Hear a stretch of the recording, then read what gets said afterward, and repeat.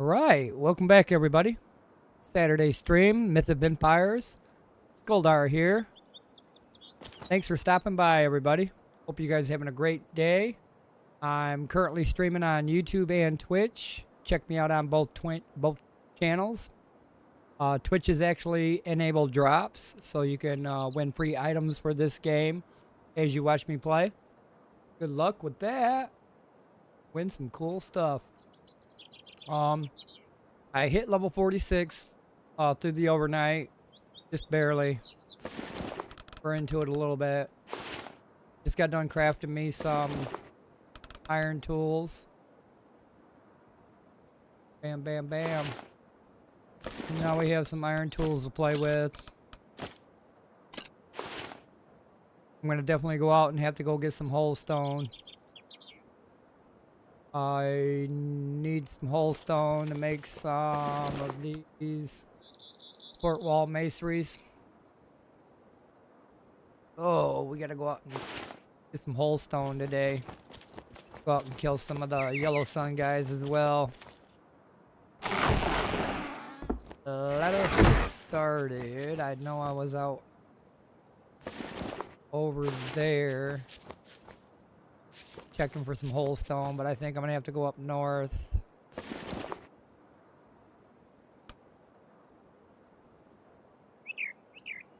I have stone here, but not whole stone. We're gonna have to go get some. Actually, I want to go do this garden real quick. Get that growing up some wheat while I'm gone.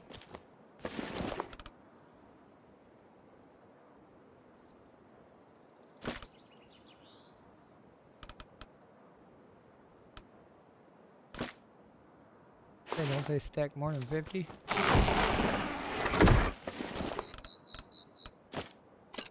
That way I can make more horse food with that wheat.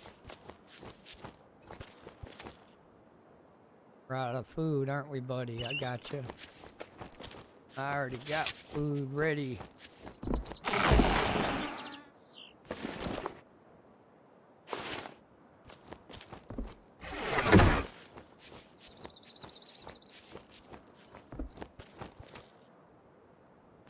Drop this food in here for him. Get back to work. Keep these crops watered. Get ready to plant this wheat seed.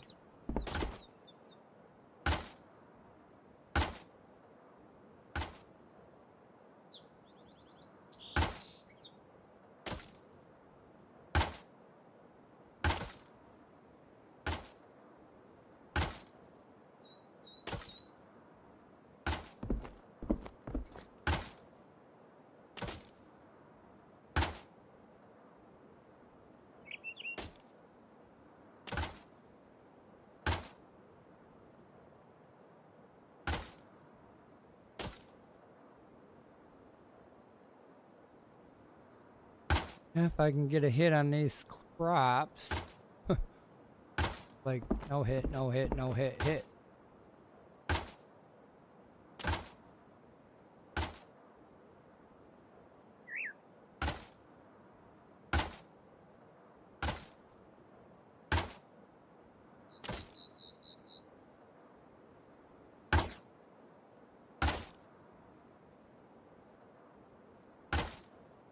Horrible. I think it's because it's on these foundations all cockeyed and hanging off. Doesn't register.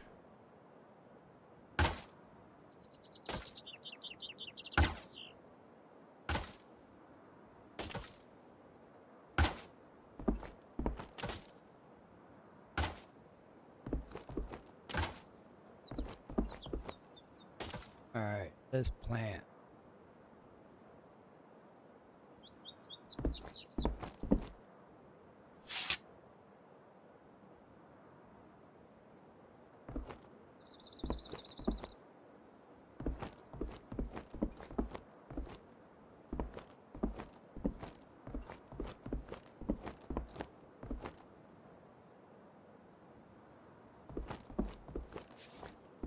This should be all growed up by the time I get back.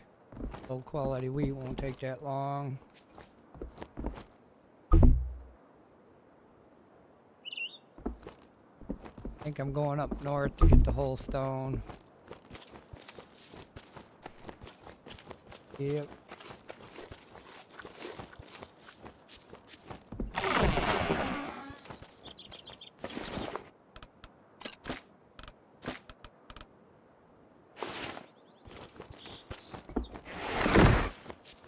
Check the horse's food. I believe he's pretty good. Yep. Alright. Markers going on here in the map.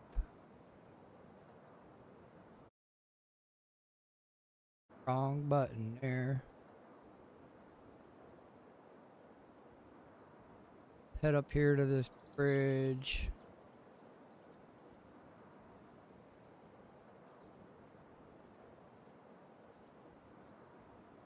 Look for whole stone in this area. Yeah. Probably can get some false daisy flowers up there. A little bit more honeysuckle. Should be able to take on any wolves that come at me. Bears, I'm not so sure. Cats, hell no. It'd be a hell no on them cats.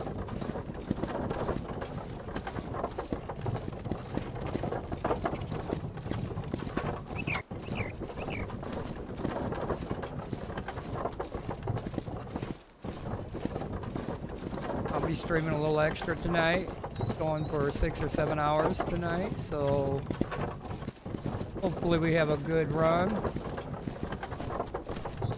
Still a lot of things I need to do yet.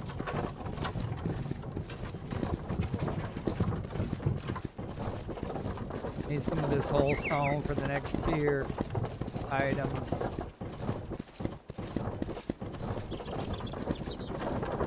We're gonna go collect some.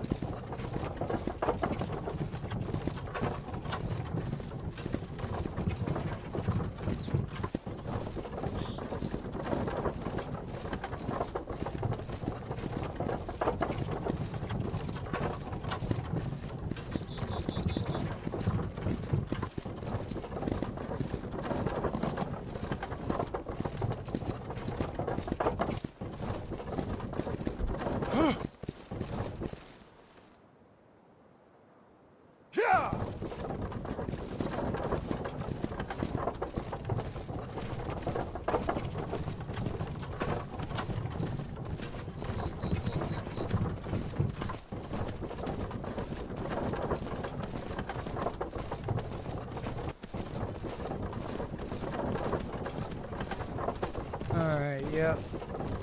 Bridge is out. I'm gonna have to go down a ways.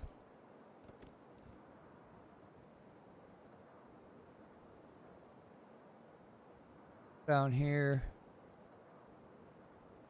Yeah! I forgot about that bridge.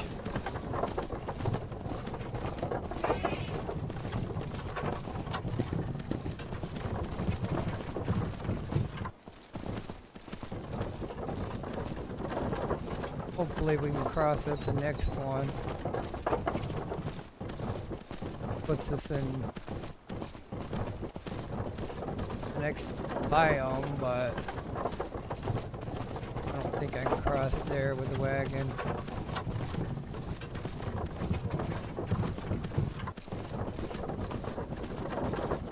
Head up to this bridge, which I think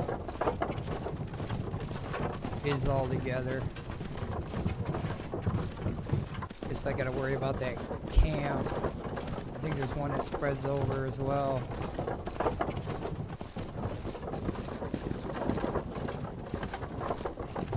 Should be able to start mining stone as soon as I get over there too, so right there, right there.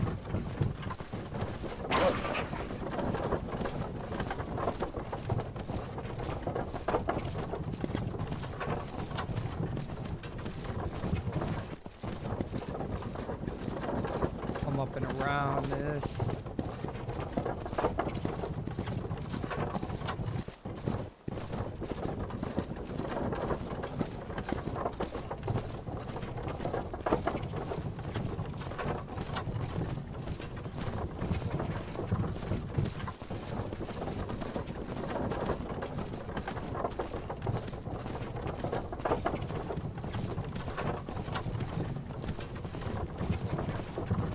work right away. Try to stay away from that camp.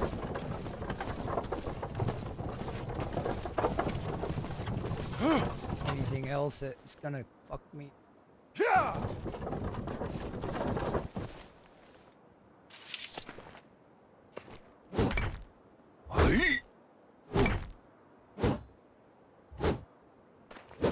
Oh, it's all glitched out again. Nah.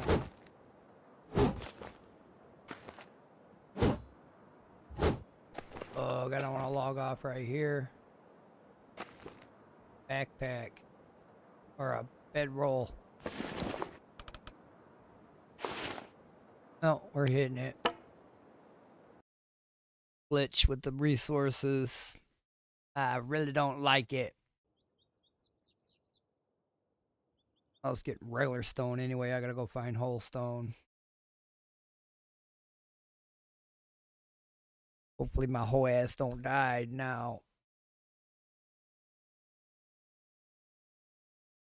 Hate that glitch. Wish they would hurry up and fix it. Fix it right.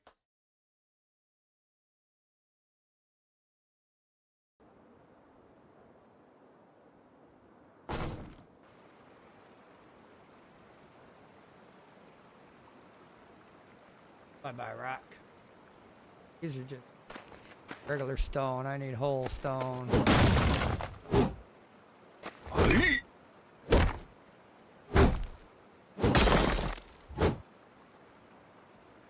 Alright, let's move up a little bit more.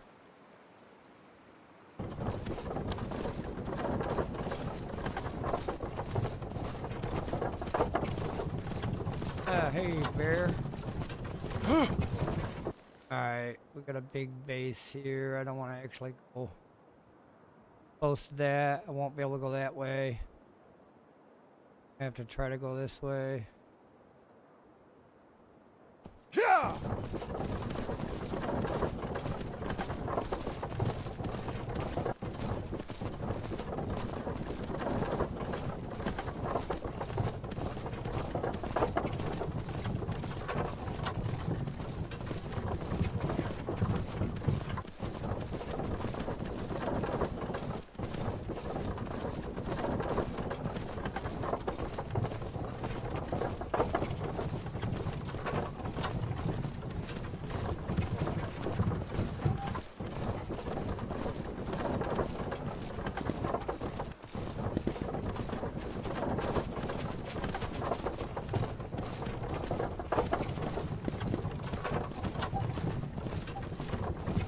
Big encampment here. NPC.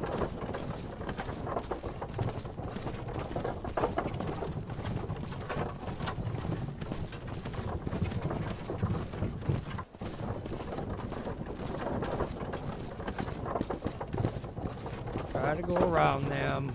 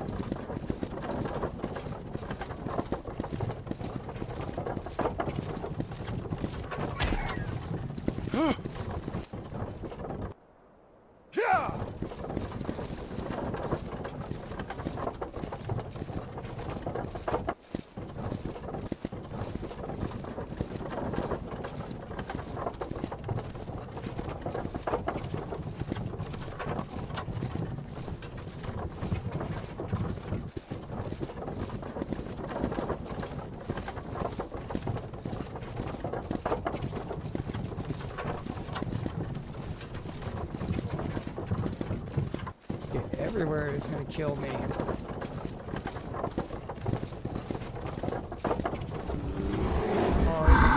that fuck right there. Gonna get on the back of my wagon and ride me. He gonna ride me hard.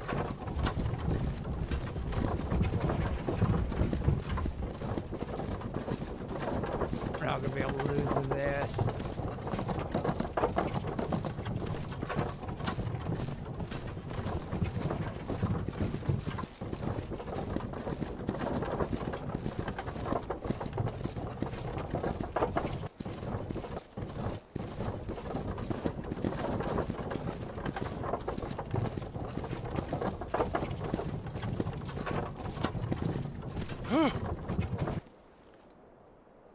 I think I'll get off right here. Resourcing in this area.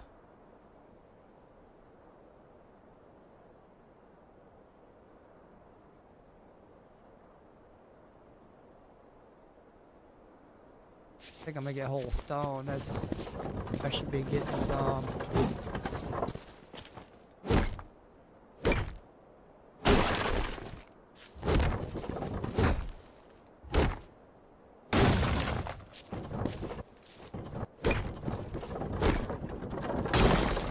A lot of fucking stone.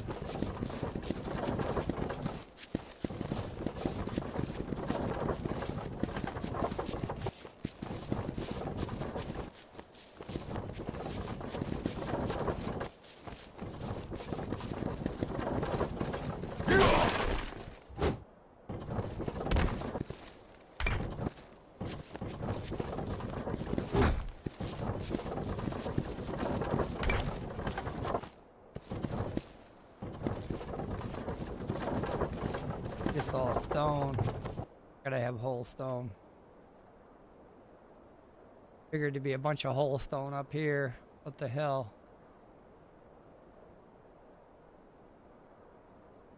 And get it easier down through here. Probably where I'm gonna head back to. Son of a bitch. Yeah! Figured there'd be a shit ton of whole stone up here.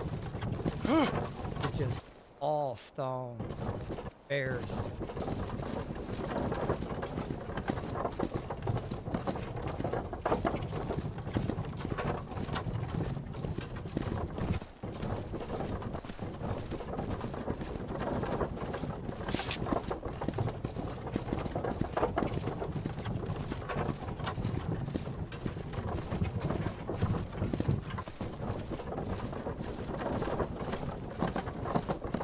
Oh, if you need stone, you can come up here and find tons of it.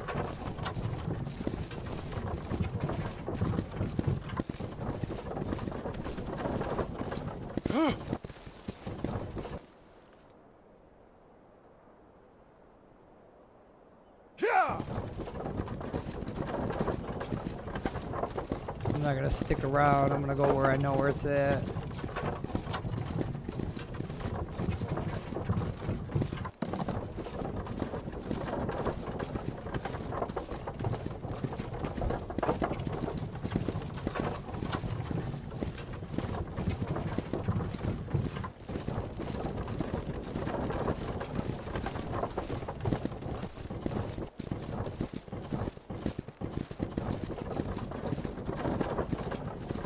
Don't run!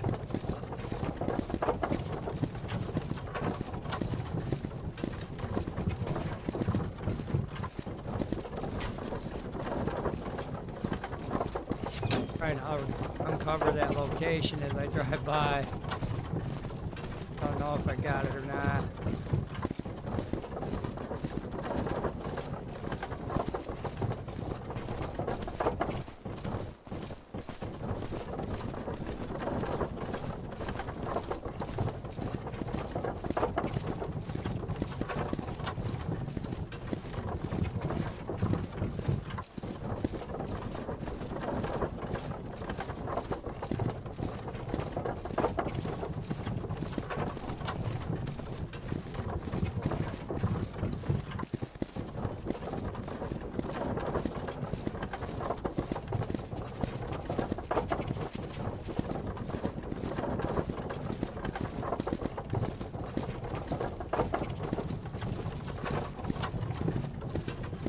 based up right next to them.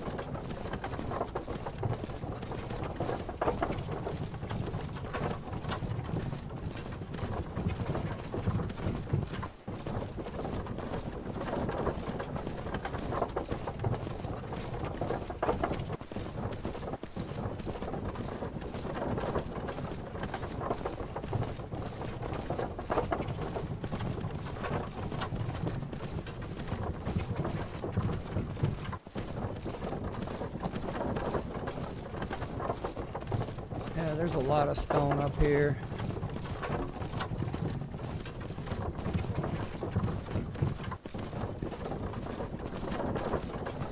Not what I'm looking for.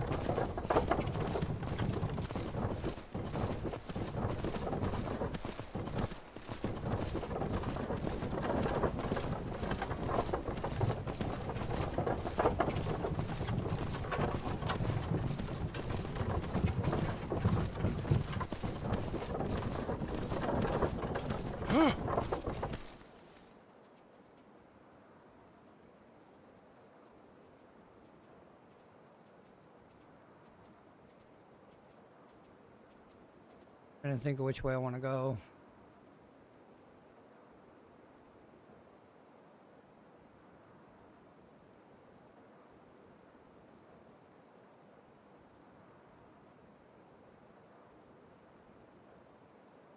Probably head back this way.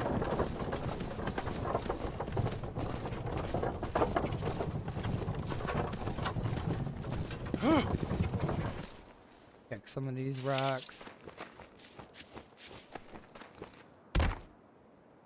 Here we go.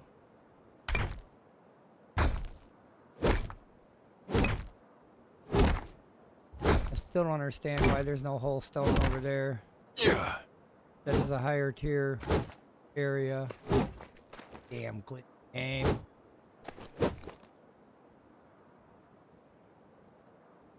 Gonna kill me. Second time I've had to log in 30 minutes. Because of the glitch in the game. It's almost unplayable.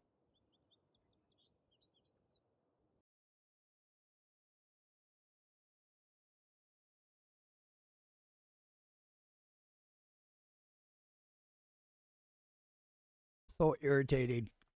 It is.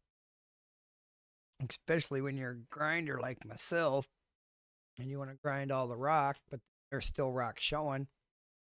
Waste your time hitting it. It's not even there. Damn game, get your program going on.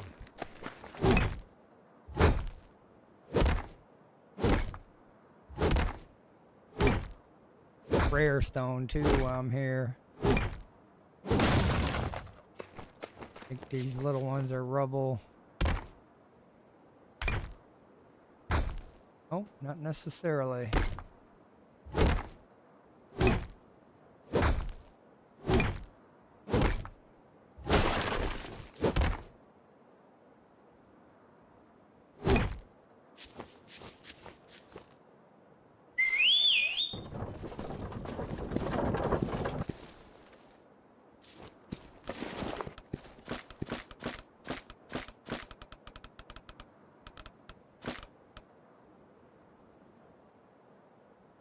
Alright, let's load this shit up.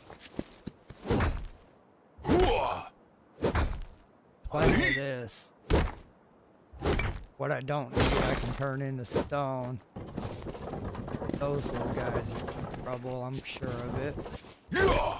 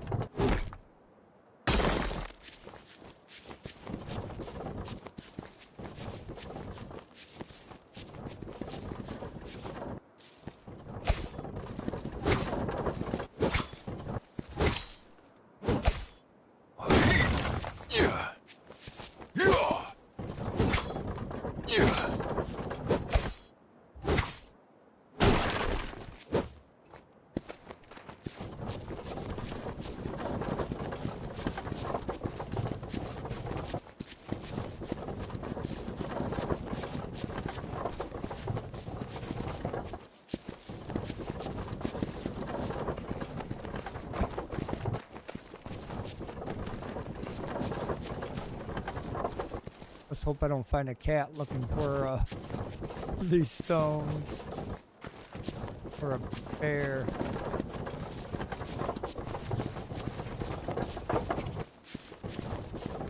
Need to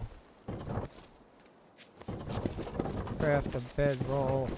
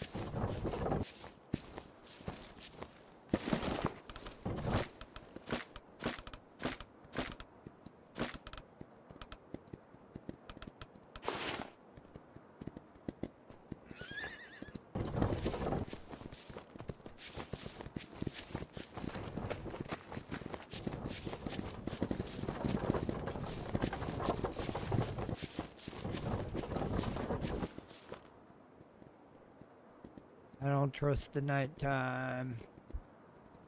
Yeah!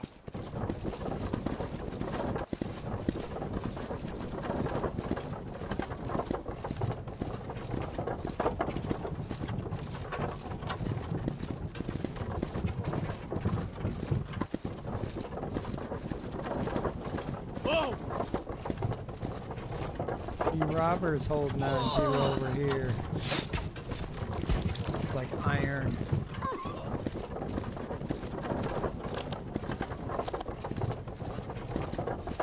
Okay, stop following me because here's some stone I'm taking. Yeah!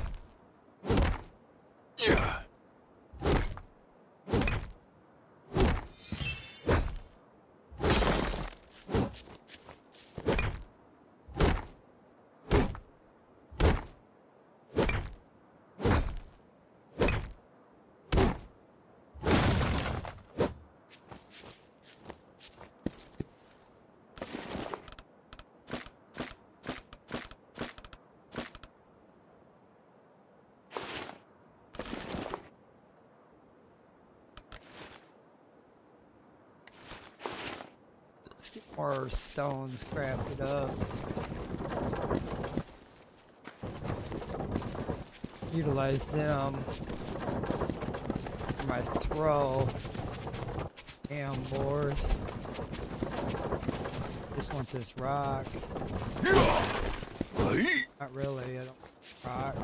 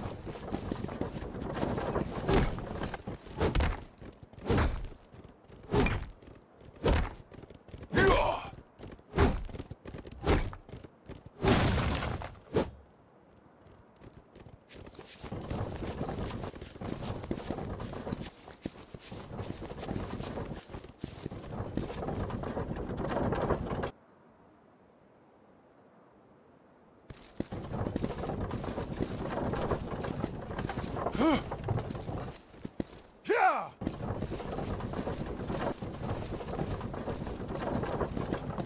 Don't run!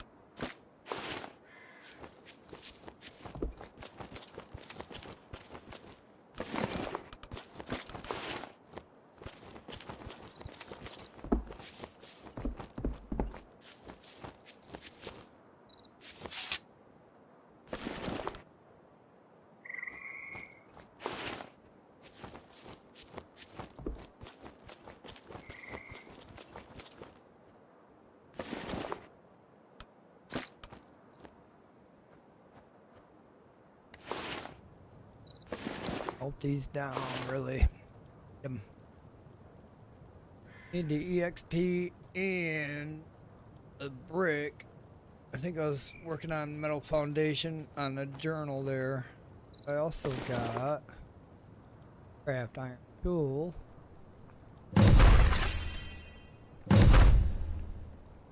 But yeah, I need some of this to make a metal foundation. Get that crossed off my list.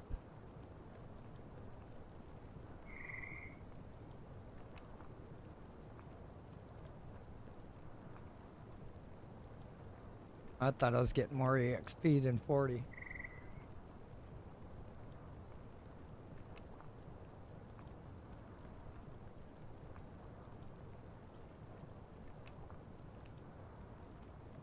It's still not too bad. It's going for my, I believe this is building.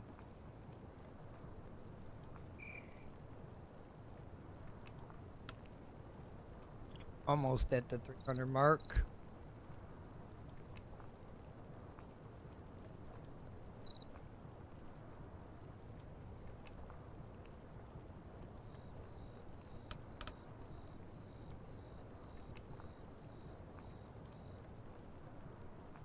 Start working on charisma.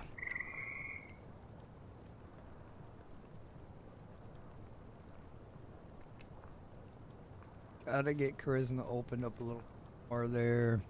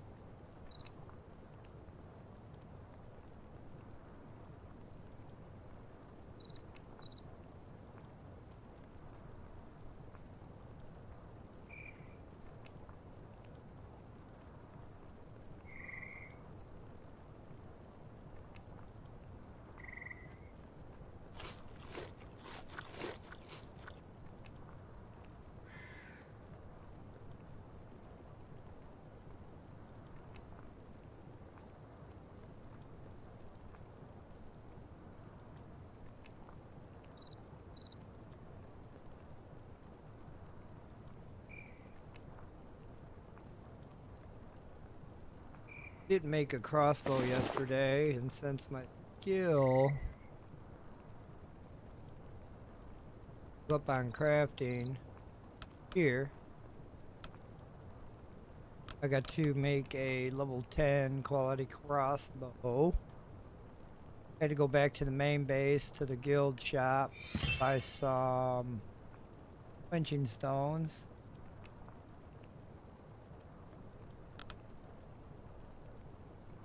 Got a few of them on the wagon just in case I make another green weapon. I can just quench it right here. Eventually I'm gonna go over there. I just gotta get familiar with the area over there, where everything's at. What would be best for me to do, stuff like that. It is still a high level area over there. As soon as I can start taking on some wolves with no problem, I'm gonna start hanging out over there.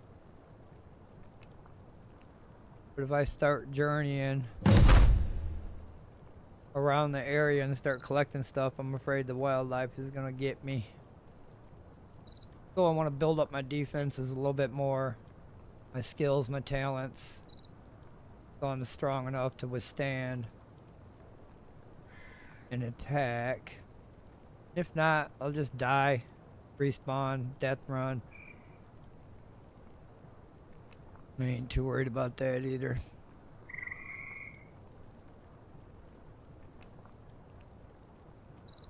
Eventually, though, I gotta get my ass over there. Next 4 levels. I think when I hit level 50, I'm gonna head that way and live there.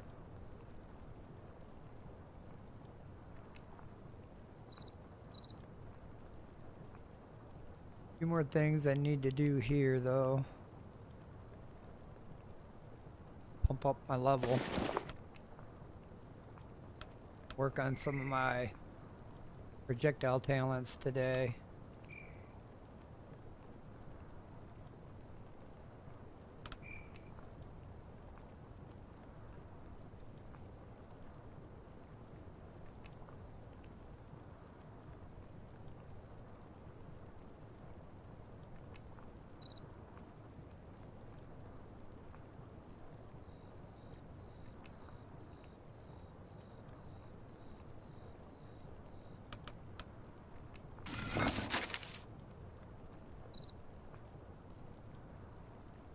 I don't know if I really need a basic wood pile.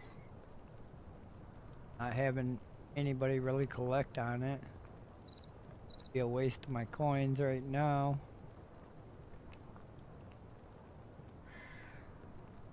We'll hold off on that.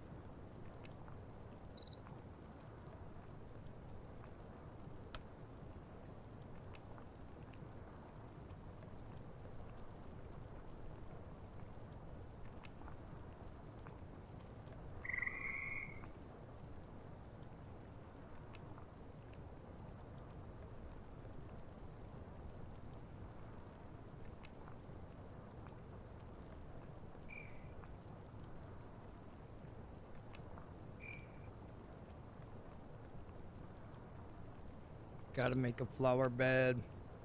I can start putting silkworms in there.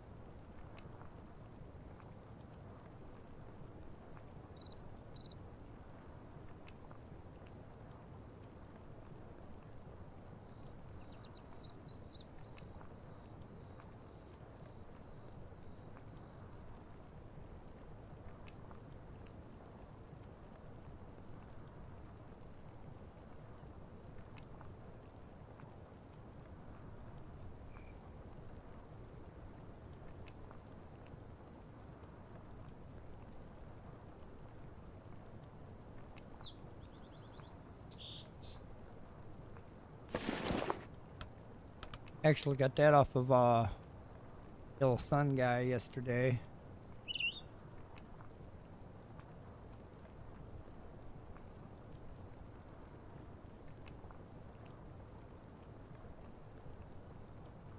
Better than what I had. Probably repair it. Keep it alive. Till I get iron anyway.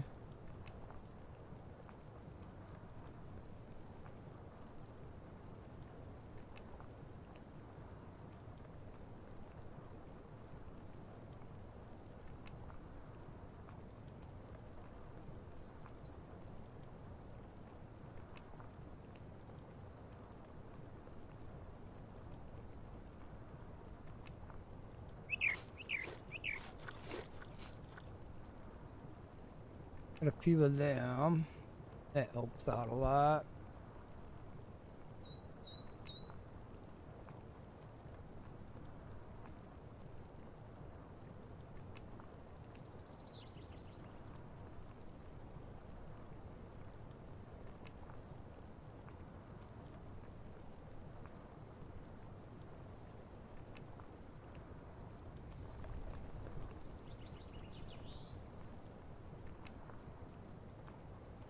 Finish these up, put them in a bench.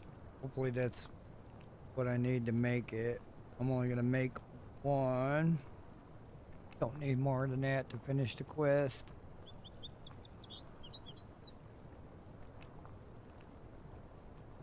Probably have to go get more sulfur.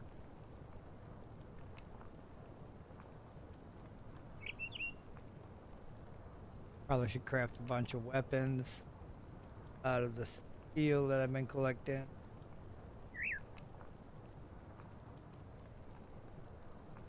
As soon as I hit level 50 though, start making black iron.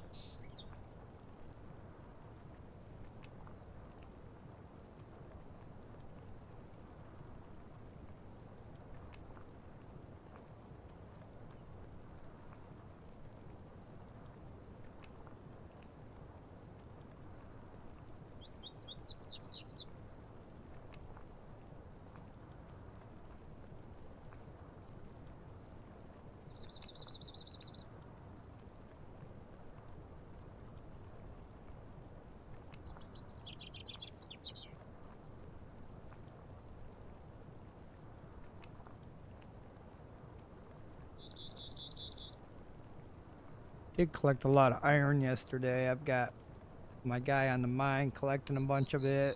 I went out and collected a bunch of it.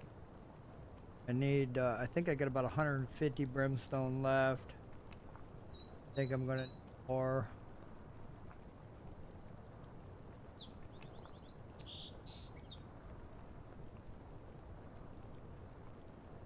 I don't run out.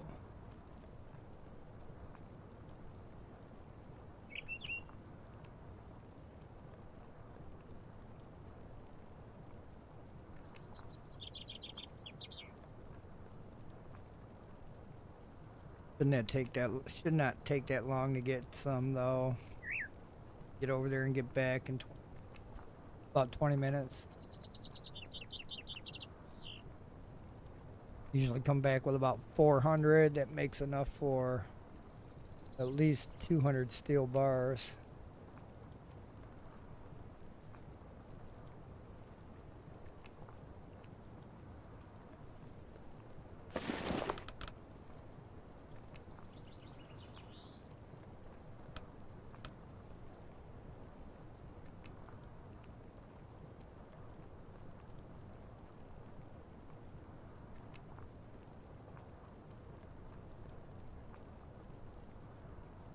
Crafting those steel bars, I think it'd be an hour or more sitting on the forge, burning it down.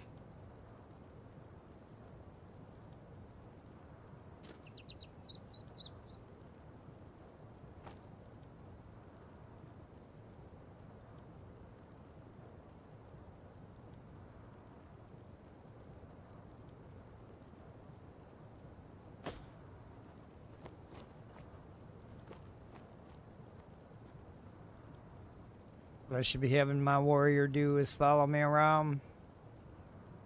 Probably do that. Take the guy off the mine. Have him follow me for a while.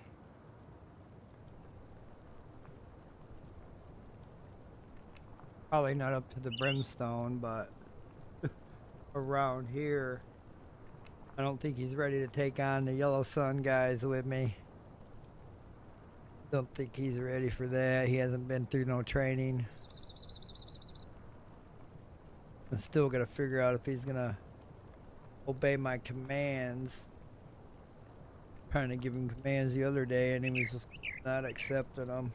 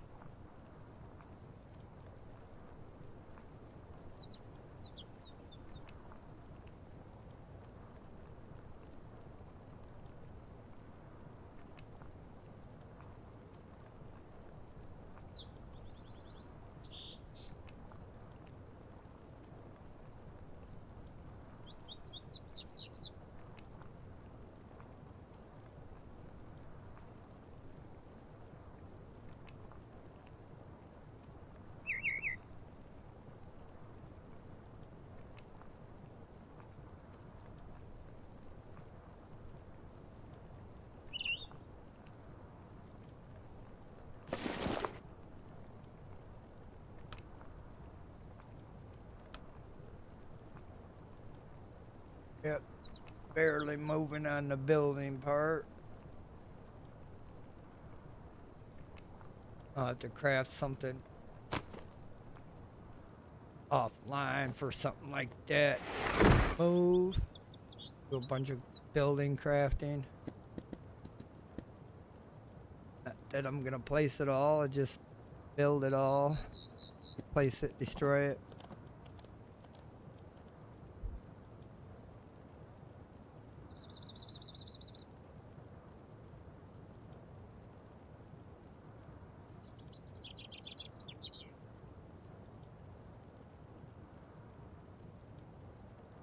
I need to start honing my tools, weapons. If I hone them, make my life easier. If I start making green weapons, that'll make my life easier.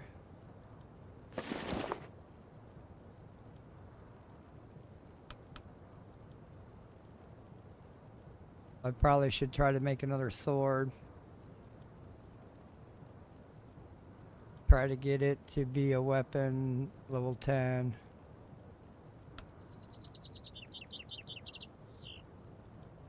Then I should probably make enough or collect enough materials so that I can mass produce at least 25 to 50 of them.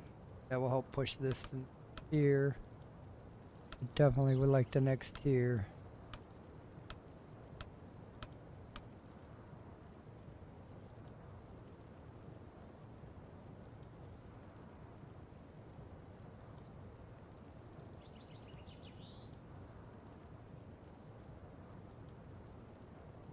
Should craft a sword now after this foundation. Pretty sure I'll get a level 10 mod, and if not, I'll craft another one. I think I just need whole wood, twine, and steel. Maybe leather.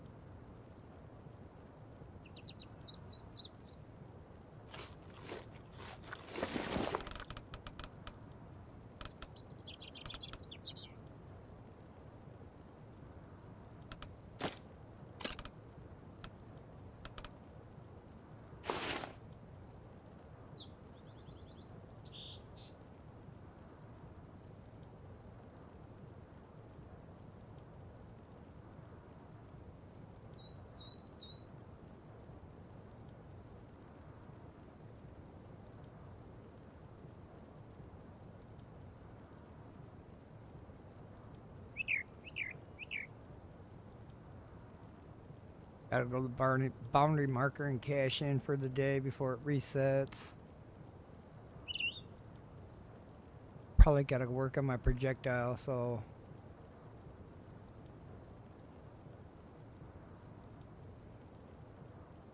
yeah.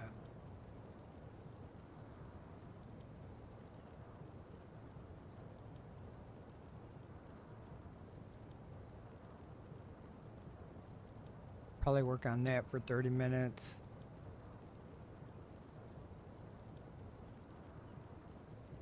Hour. Probably just 30 minutes start. Guys over there.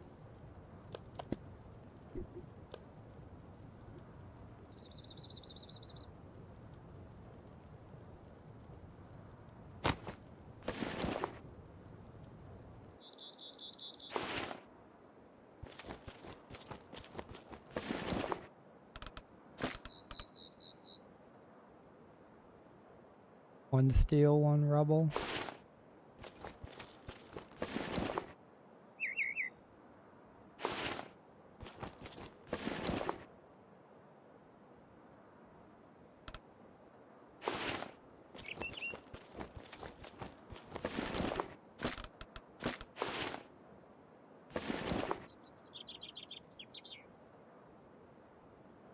Four rubble.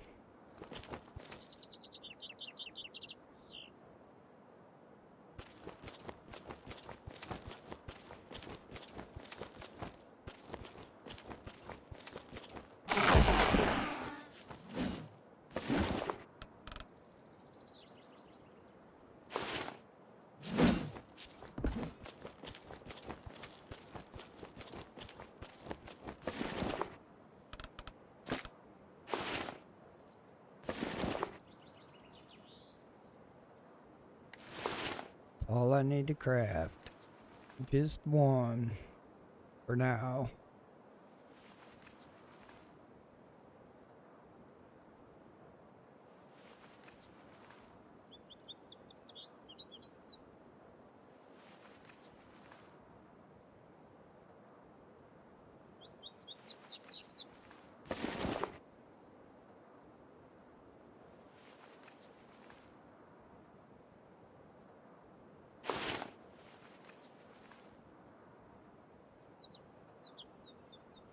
This is what I would craft if I want to make XP in my building. Probably craft a few more of them later.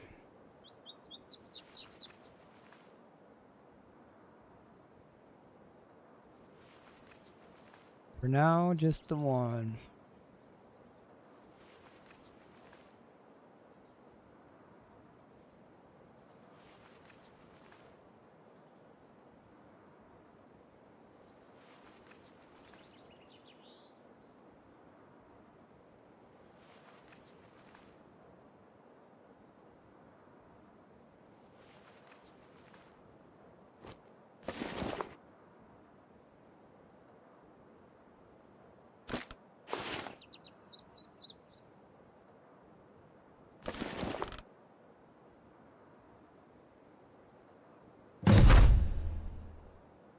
All right.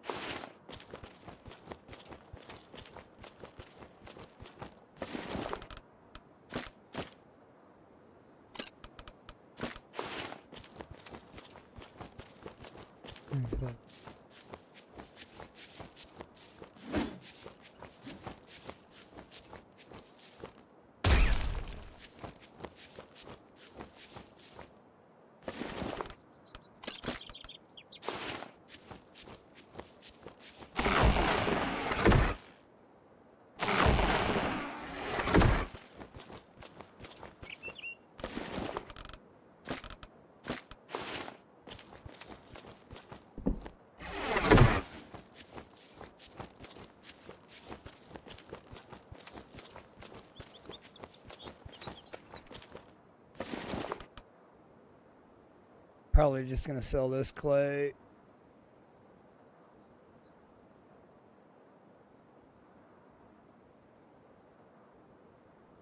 Maybe copper.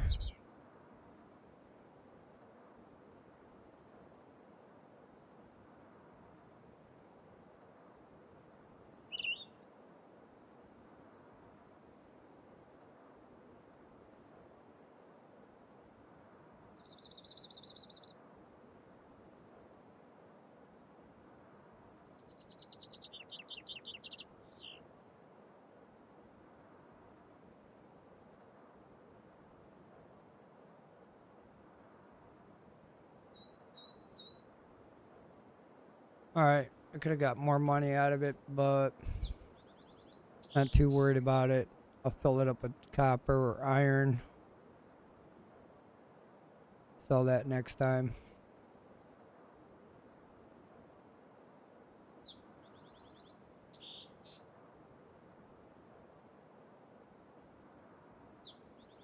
If you want to activate that, though, we're going to head over here, throw some rocks.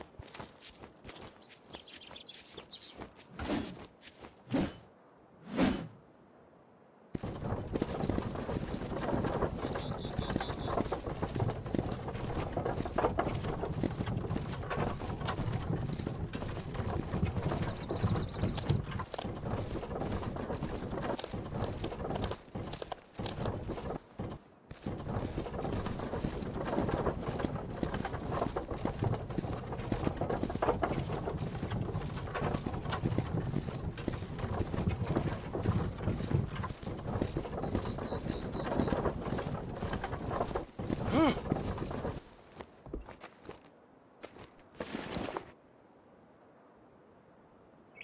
I got enough rocks.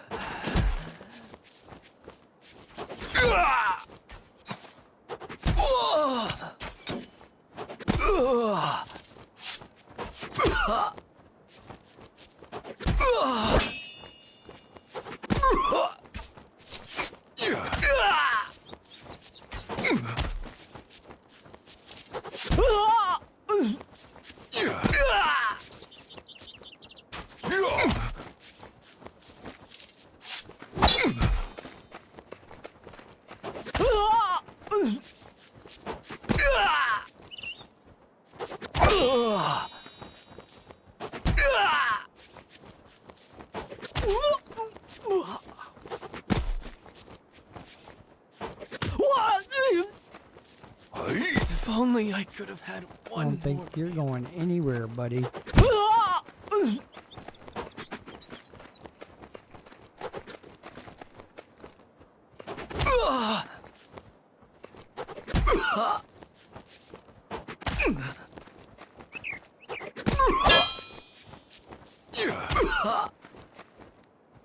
Avenge me.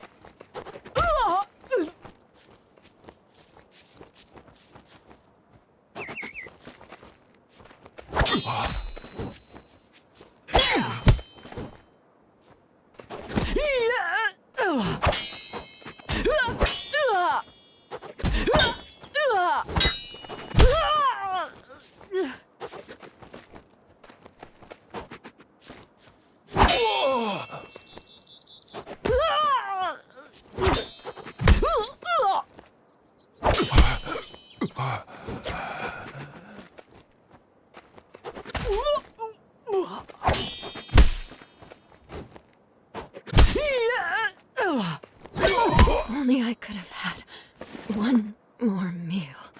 Don't need one more meal, ma'am. I actually needed the D word, but I'm gonna say that.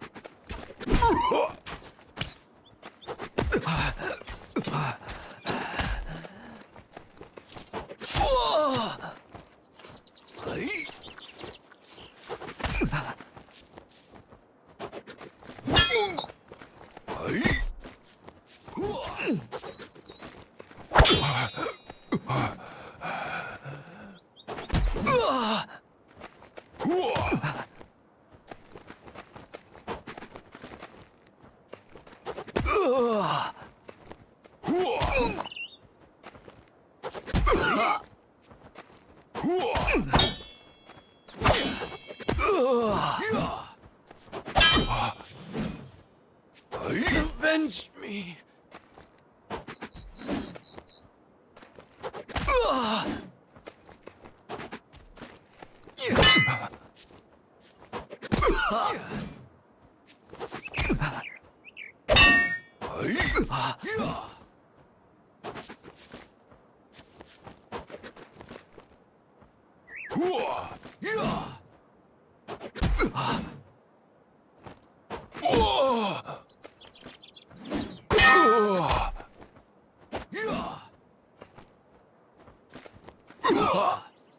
Yellow sky, save me.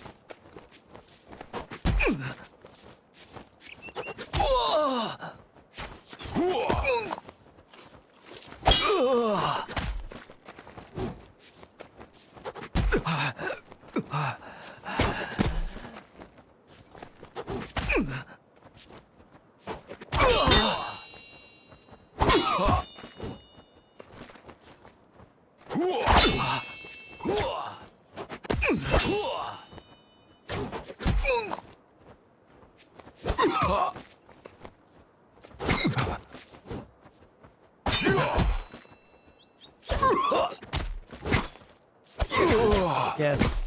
I'm working on a couple different skills at a time right now.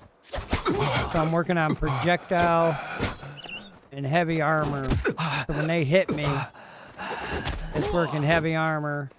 And then when I throw a rock at these guys and hit them, it works on my projectiles. Right now I'm getting a bonus for it. So it's going up even more.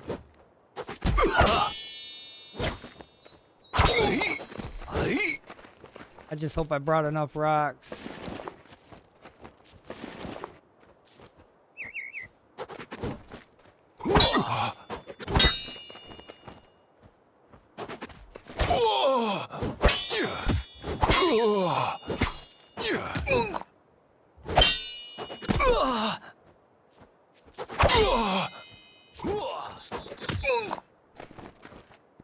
I still had so much left to do.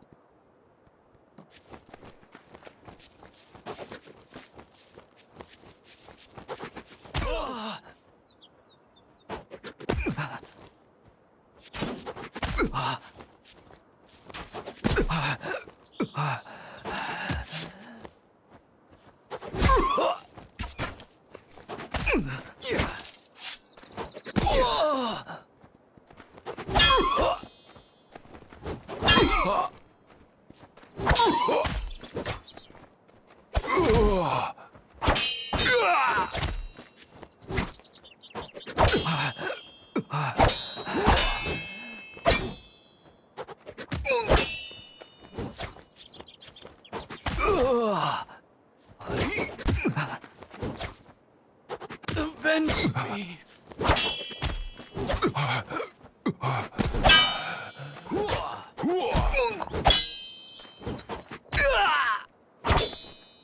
Yellow sky, save me.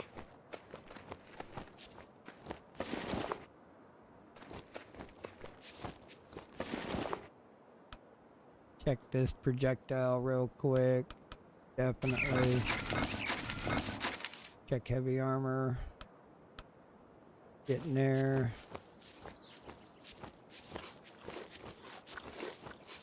Whoa!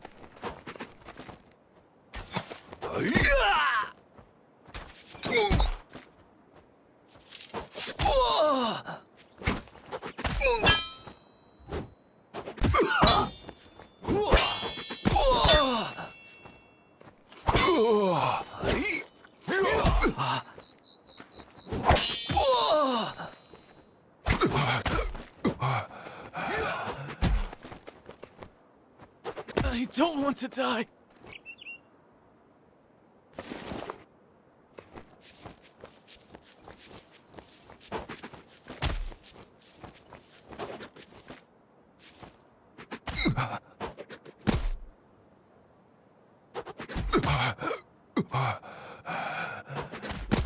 Rock for rock, buddy.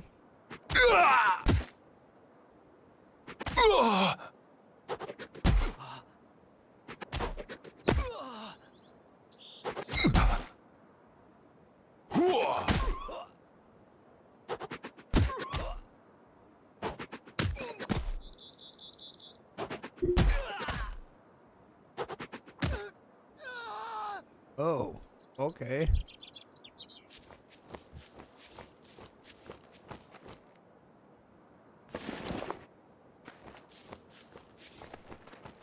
Whoa!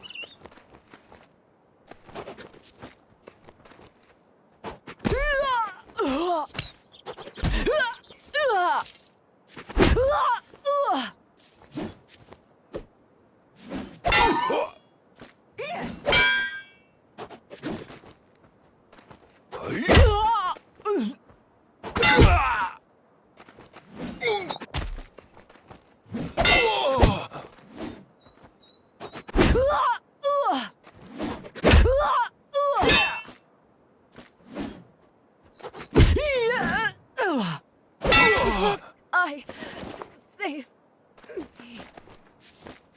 Whoa!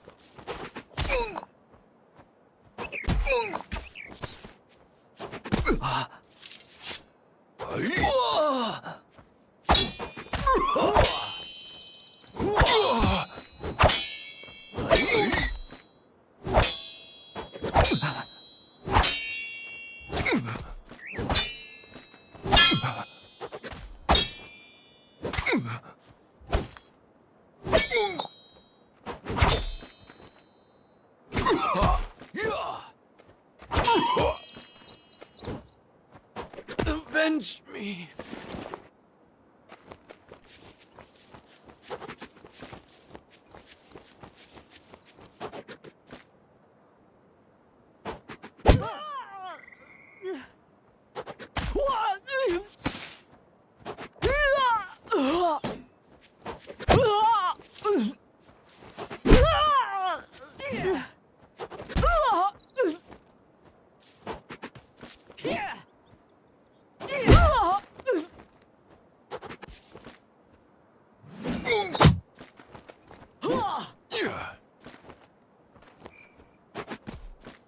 Nice moves. Nice moves.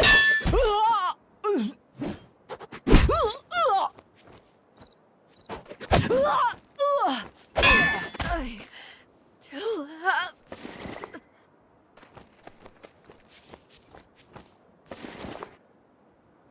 Couple hundred more rocks. Probably need a more.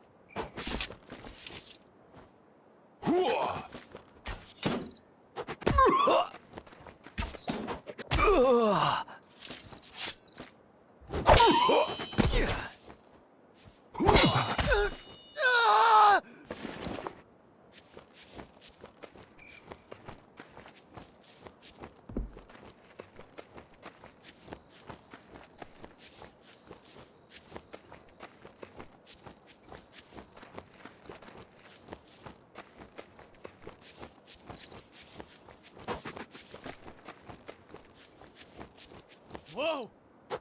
Whoa! Yeah, I probably didn't bring enough rocks.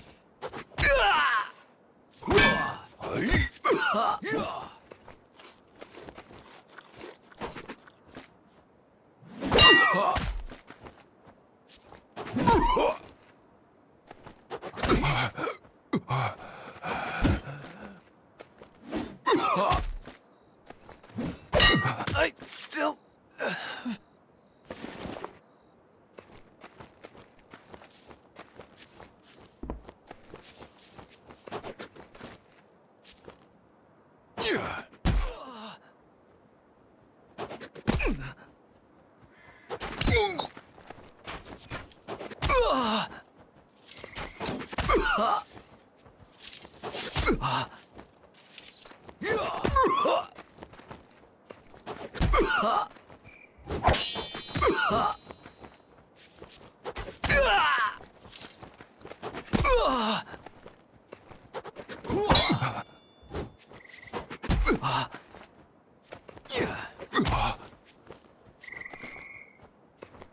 Avenge me.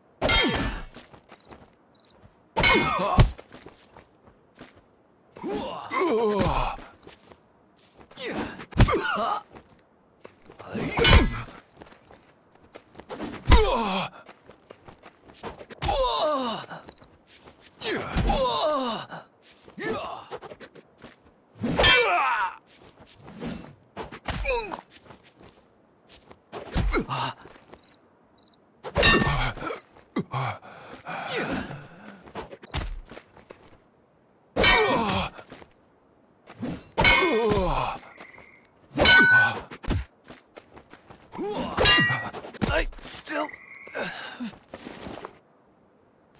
My armor's about toast.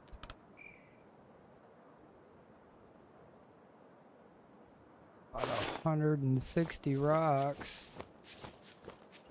Should have made 1,000 more.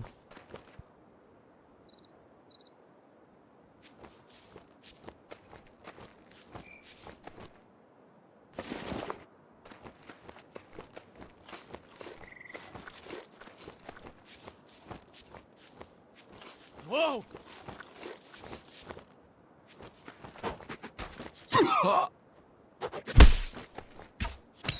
This guy's probably gonna break my armor.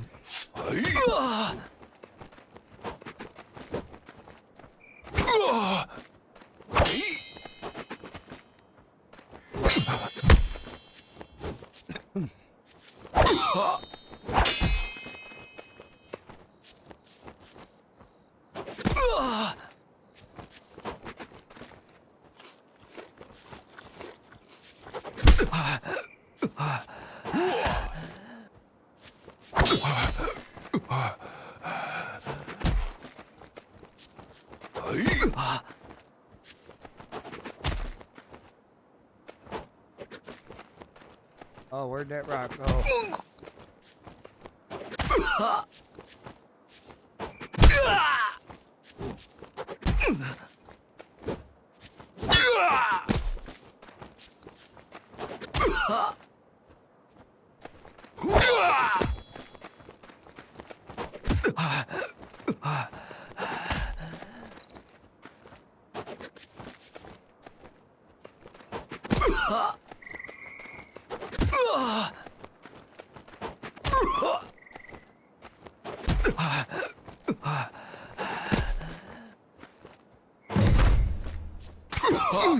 I know they've been done. You don't have to keep reminding me.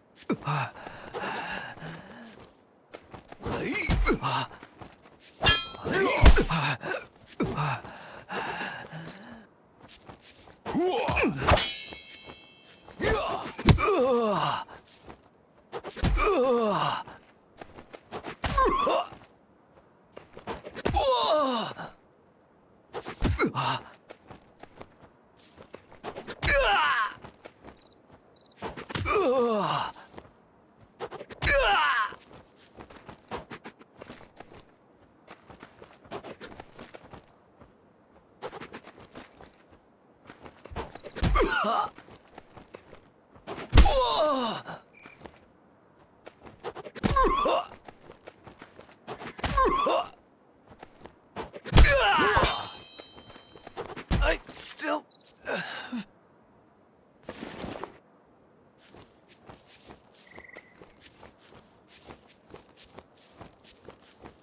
I'll know next time. Bring 2,000 rocks.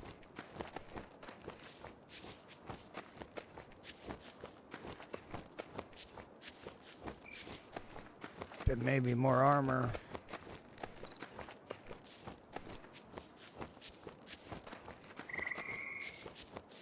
Whoa!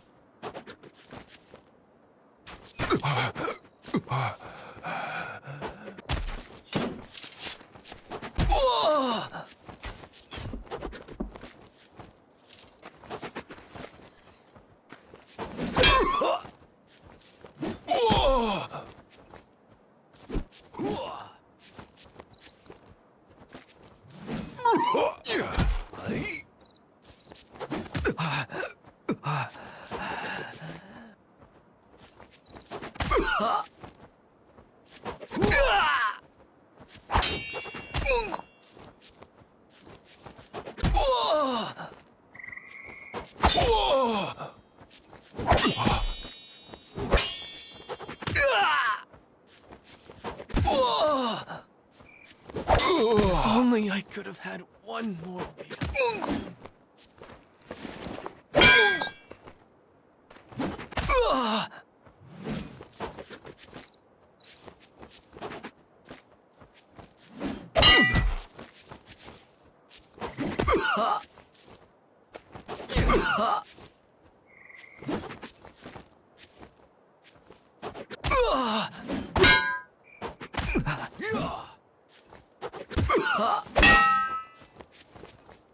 But I was supposed to be the hunter. I think when I run out of rocks, I'm gonna haul them to death. Still few in here. Whoa! Whoa. Especially this guy.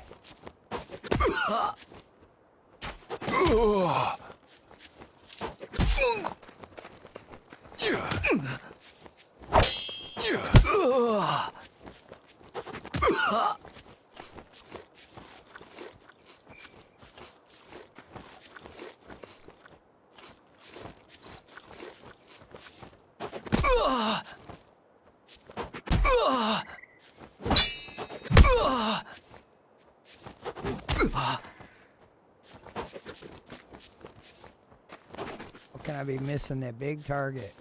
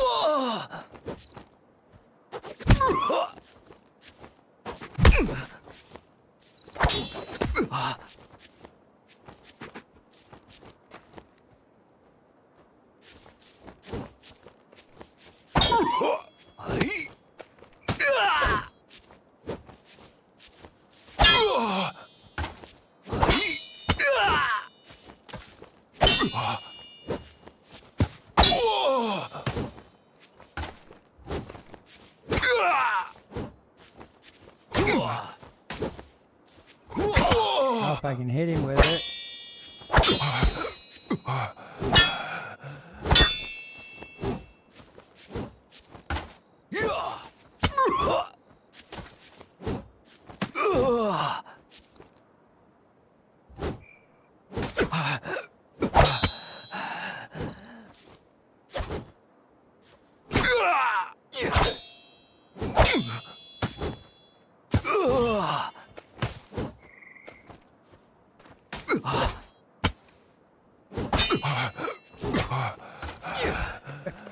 Buddy.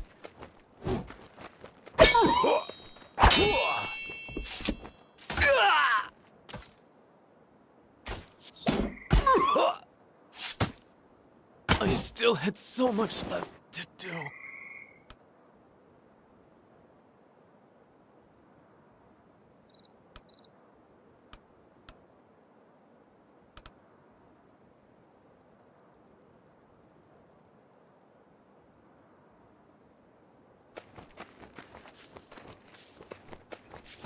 Whoa!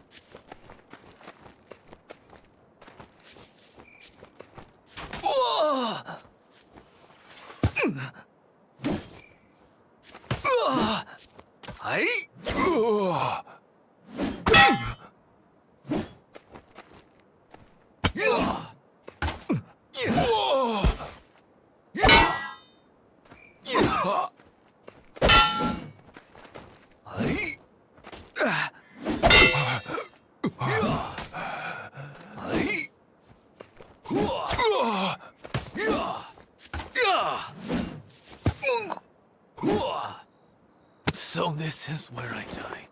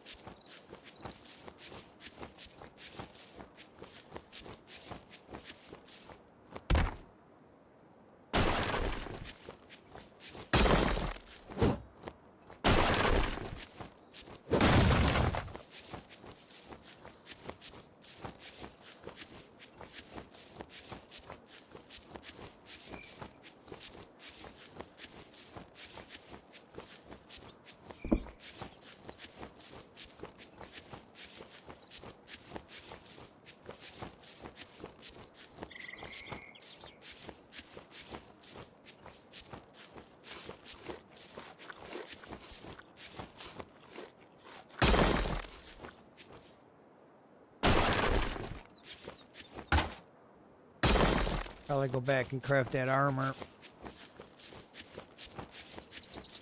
Use that as part of the proficiency gain right now. Not too much worried about it. I kind of figured I would have them down in 30 minutes with rocks.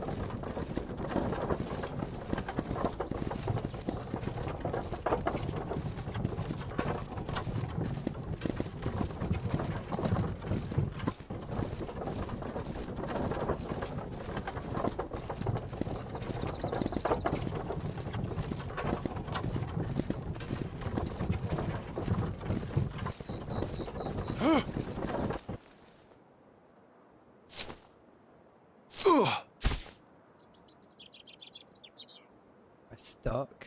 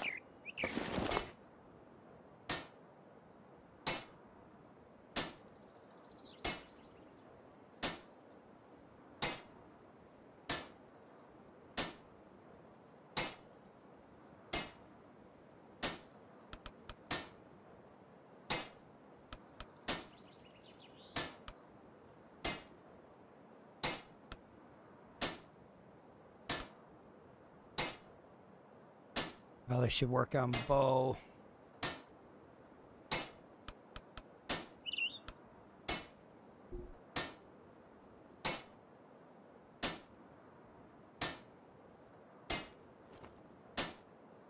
Light armor.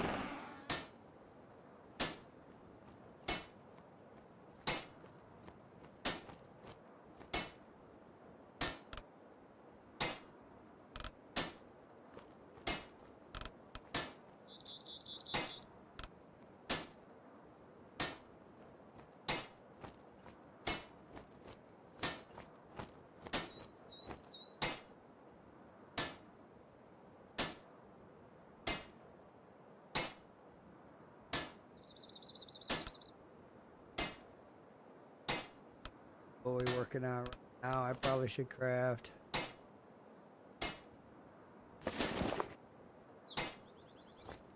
Sword.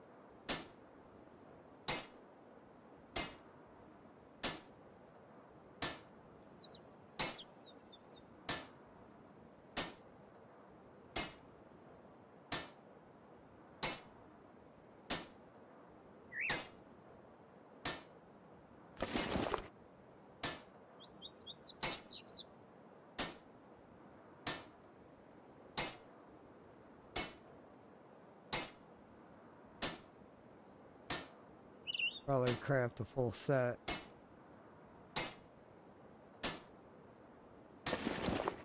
Of armor. When I make more thick leather, I guess.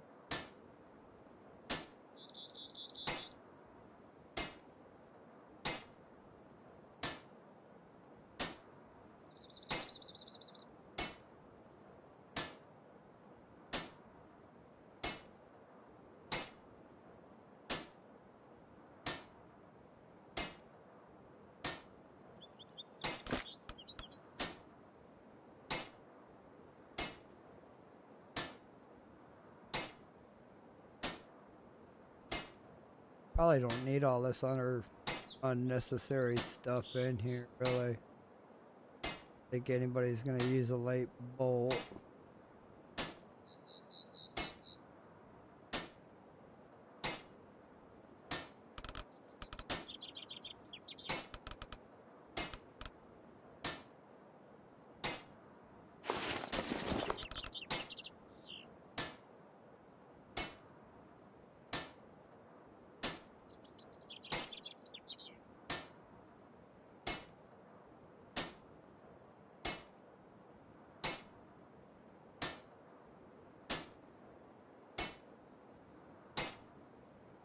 Is actually getting better for durability and crafting efficiency. Keep pushing this beyond. Definitely want to push that to there.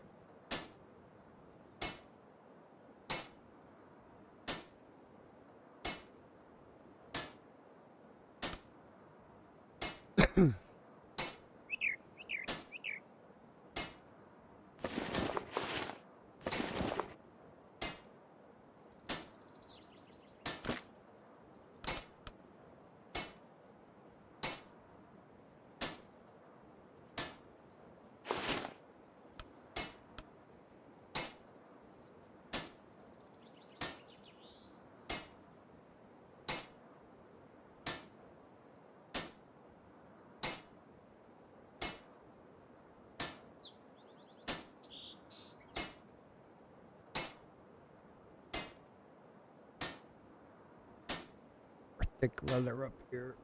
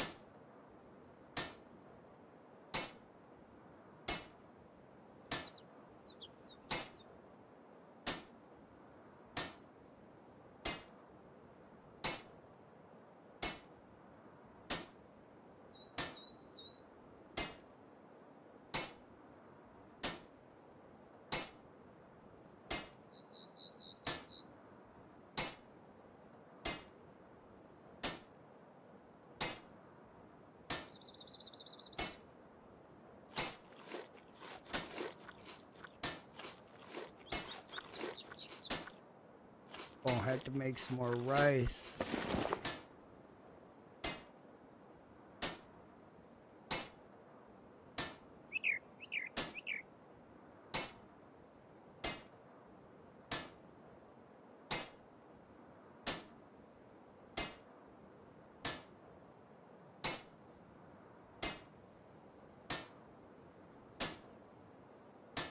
Where did I get 100 rock from? Did I always have 100 rock on me? Could have kept throwing rocks at them guys.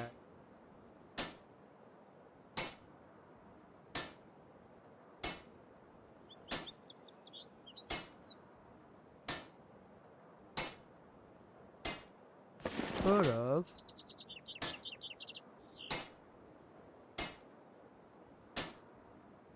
Yeah, if I sit here all day and craft 50 weapons and 150 gear, I can get 1,000 XP that way. Weapons ain't too bad. Gear is a pain in the butt, but I probably can make the lower gear count.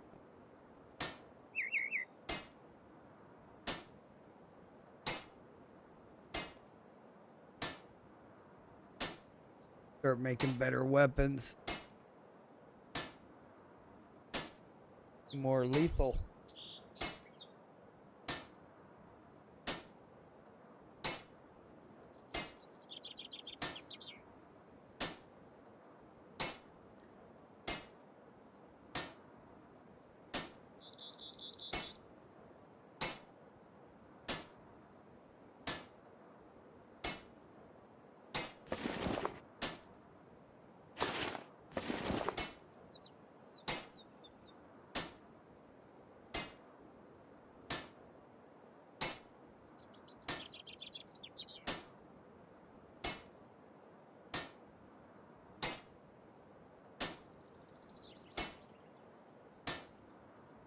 Probably should make a bow and start using that.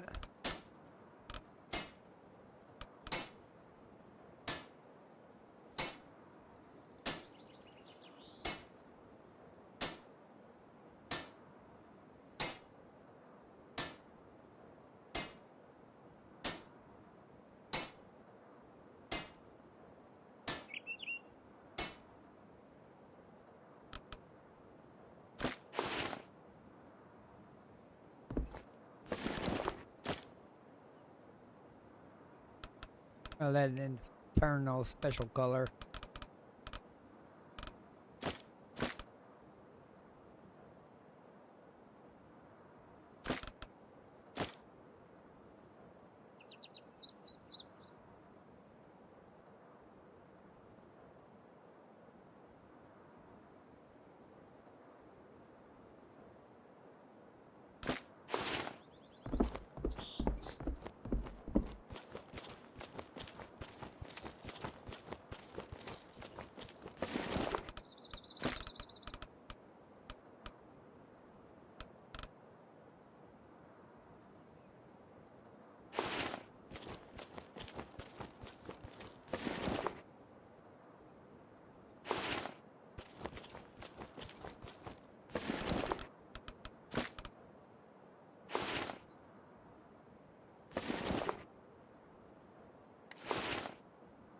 Get some of them going.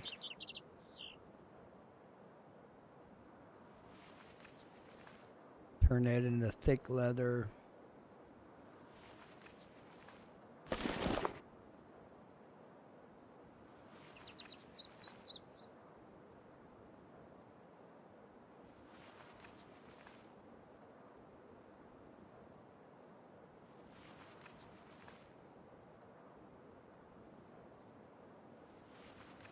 Push this up even more as well. Do a little bit of crafting with the little bit of time I've got left with this power hour. I don't mind applying it to crafting.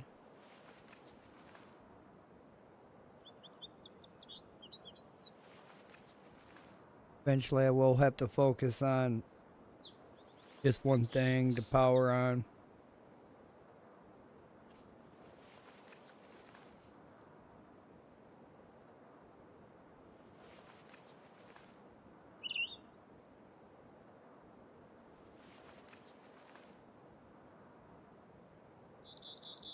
Right now we'll work on armor.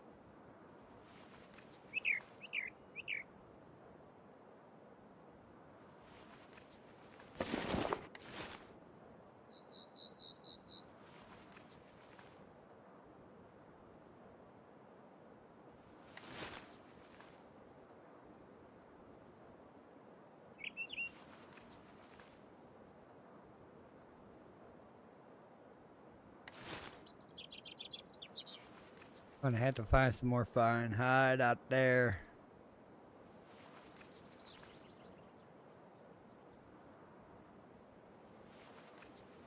Go hunting. We shall kill some animals.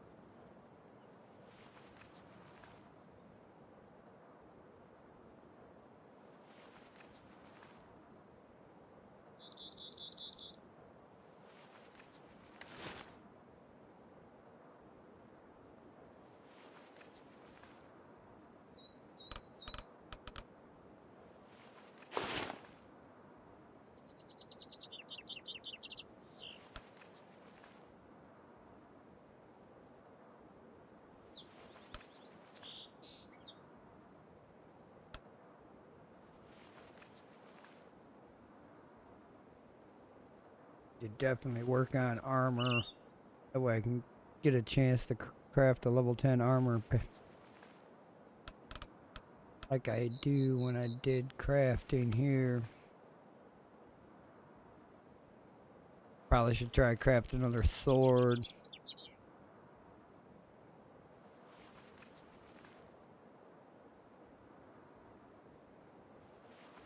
Got too many of them made anyway.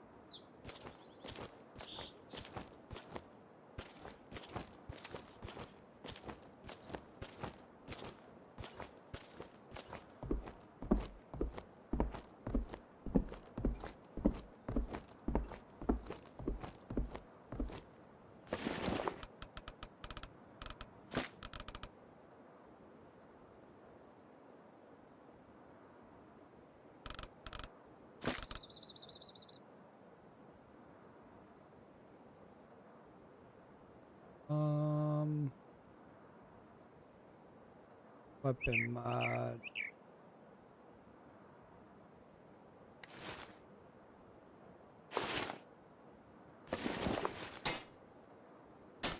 See if we can't get a level 10 weapon out of that.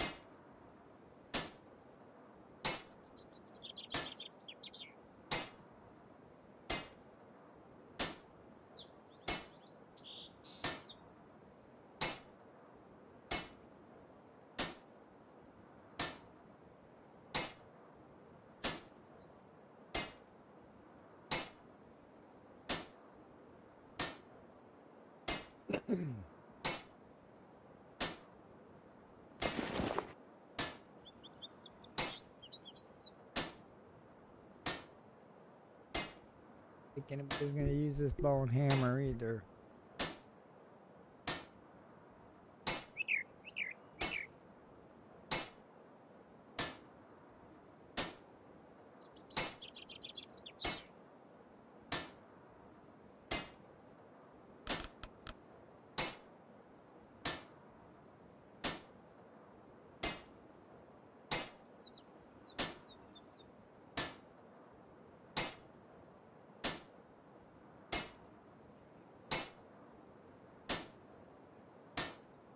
Hopefully we can get a level 10 mod out of this.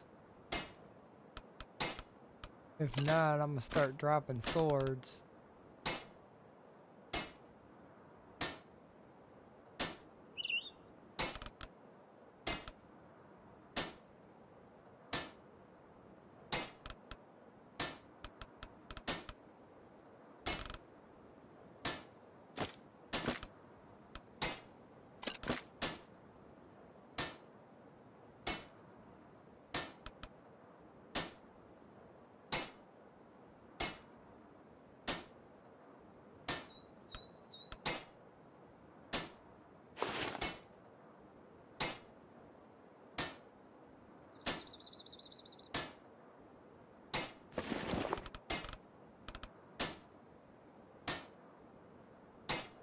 Why do I got all that raw leather on me?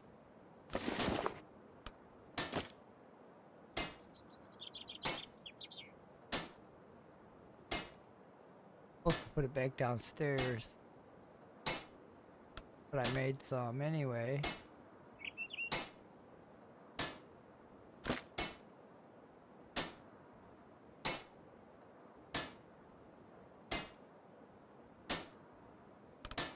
Oh, level 10 weapon mod. Ta-da. Probably have to craft another one.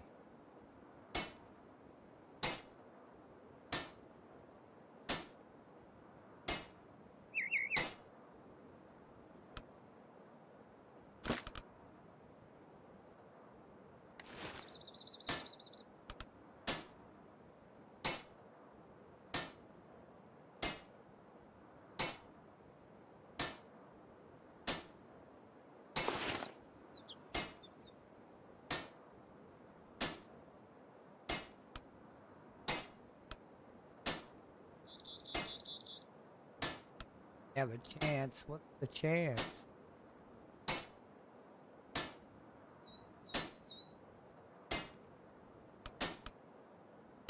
Chances aren't pretty good right now.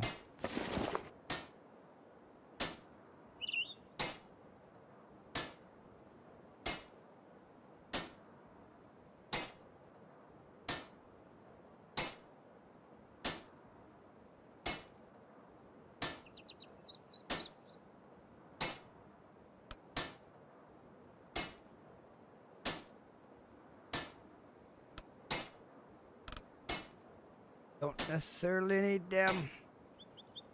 Need the better one.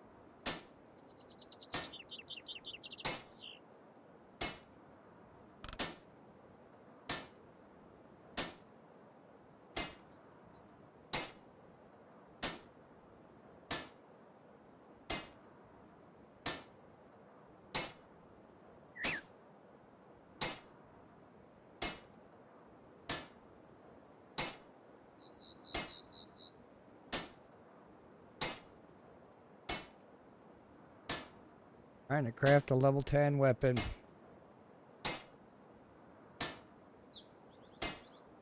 Think I got 7 more tries. Hoping it happens this time.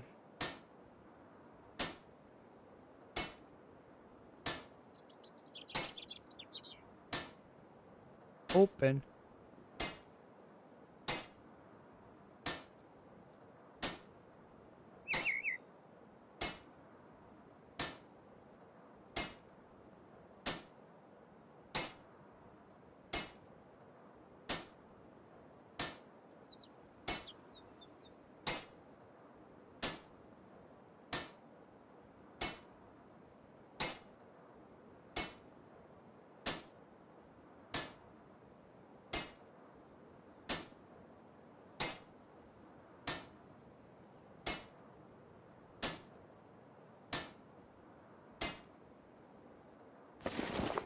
There it is.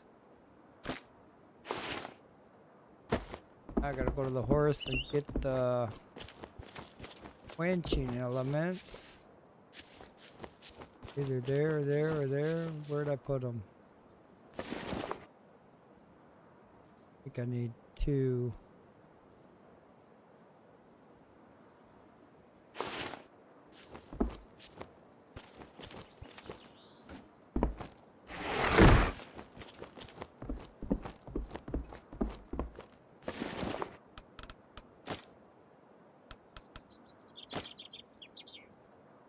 Right. Better weapon on its way. Good morning, my man. Good morning.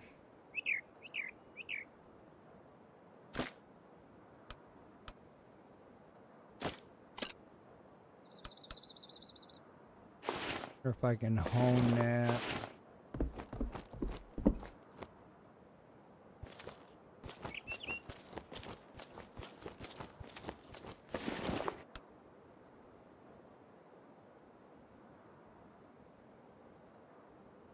So where's the honing?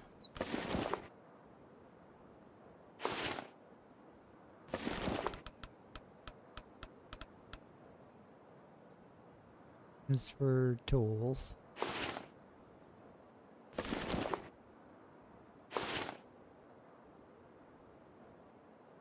Think. Didn't want to have to look. Here we go.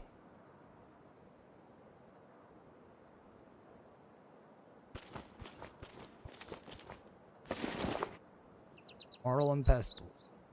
That's where. I guess I need to find some coal. Oh, my weapon's not 40 anyway. Is it? Yeah.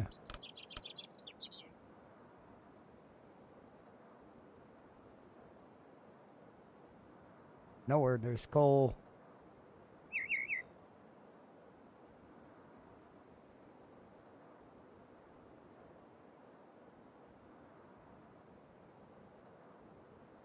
Make a millstone.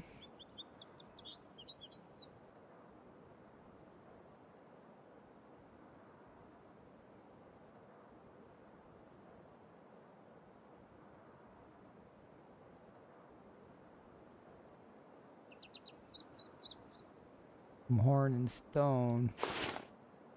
Let's do that.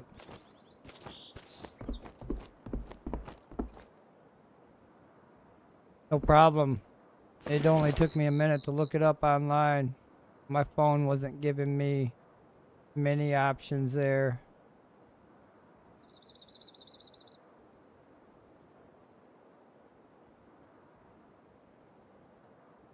Not many at all, but it kind of makes sense. When I was playing on a custom server, I kept wondering why my beacon was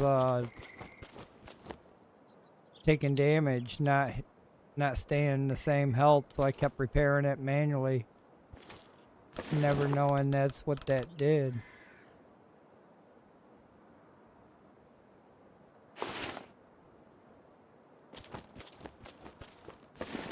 Now, I kind of understand the purpose of what it's for.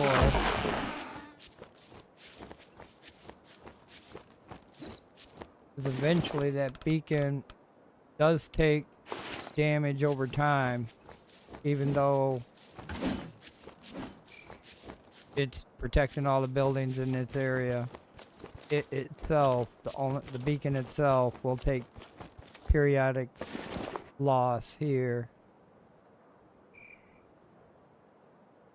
And having that in there will periodically heal it, which it looks like that 800 went in to heal it again. I'll have to keep an eye on this and see if this actually moves the durability. Because that's the true test, the durability of that. If that's some structure points going in to fix it, then technically that is working.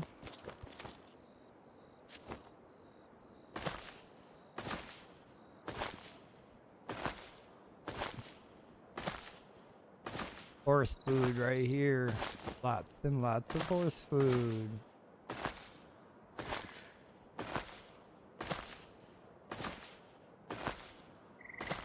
Probably gonna have to plant a whole bunch of soybean. I'm gonna need that veggie oil.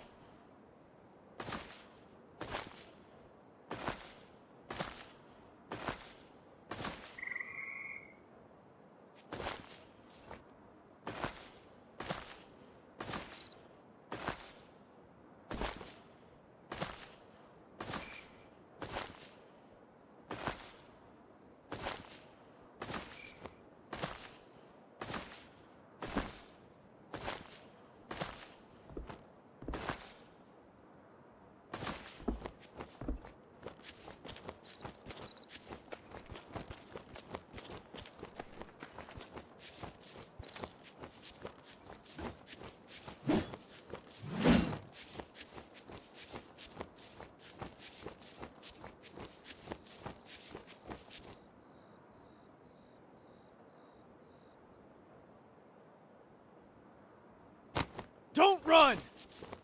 What are you chasing, bro? What are you chasing?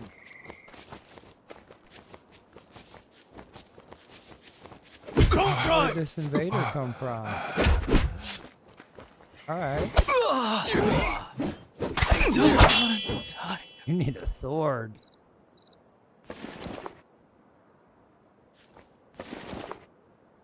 About to give you mine. What do you got? You absolutely got nothing. I got a sword for you. Come on.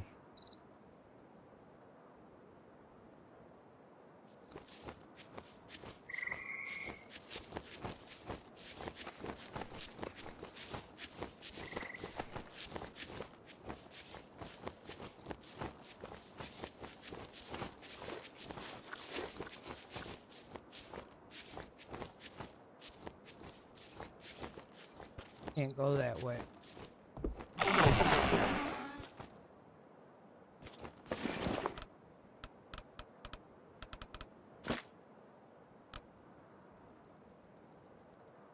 I would need a ton of bark.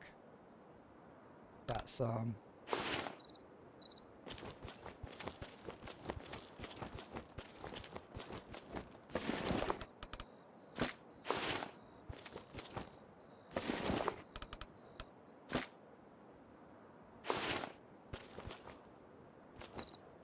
Almost forgot.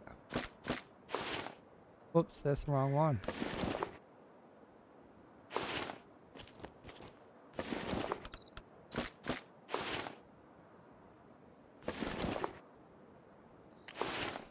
Make one of them up. Probably two. One for his weapon, too.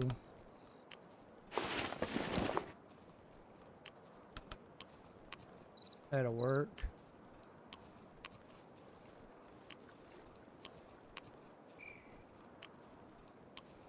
Find some scorpions and toads. Make some poison effect on the weapon.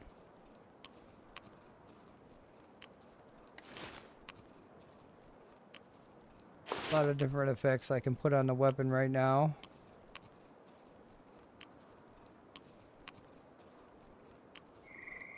Yeah, you gotta keep logging off and logging back on to the game to fix that.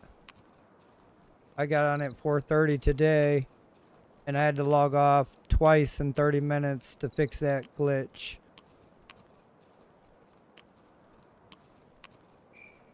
I was looking for holestone, and I was just hitting rocks that didn't exist. So I had to log off a couple times already. Fix that thing. Alright, buddy, look. I got a sword right there for you.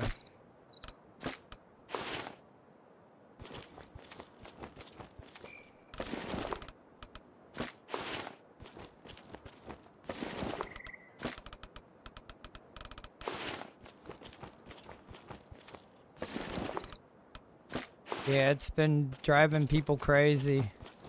Me, one of them. I know a couple of my guild members, they've been out trying to mine some things, and they've been irritated by it.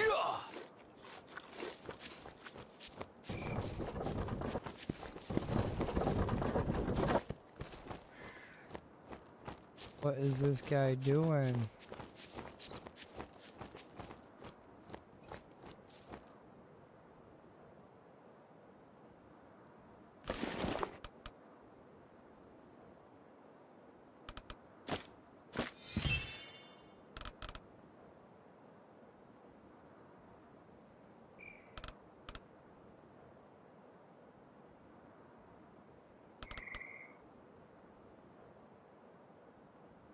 Alright, so now instead of level 41, it's level 45. There you go, buddy. Probably need a shield, huh? Well, we'll worry about that later.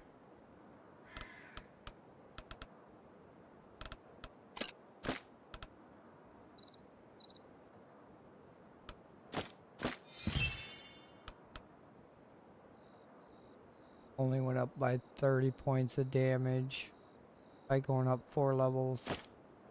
Not bad. Alright.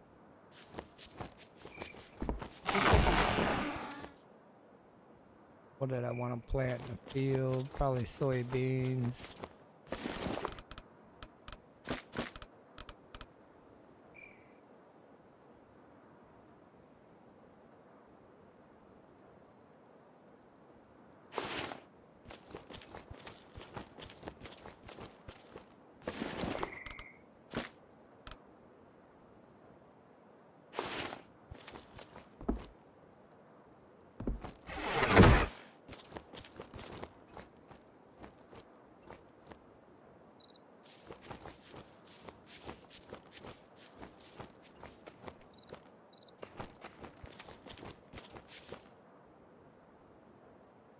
Alright, well, he's listening very well.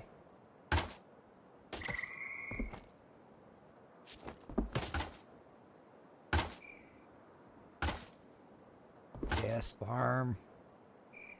I'm gonna deal with it if it's gonna be like this. Yeah, my farm seems to be glitchy on this platform. I should have removed it a long time ago. Probably do that today.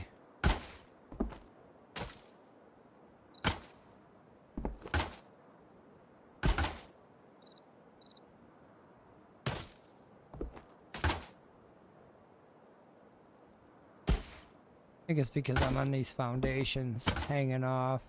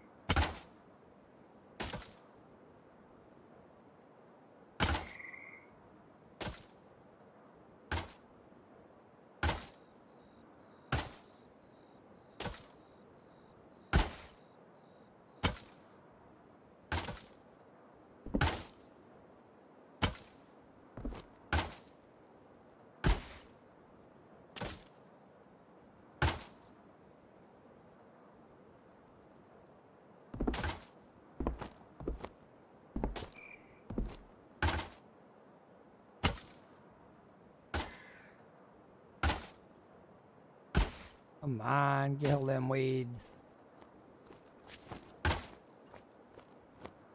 Oh, you're now just gonna follow me over here? Took you so long.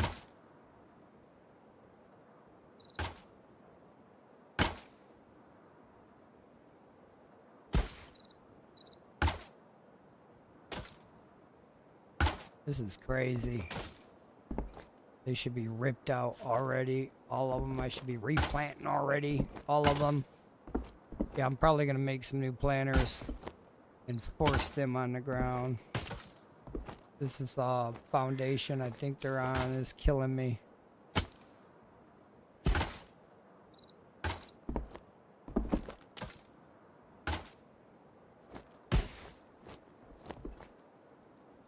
You can back up a little bit now. You can go be stuck over there by the horse if you want.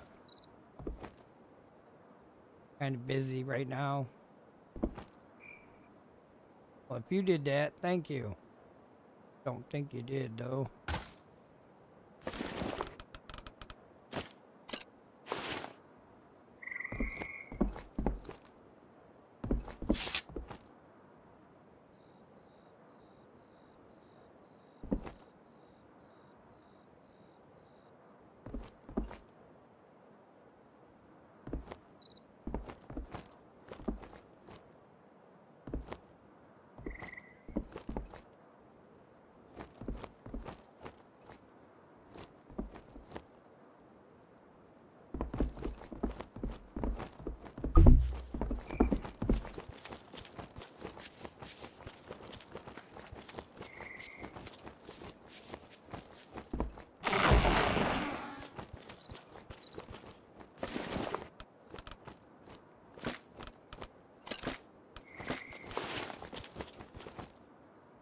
You're not ready to fight, buddy.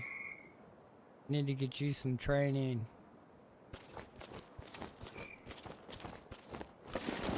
Need to eat. Or you need to eat.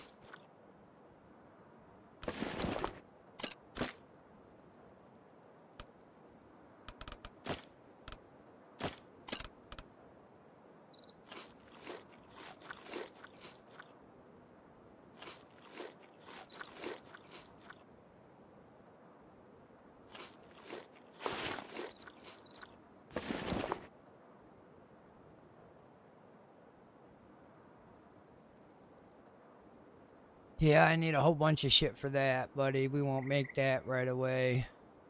I would like to put you in the drill ground. But we are gonna go for the next best thing. Be this dummy. Where did I put all that stone?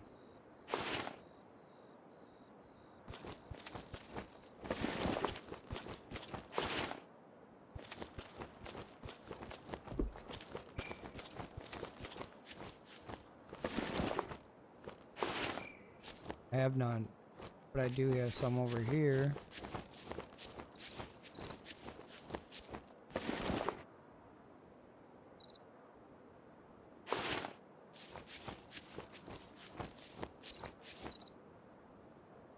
Where'd my guy go again? Keeps getting stuck right there. Come on, horse. Get the hell out of the area.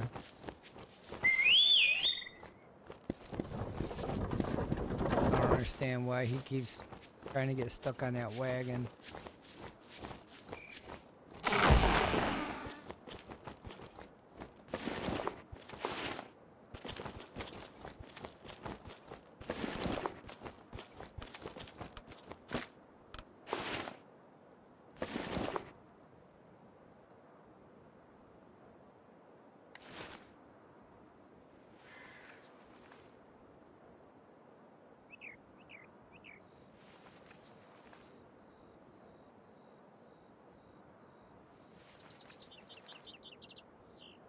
That's where I needed brick in it, but I still need a damn net.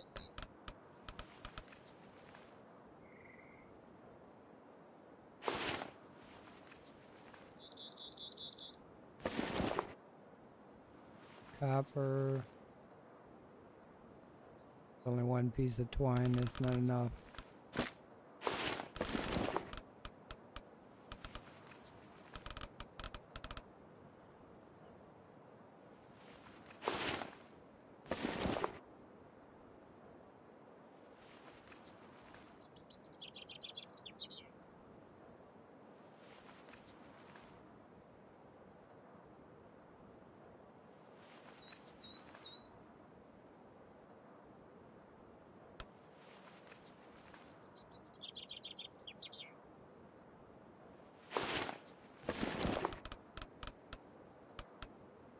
One more piece of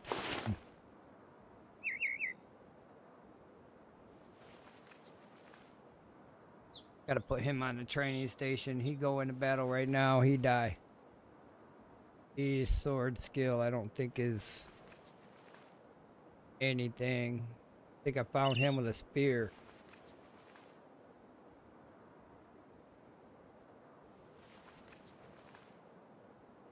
Looks like he can punch hard though.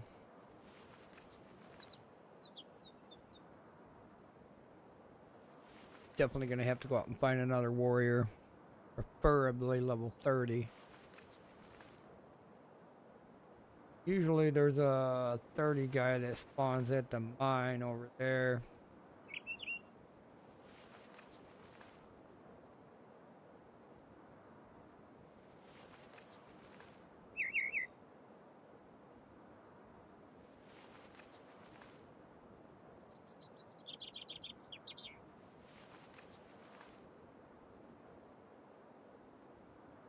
Better eat his own food. I don't want to have to feed him every 2 seconds. Eat, boy. Eat that food.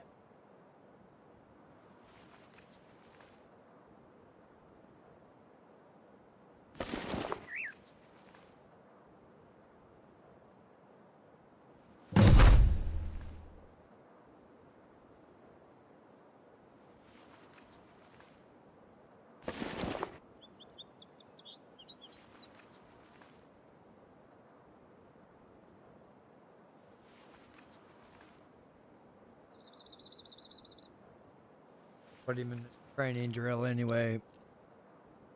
He gotta get trained up. Probably go upstairs, get him that shield that I made. Give him something.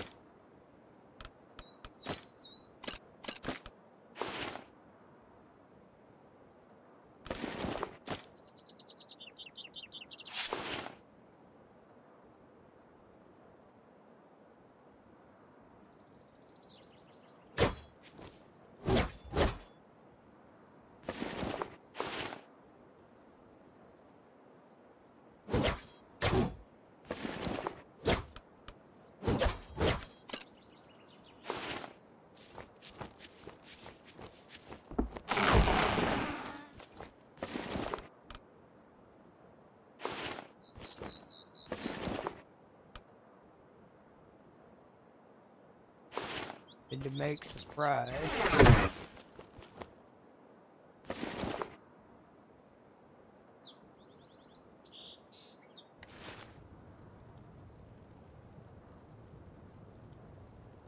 A Shōgun power. I have that Woo-2 to fix my toxicity on my gut. Probably can eat that other one too. That'll probably fix my toxicity on my gut.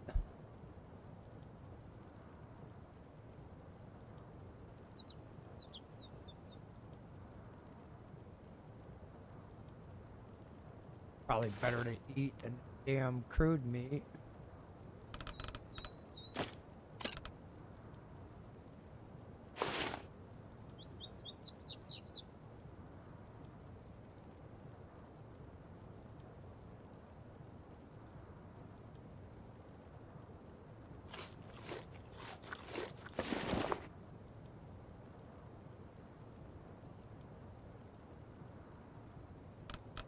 Rid of this rain. I probably got to get another horse going. Like to try to go over to the high level area and pop a 42 off. Need a better rain though.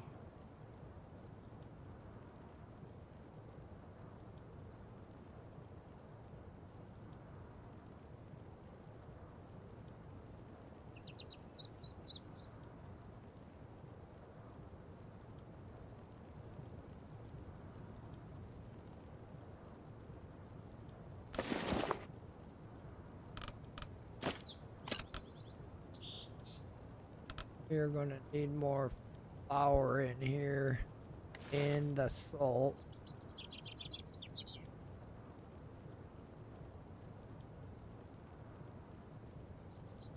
Clove. Have to find me some clove and do some fishing, I guess.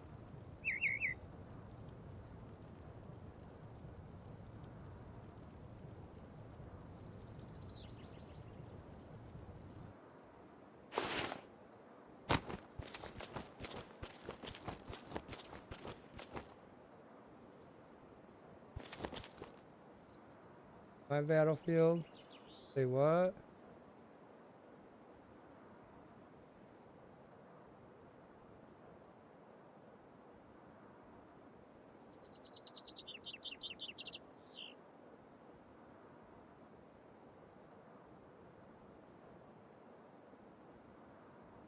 Who's all going there?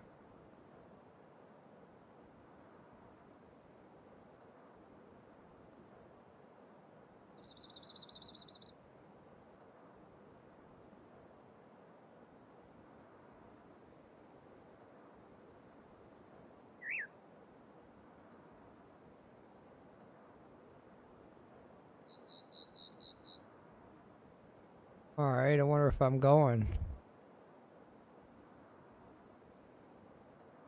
That's curious to me. Semi-trial.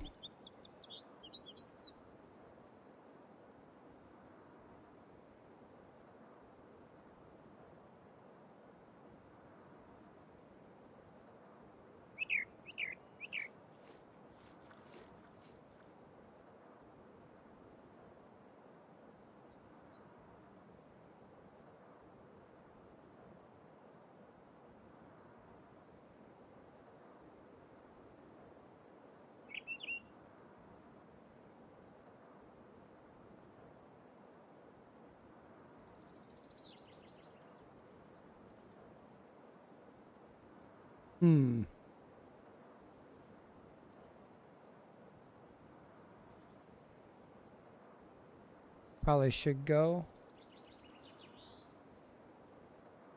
I don't know. Might as well. I don't hear nothing going on in the chat.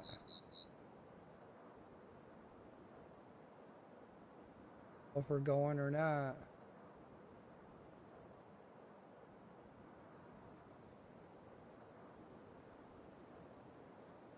Have to defend our title, wouldn't we?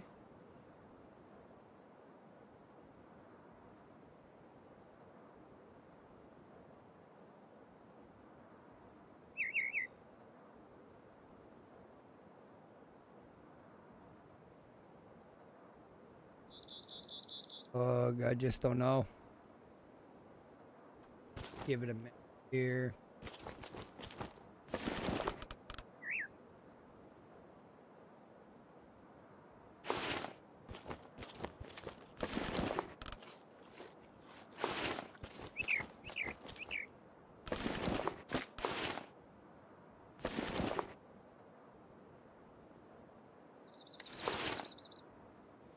See what the chat says.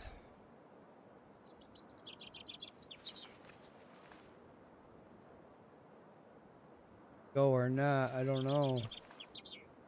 Would be nice to know.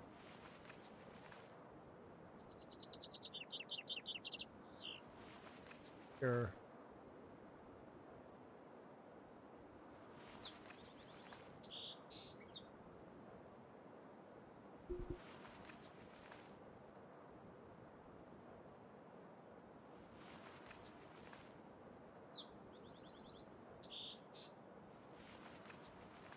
go in there and start walking around and be lost. I don't know.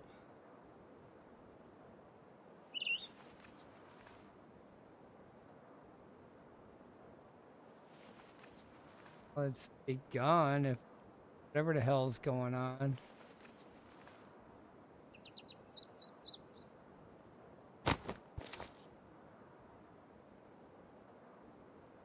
Gonna go. What's the worst that can happen, right?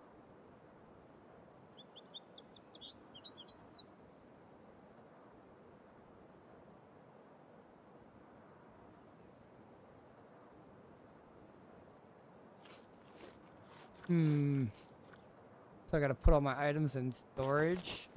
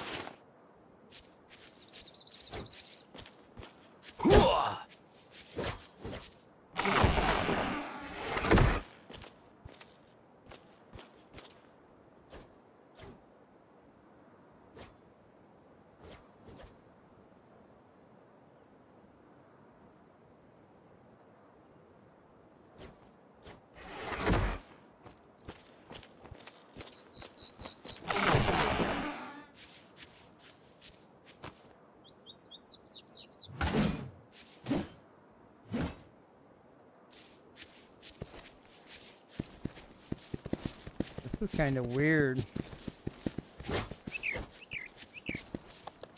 Don't know if I'm going, don't know what the heck. The horse in there, try again. I don't understand, but we'll find out.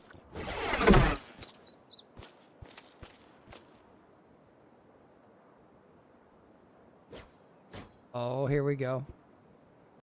Don't know where we're going, but we're going. First time for me. Gotta defend our camp, I think. I don't even know if anybody's here.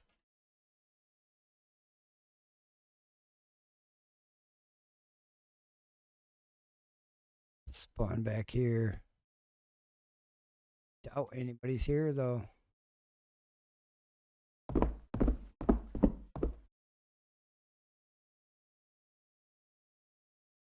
Why am I naked?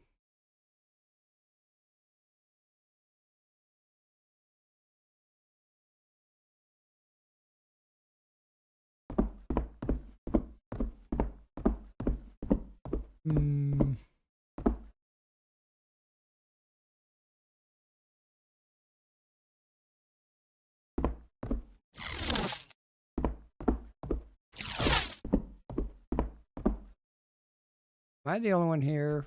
What's going on? I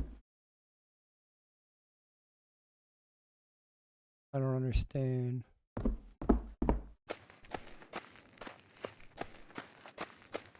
Why did I just...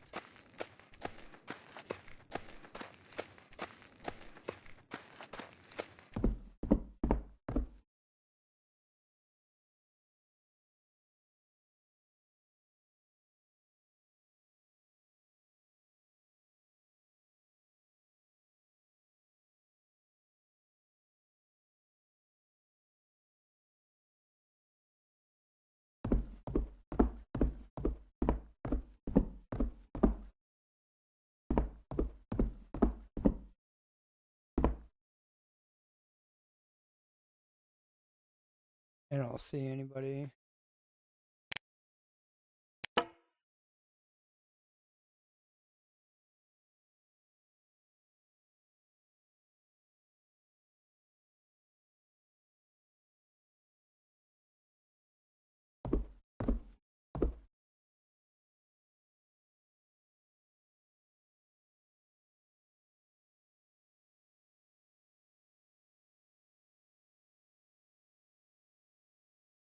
what's going on right now. Probably could have brought my equipment in. I just said nothing in my inventory or hotbar though. See anybody else?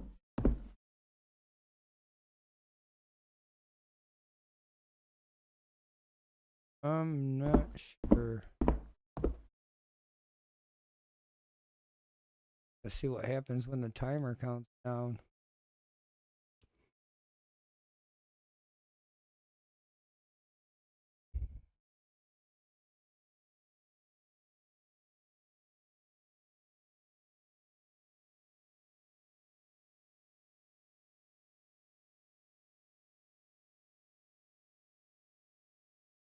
Maybe I messed up. I don't know. Hope not.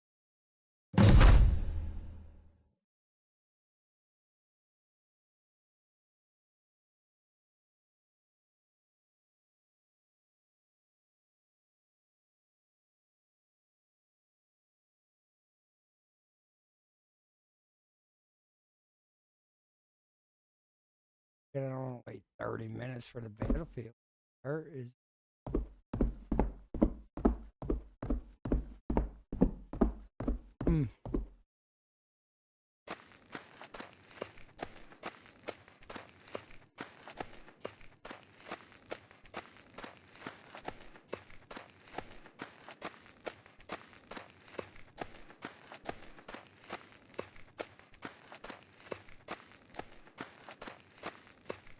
walk around, la la la.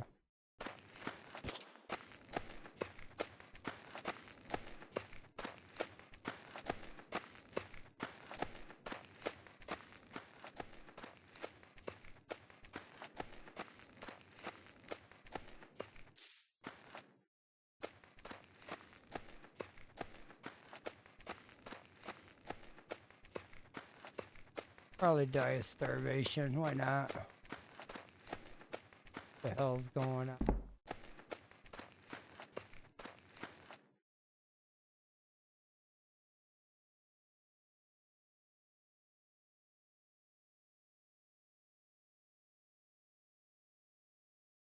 Well, it seems to be working. Okay, let's capture these flags and see what the hell happens. I don't know. This seems kind of not right. But we'll go with whatever.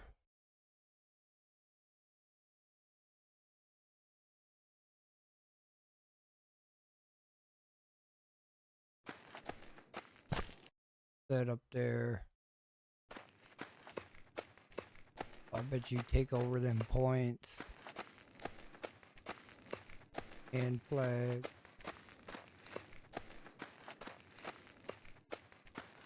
I can't believe that I'm the only one here. Wait, go back.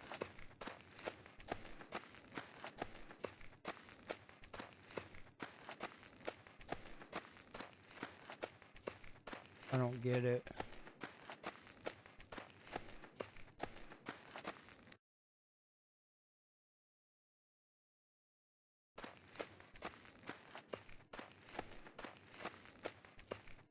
Unexplainable right now. I figured the whole clan would be here. Said it was active.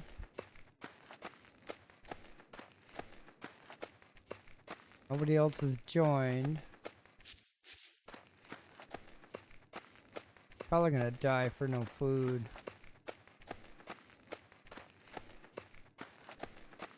Well, from when I was reading, it said I couldn't come in here with no inventory or anything in my hotbar. I had to put my horse away.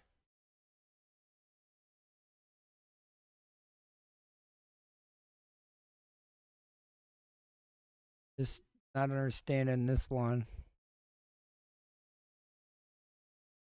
If it started, where is everybody?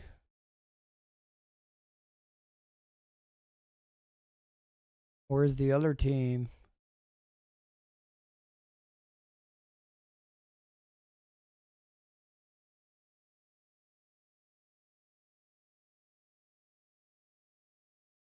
I don't see nobody from my side, nobody from their side.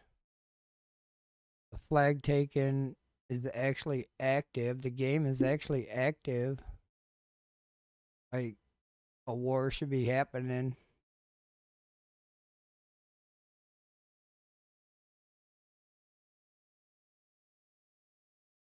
I ain't seen nobody.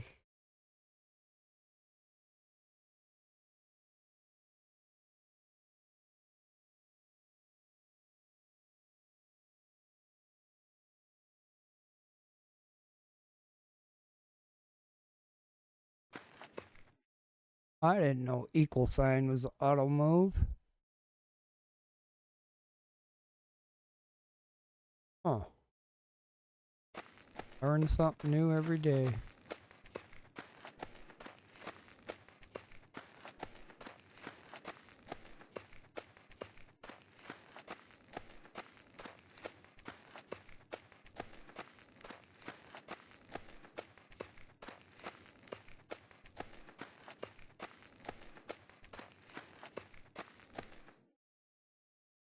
I guess we see what happens when this flag goes blue.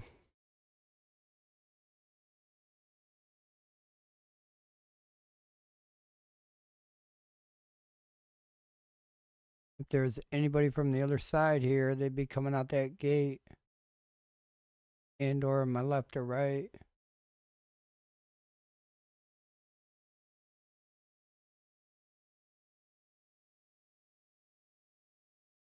I don't see anybody.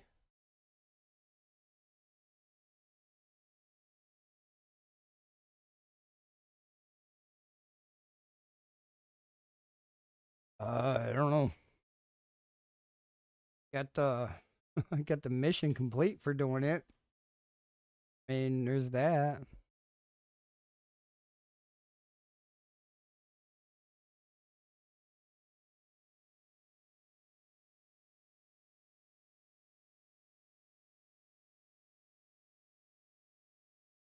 See what happens after this is done.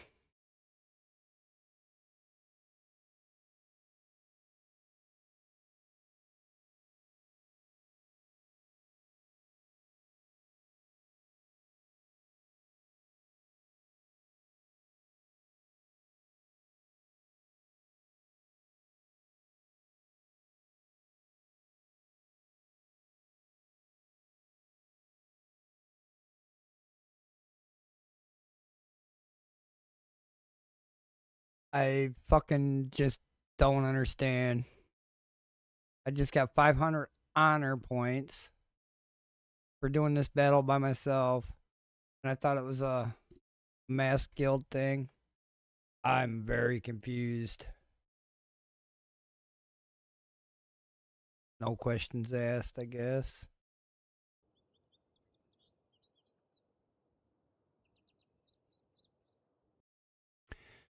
See what happens when I get back in. That didn't make no sense to me. If we're supposed to be in a ranked tier league to battle another guild, what just happened? Where was the other guild? Where's my guild? Did we win? Obviously. Okay.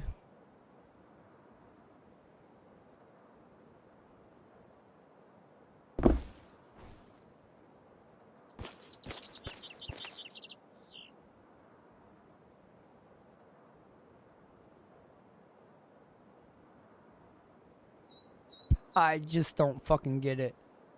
We won and went to the next round.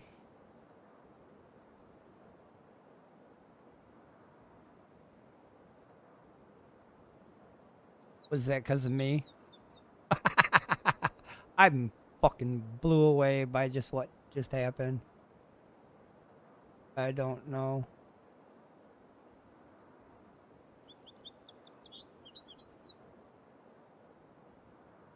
Oh well, we won. There we are, moving on up. Thanks to me, right? Fuck, I don't know. It was weird though. That was weird.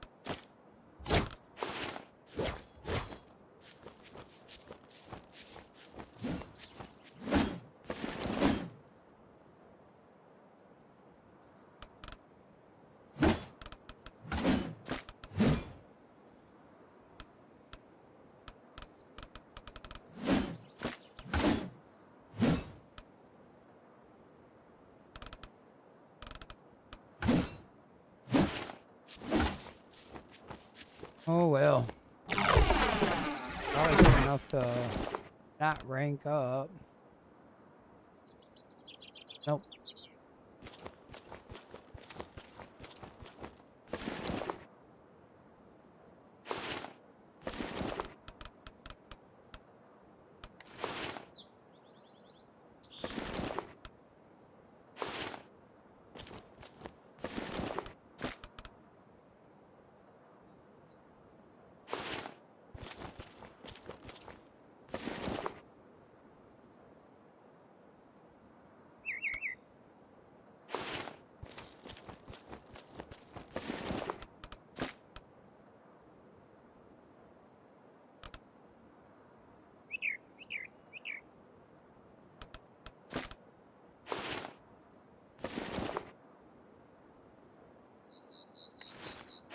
Get one of them wildflower beds made here.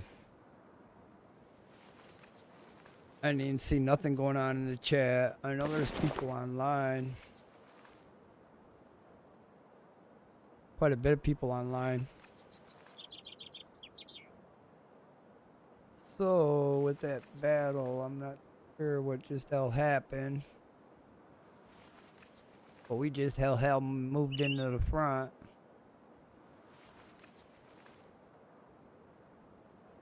I don't know. Probably glitched out.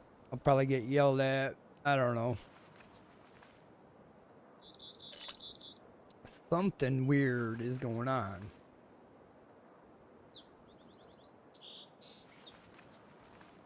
Let's get back to work. Daily missions reset in a half an hour. Start working them again.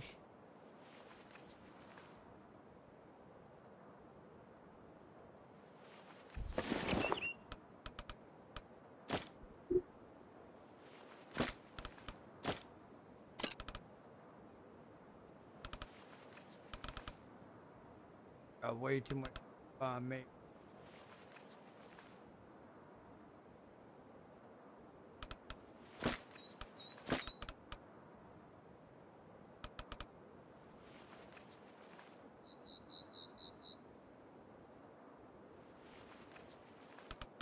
Can't believe that's gonna take 7 minutes, 8 minutes to make.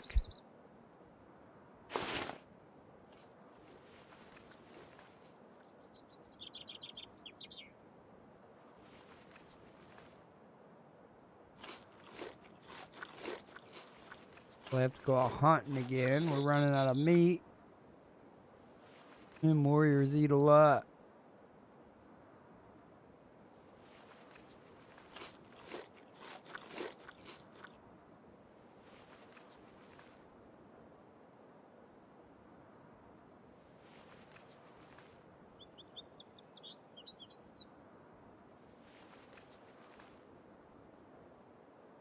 Something happened because the 150 on her and we moved up and so no questions asked, no harm, no foul.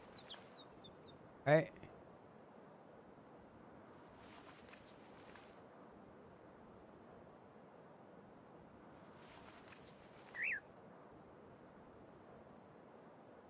Yeah, that's what it kept telling me.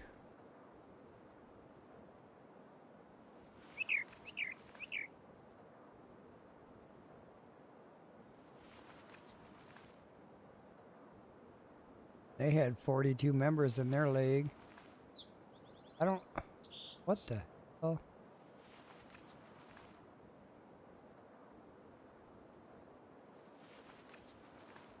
Alright.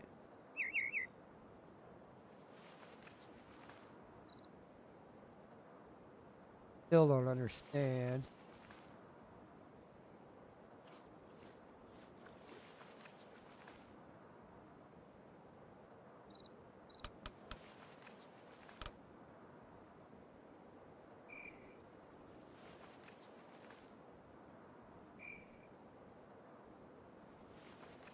Now somebody says something about it in the chat.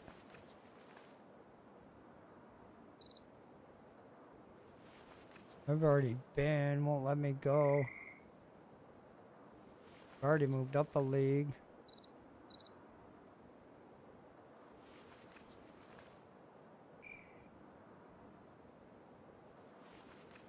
Hope I didn't ruin that for everybody. If I did, my apologies.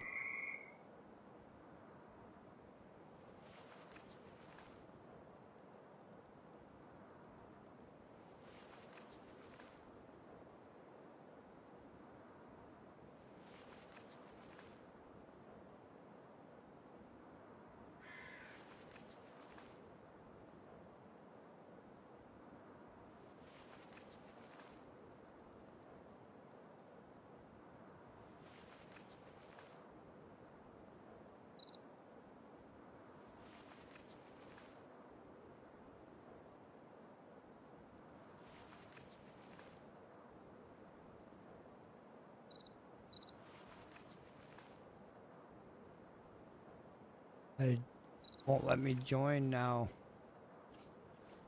I don't get it.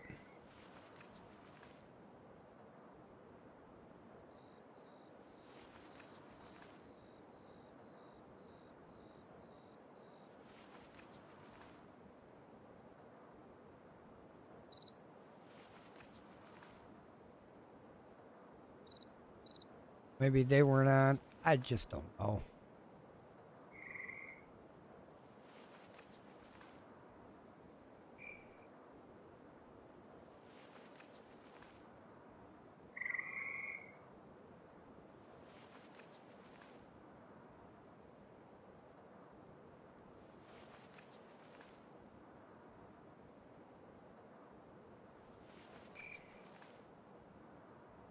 Oh, load stuff into logistics.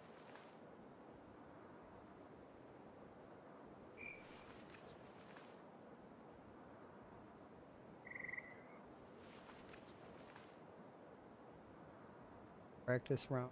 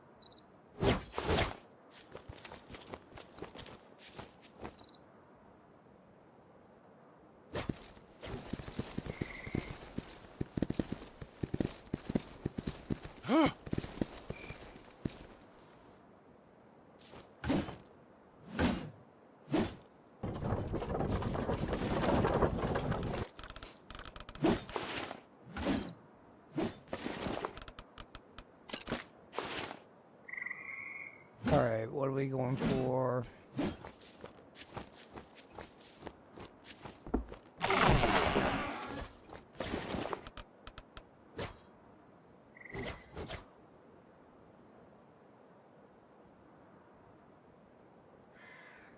Eek.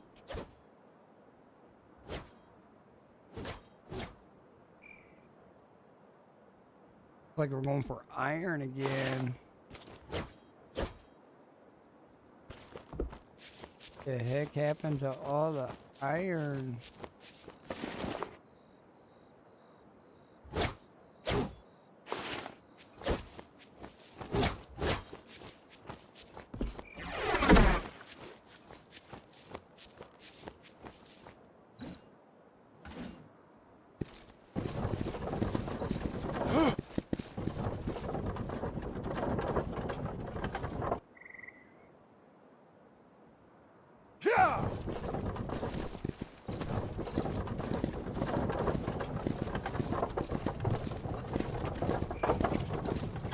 We'll get some iron, I guess.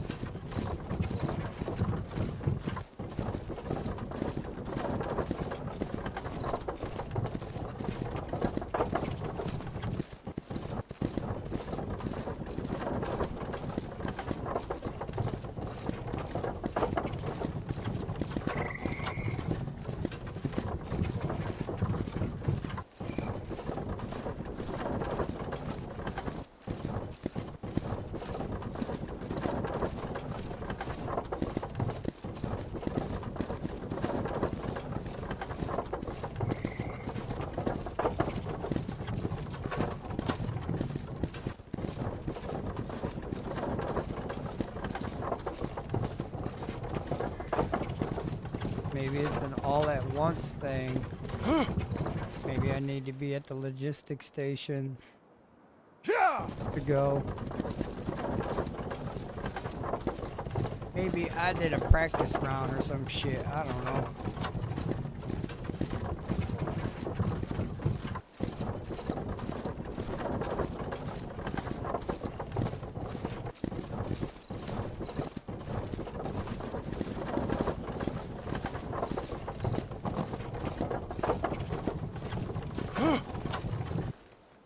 I know them bushes don't belong, so but they do. Let's see if they disappear.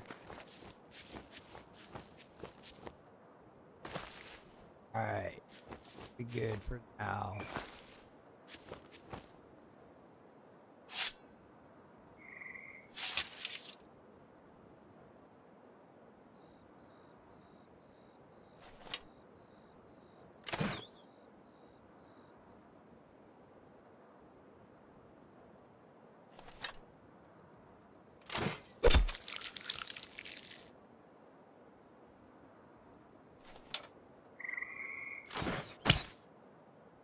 Down and out.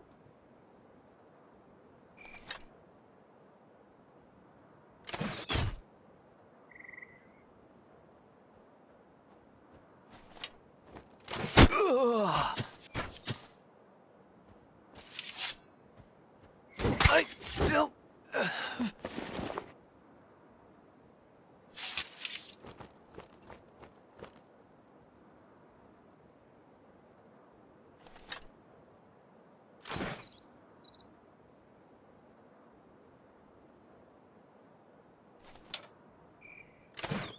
I should have nailed him twice. 3 times.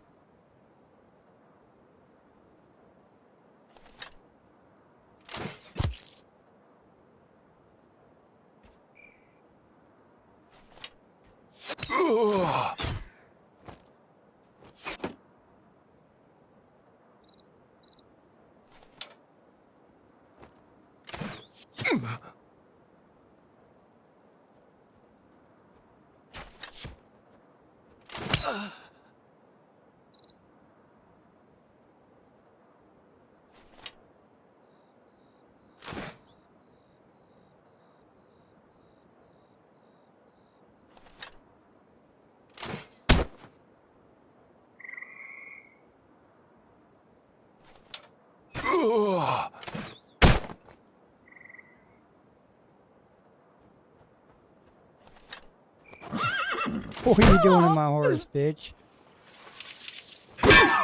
The horse out of it. Plug you down with this hammer. Took that tree out. I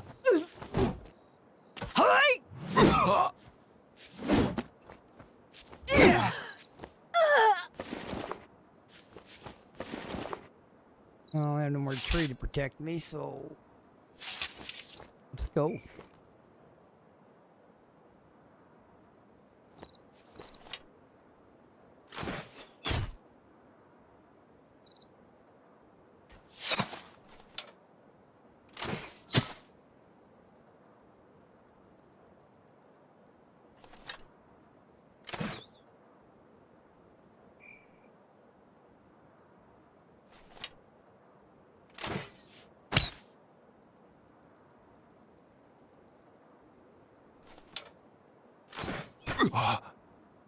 Oh, he got me good.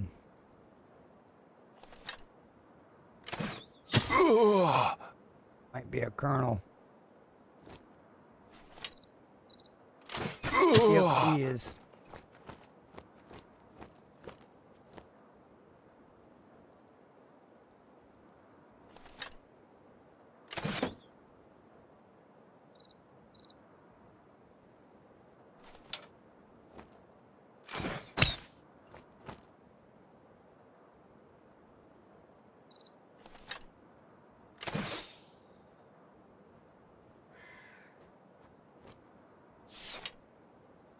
You shooting at my horse? That'd be the first mistake, buddy.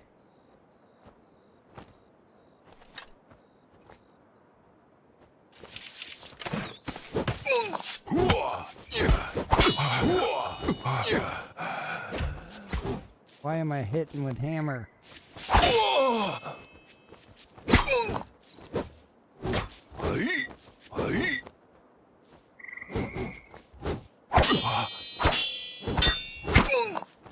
Avenge me!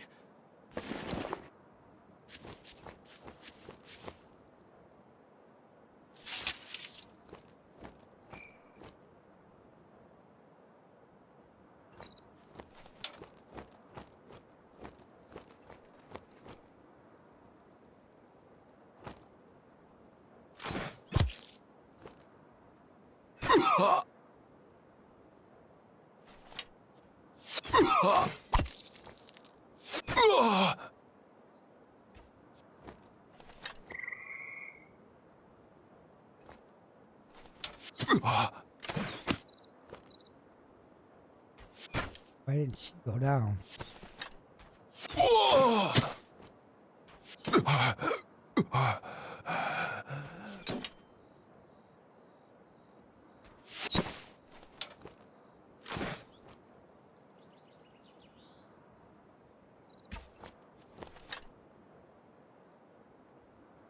Someone's here!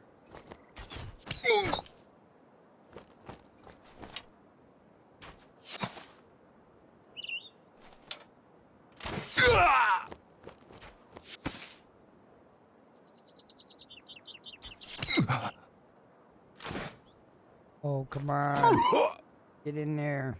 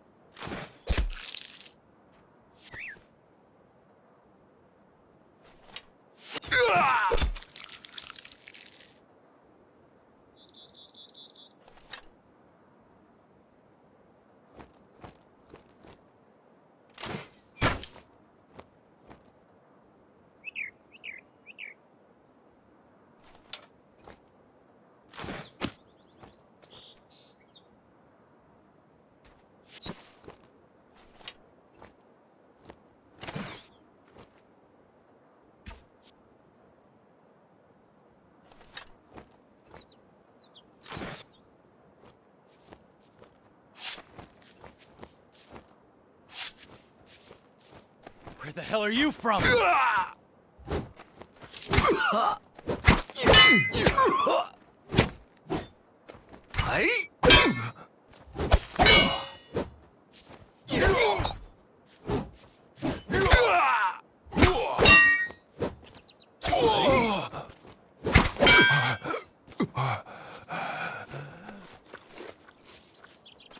Give me a minute, buddy. I need to put my clothes back on that you tore off.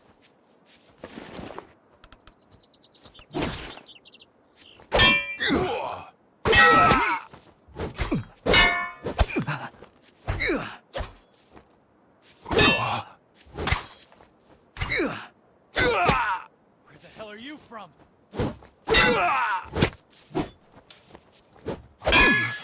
I still...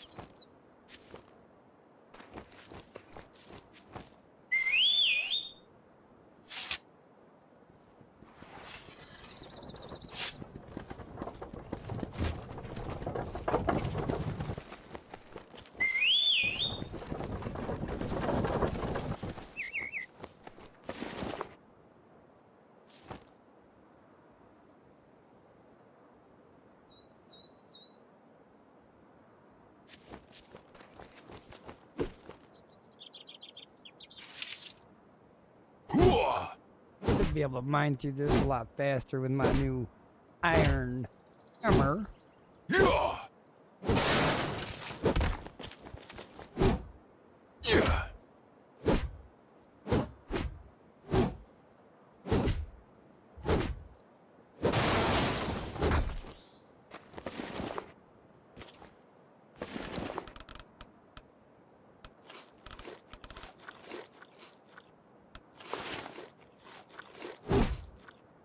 Takes care of that.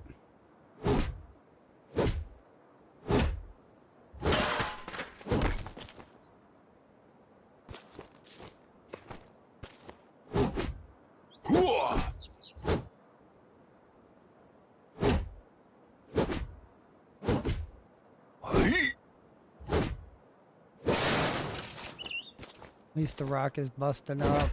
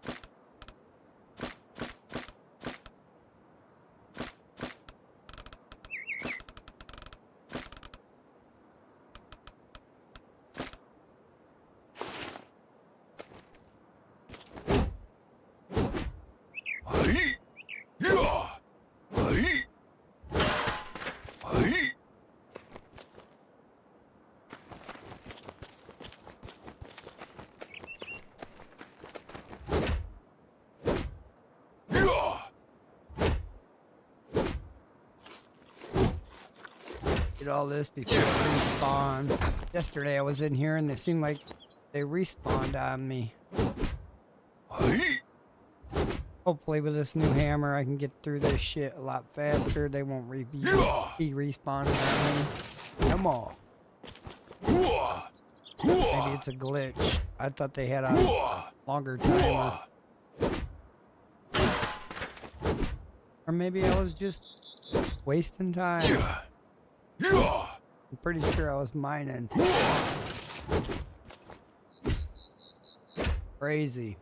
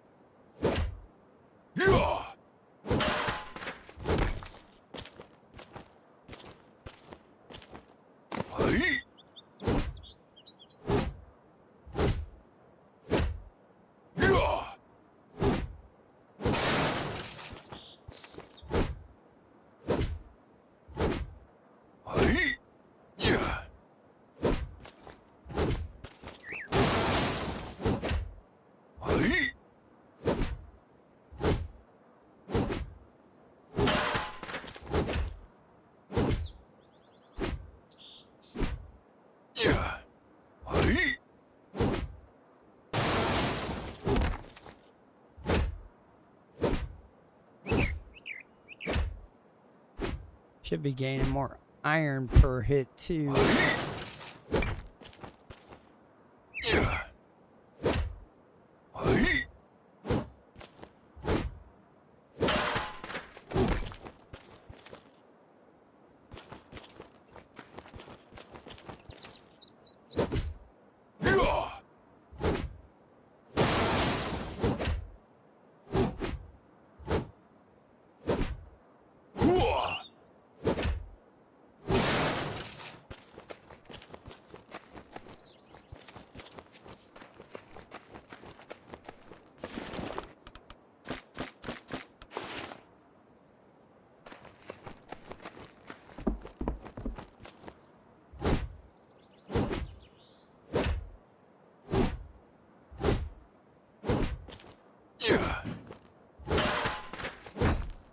Yes, it is kind of like Conan Exiles. You can tame warriors like you do thralls. It's just Chinese based, like a samurai warrior type deal. But yeah, it's got like a lot of concept to Conan Exiles.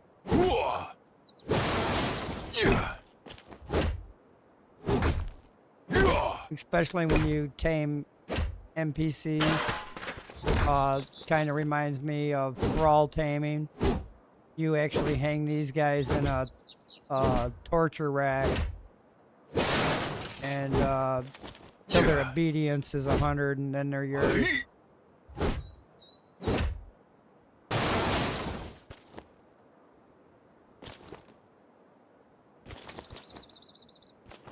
But in a lot of ways, yeah, it's like Conan.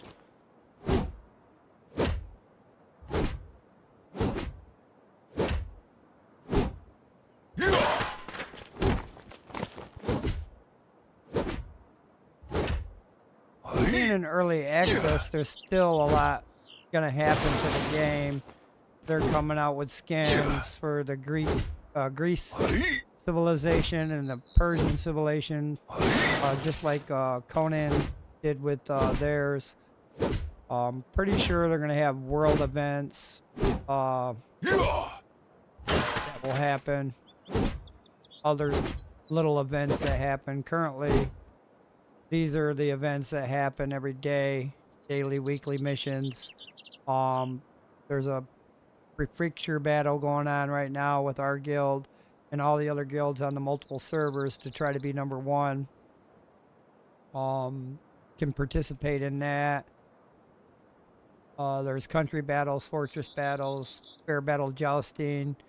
A couple other things they've got going on. They've got the Beast Lord trial, which you can fight the Beast Lords. I think there's a couple different of them. But being early access, there's a lot of potential for them to add so much more to this game.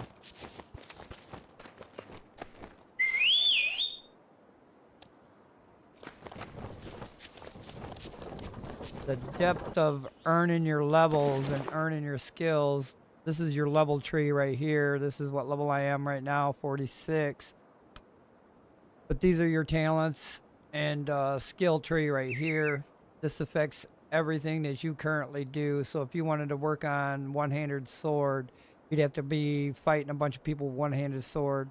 This will go up slowly, and you can start unlocking these talents here to assist you throughout your day-to-day. And every time you increase some of these talents on these talent trees for individual talents, they've got like mining, lumbering, and stuff like that. That is working on the overall fill mark here. So right now, these are what I've got trained on strength. My strength is at 33. So every time I work on that, my damage percentage gets better. So if I put two-handed up here, pole arm up here, this would actually be probably 20%. So on and so forth for all the other agilities and skills that you got for physique, agility, charisma, and wisdom. You work on those talents, and that actually helps better your character do more things. Being in a guild also has guild skills for a sword.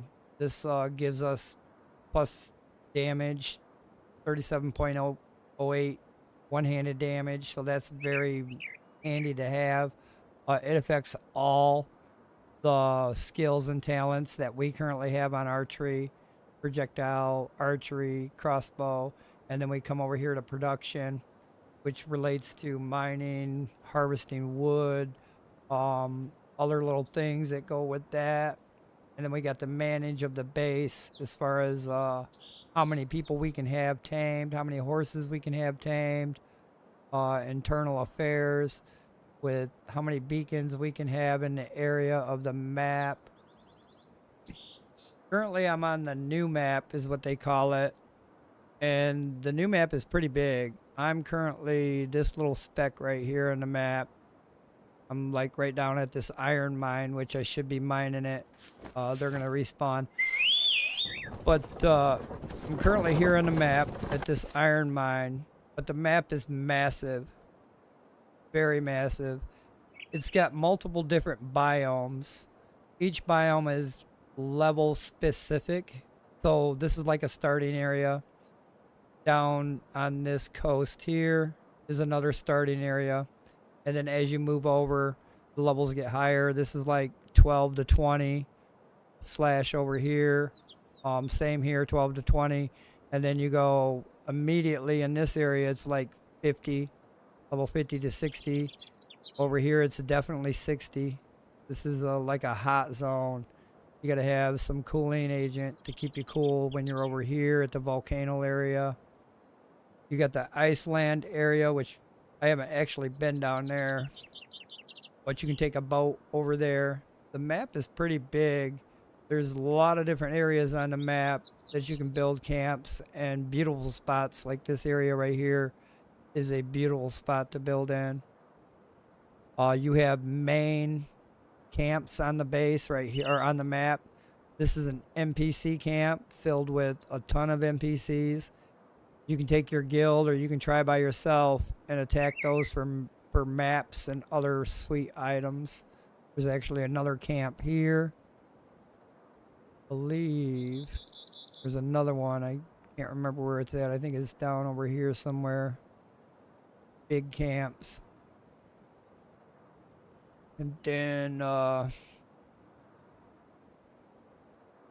yeah, the map is massive. They've got two different maps. The other map they've got is pretty much all land. It's got a little bit of water over to the right-hand side, but for the most part, the other map is all land. Yes, there's two maps. There's, I'm going to tear these names up. The map I'm on is Dongzhou. And then the other one is... Oh, I played on the other one. Now I can't even remember what the other one name is. But the other one, they call that the old map because they use that map during testing. And then this is the new map when it came out with early release. But there's a lot to do. I mean, you don't even have to play with other people. You can do single player. And you can boost your stats if you like. There's a bunch of stats. The sliders on the options remind me of the arc sliders. There is so many sliders you can tweak for individual items, animals, horses, NPCs. So many settings that you can tweak in the world to make your gameplay better if you're playing single player. But there's a disadvantage to single player. Single player, you cannot do fair battleground jousting. You can't do fortress battles. You can't do prefecture battles, and you can't do country battles on single player. For some reason, they currently have that blocked out for them. Not sure if it's a thing they wanted for only official servers only. Okay, so how they do PvP here. There's a couple different ways you do PvP. One is, let me take my horse out of this area. We're going to get killed. They're going to respawn any minute. So let's pull over here. Let's pull over here and park. Alright, there's multiple different ways you can PvP. One, I'm on a player versus environment server. Mind you, the environment is very harsh. We have bears and we have panthers and we have tigers out there. And they're murderous. There's a wolf right there. I gotta pay attention. They can be deadly, the environment. So, player versus environment server, not too bad. That's what we're on right now. But we have the option to... Oh man, that wolf is scaring the fuck out of me. We have the option to... let me park somewhere else. Yeah, let me park over here.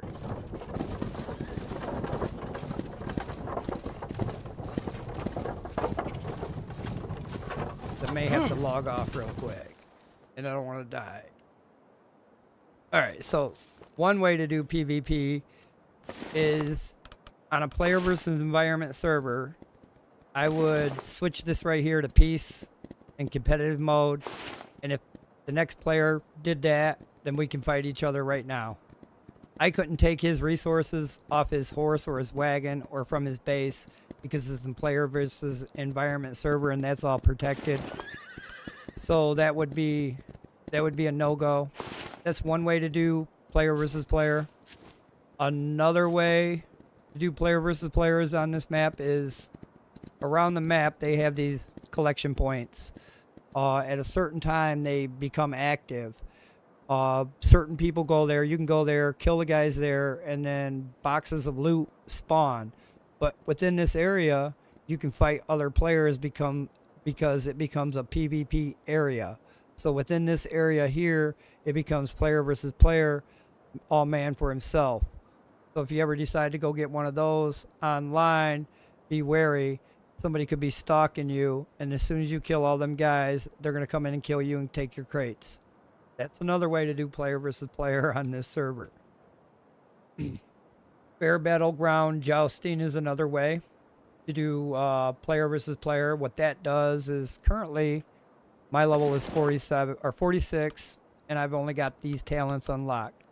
But if I was to join this battlefield at 9 o'clock, it would automatically put my level to level 60.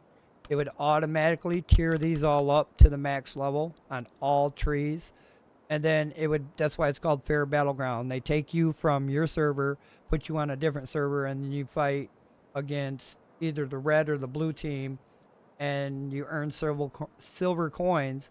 Take those silver coins and buy better equipment inside that battle, and you just keep fighting for military bucks right here. These military bucks you can spend in the guild shop, buy cool items, other neat stuff to build like chariots, battleships, and a balloon that you can fly around the map. Battle of player versus player. So in our guild, so we're on a player versus environment server. If we wanted to go to a player versus player server, we would, let me see here if I'm looking at the right thing. The guild technology. Come over here. In the right spot here. So we would build a logistics station. So this logistics station and this cross teleporter station here, we would be able to live peacefully here on the player versus environment server, level up, get our skills up, transfer anything that we have here, like if we have a horse or we have a weapon that we want to take with us to another server, we would jump into this, and then it would pop up all the servers on the list that we can join. I'm going to back out here so you can see the server list. So currently, that's the other map right there, Dongzhou. But currently we're on PvP, so let me do all the PVE here. Those would be the servers, or player versus environment servers, and I'm on this one right here. So if I jumped into that logistics station, it decided to come, let me light them up. Decided to come to a player versus player server to try to grief people or build a base there, we could. So there's the option to jump from multiple servers and play on multiple servers with your same guy. Yeah, through the logistics station. So it's really tricky. I know there's a lot of fights on the player versus player. I know our guild has been in our guild's been in a couple of them. Where's my horse? Not dead. All right, not dead. That's a good thing. We've been in a couple of them. For example, let me pull up the guild here. Not that one, this one. Not that one, this one. Maybe this one. But it used to show on this page here until they updated all this shit.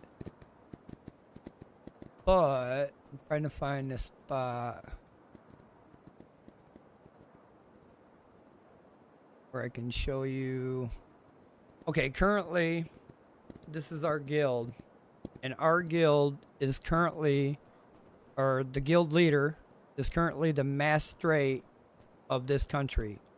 So what that means, he's the magistrate of this country. What that means is he owns this player versus environment server. This whole thing, he owns it. So like when there's other people playing on this server in another guild and they kill guys for money, some of that money they get is taxed to our guild leader.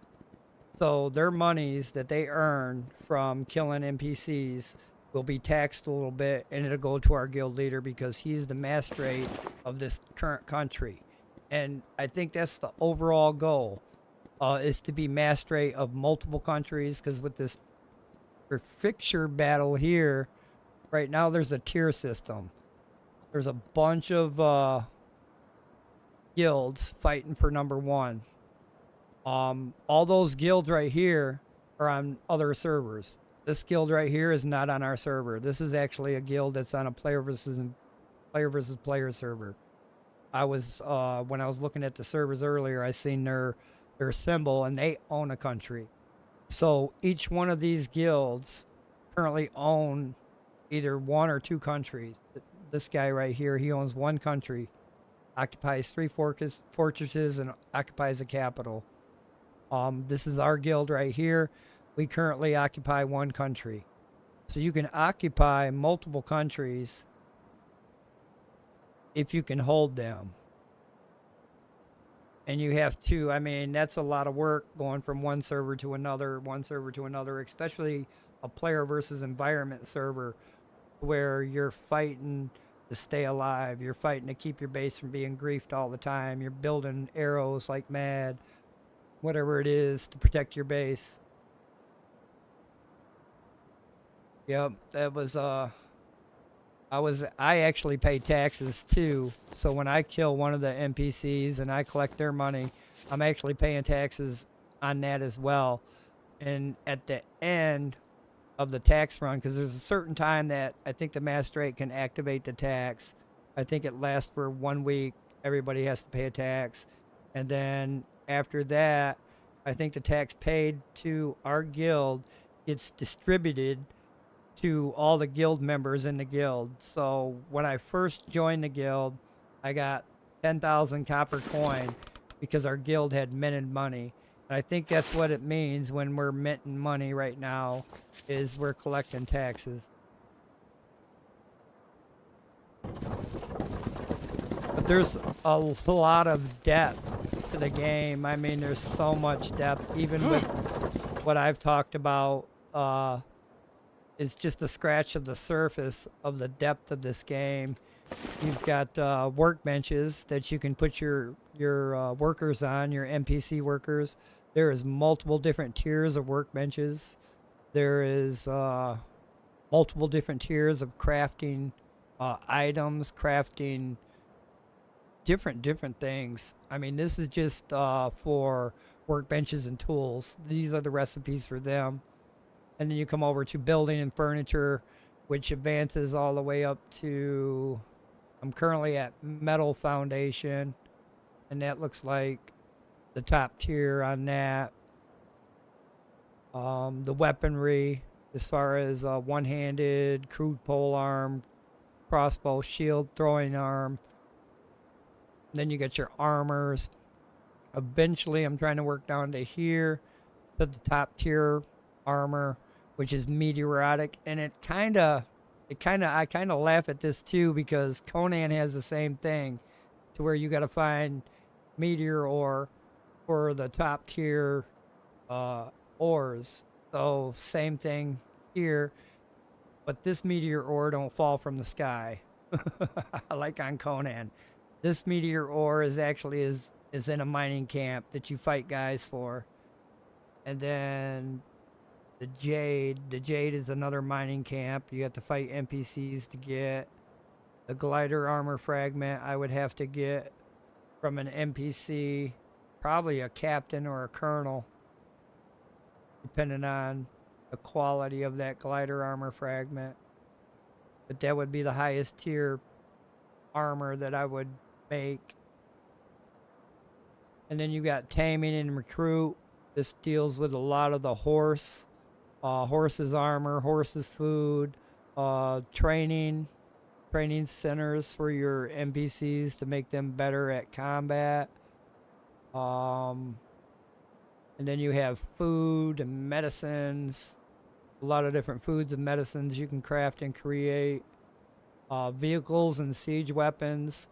You start off with like a wagon, a wheelbarrow, and then you can go up to cart and eventually a bigger cart. You can do animal taming. Really not animal taming, it's animal capturing and forcing them to work for you. So you can build rabbit pens, and you can build multiple different pens. I'll go through them. And then you can build their food that they like. So when you build a pen, an animal pen, and you go out and capture the animal, you put a male and female in the pen, and they will breed and make more animals. But the whole concept of the animal pen is to make resources for you so that you don't have to go out and find a bunch of them. So rabbits would make they would make raw meat, bone, and crude hide. So they would constantly make that for you. You would never have to go out and find that. And then the next guys, foxes, they would make the same thing. Raw meat, bone, fox fur, and hide. And then we come down the tree here a little bit more. You can capture wolves, capture boars, capture panthers. Did I skip one? No. You can capture boars, you can capture panthers, capture bears, you can capture tigers, you can capture crocodiles. So there's multiple different animals you can capture and use their resources for better equipment. So like, for example, the bears, they produce what is called big bone. Now that big bone is a requirement for a recipe for an item that you have to create to make it better. So I either go out and kill a bunch of bears in the wilderness, which is not easy to do because they're not centrally located. You got to go find them. The best way is to tame two of them down, and then they can start mass producing that for you. Yes, I played both of them. I actually had the battle pass for Conan for a while. When I played it, I actually went 6 months with a battle pass on that. Got a lot of cool items still on my character. So between the both of them, I actually like both of them. I mean, they're equally great. I mean, Conan has been getting better with the sorcery and all the updates they've been adding to it. So I'd like to see where this is actually going. This has actually got a season pass as well. Their season pass actually lasts almost a whole quarter from April to August. I got 71 days on this pass. It was like $15 for the whole pass to collect everything. You can buy coins and level up your experience that way. I've got a few that I bought, but I'm not putting it in the experience. You can do daily missions here, like this one, log in every day. That will get you tally order points for the next collection, which is tenacious leather right there. Oh, actually, no, it's crude salt right here. I usually keep it in here for now. I could have claimed them out of there. I didn't have to go to the guild shop yesterday. But I'm going to keep most of these in here because I don't have the inventory to put them in my base or a box. I'm going to let a lot of these accumulate. I'm going to collect the coinage so I can spend them at the store. But between the two, they're both equally great. This one's still early. It's still, I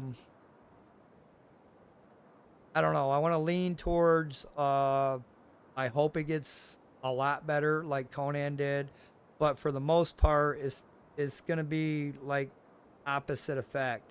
So Conan, they offered all their players, like if you bought the Conan game, you got free updates, free patches, whatever they did, they gave it to their people for free, minus the skins for the different civilizations on that. This one, unfortunately, this one's going to be pretty much DLC. You're going to have to buy DLC. They started off by announcing when they first released the game, they gave both maps away for free. Now they're separating that to where you have to buy the one map. I think this map I'm playing on, I think you have to buy it separately on a DLC. They've got, what is it, musical instruments on the DLC. So musical instruments, I got this DLC. So this was like $4, $5 DLC, and that unlocks musical instruments, something like Conan would have. They have royal carriages download content, which I haven't bought any yet, and these are just skins for your carts. But it seems like this game is going to push for more microtransactions than anything. And I say that because of their tally order event. You can buy these coins to level up your tally order. That's a microtransaction to me. That's actually getting better by spending money. So that's another microtransaction. This right here, the shop, where they have all the boxes of loot that you can buy with gold coins. That's another microtransaction. I don't really like microtransactions. I don't like having to have, let's say, I need to buy this chest to get this face mask. I'd rather have the option to kill a boss and have the chance for that face mask to drop in a loot box versus having to buy a box for the chance of me to get maybe that mask. I might not even get that mask. I might get a shirt that's worn and torn or something like that. So yeah, I like Conan a lot. It's been a while since I played Conan. Actually, probably a year since I played. Haven't played much of their sorcery update. I know they did the Iron Age update. They've done a lot since I haven't played to Conan, so that one is pretty. Yes, player versus player should give you experience there, my man. It does give you honor points when you go play. It gives you renown on your talent skills when you go to do a player versus player thingy. To get this, it's join battlefield activity and buy merchant products. So to get your renown to go up, you do that. And I think merchant products is something at like the guild shop. I don't think it is like what I just talked about with these gold tokens. But to get this to go up, you have to join battlefield activity to get renown. So that's why every now and then I'll come in here and I'll play this fair battlefield. I'll be earning renown. At the same time, I'll gain honor. And at the same time, I'll gain military bucks. All three of those are well needed for my level. But what I'm hoping to see in this game is, I know it's far-fetched and it sounds like it's out there, but what I like to see is in a world event where a Chinese dragon, because this is a Chinese game, so a world event where a Chinese dragon spawns and then everybody in the world has to participate to take it down. I mean, that seems something like it'd be pretty cool. Or maybe not a Chinese dragon, maybe a super samurai warrior from the ancient time come back and he's super god or whatever, and everybody's got to try to take him down. And in a world event type thing, nothing that you would leave this server to do, it would happen on this server. So a notification would pop up saying world event happening here. You look at your map, okay, world event happening here. What's the fastest way to get there? Boom, get there and start fighting that thing. A lot of their events, you have to actually leave the server to do. This one, you have to leave the server to play. This one, you have to leave the server to play. Pretty much all these, you have to go from one server to another server to play it. So, and I get it. It does cut back down on some of the lag. But for the most part, they're still pinging at 200 easily. A lot of them. are still at 100, and that's North American servers. I played on the Asian servers. They were pinging at 300, and it was hard to fight NPCs with that kind of lag. Get your ass killed many times. But this is the country and what everybody owns. I won't see where we at. We're on 08. Somewhere we are on. It's just confusing to me, these regions. I've seen our region before. I can't remember where it's at. Right here. We're in the... Nope, we're in the Zaoyang.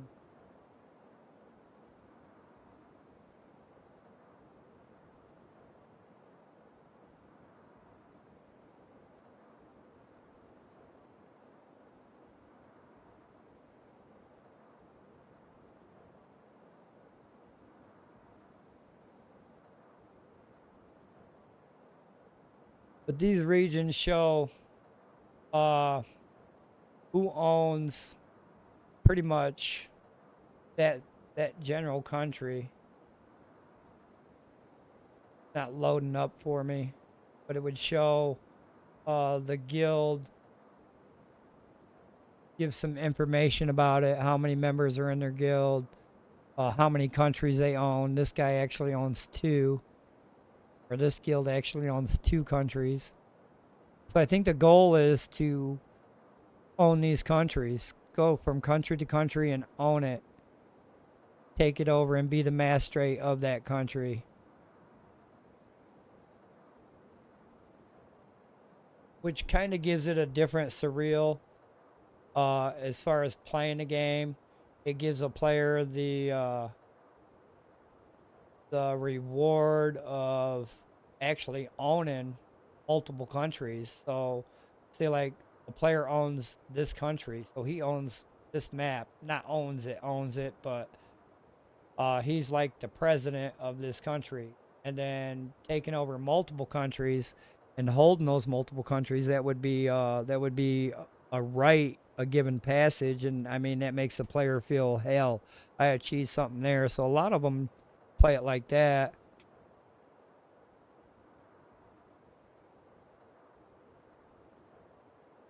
So far, not so much. Just only with this tally order event. I haven't seen anything else as far as buy this, you can go to level 60. No, these are just items you can eventually make. Like this one here is a level 60 item that I got from the tally order event. I can't actually use it until I'm level 60, but this would level up my level 60 weapon by 6 levels. So this is actually the last tier item on this list, and I could buy my way through this whole event if I wanted to, which is not going to put me any further ahead than the next guy. All it's going to do is give me all these sweet items here to have in my inventory and not even use.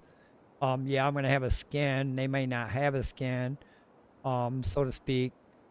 That's the only thing this thing is going to do, is give me extra resources, more resources than if I didn't buy the pass. And the pass is actually free to everybody. Whoops, wrong button.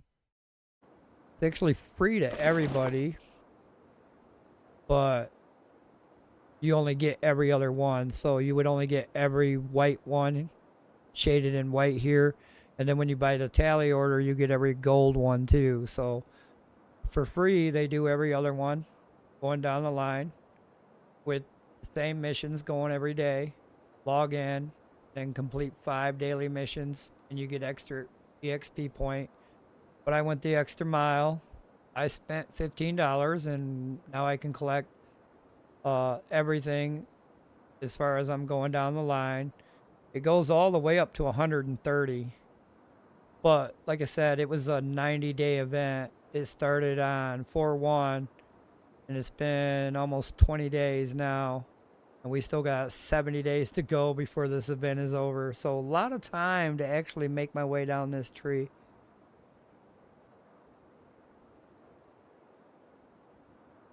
Yeah, I really like it. It has a lot of potential. They're still working on it. Like I said, they'll add more things for free. They will have some DLC for like the Greek civilization, the Persian one. They're gonna have more in the future. Right now, they're working on detailed skins for their buildings, their shops, and stuff like that.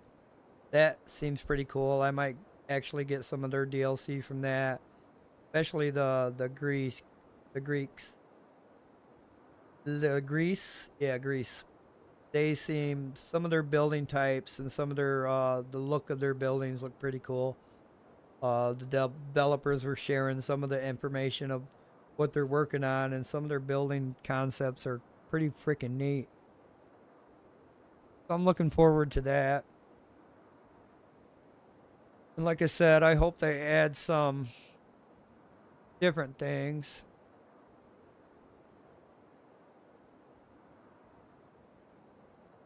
They don't do maintenance every day at 8 p.m. I'm on every day at 8 p.m.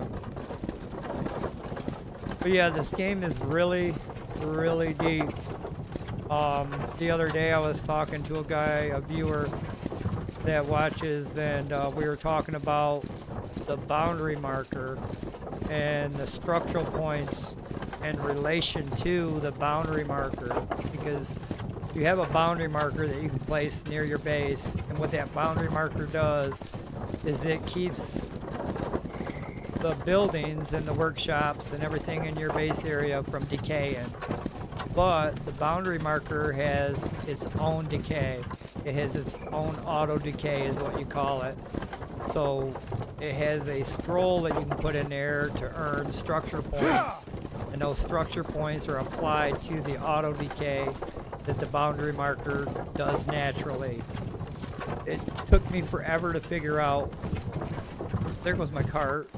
Got some lag there. But it took me forever to figure out what the structural points were actually doing, what the purpose was. It's mainly for player versus player servers, because on player versus environment servers there is hardly any decay rate, and if it is, it's been modified not to decay for player versus environment. You still have decay for like players that log in, build stuff, and then never come back. So they do have that happening. I've seen a base actually disintegrate. One of my buddies seen another base disintegrate, and that's because they didn't keep up on their beacon or their boundary flag. So that blinking thing in front of me is my beacon, our beacon, our guild beacon. This covers a general area of protection. Anything in this white circle is protected and will not decay. There is, go inside here, there's tribute you can pay for decay protection. So right now we're under tribute. This has been paid. I think it's been paid forward. You can pay in advance with gold, or you can pay with these resources, pay tribute. What that does is keep this durability strong. And then if you don't have no tribute to pay, you can use structure points using those scrolls to give you structure points, and those structure points will be applied here to the durability to get stronger, because they say after time this boundary marker does take durability damage, and if the player isn't around to tribute or add structure to it, then it will decay away, and then eventually everything in the area will decay away. This is to keep from the servers from being overloaded with a bunch of bases everywhere when people don't come back to play.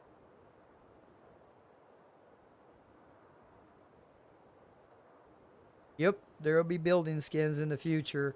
Currently I've got a couple right now that I get like they give you a free box every 8 hours or every 16 hours of gameplay you play. So in that free box you can get some of these skins. So I did get some of these skins already from the free box. I am wearing this skin on my head, but this skin right here, this bronze skin, it's a decorative building. You can use it to place on stone pillars. So you can make a stone pillar and then place this on top of it to change the pillar into this like bronze statue. I've got a couple more. I just won this one here, and it's the same thing. Used to transform a stone pillar. So there is items that you can win in game that are free, that you can actually transform your decor on your house to make it look better. As you advance through the foundations, like wood foundation, clay foundation, stone foundation, and metal foundation, the way you can build it and the way it looks gets better and better. This is actually a wood foundation house, so it's just basic this, basic that. When you get up to clay, you can start getting more advanced roofing, more advanced siding. Then stone is the same way. I've actually got some stone foundation over here. This is actually clay foundation down there on top of wood, or wood on top of clay. This is my horse stable. Can't really see it. Let me see if I can light it up with a torch.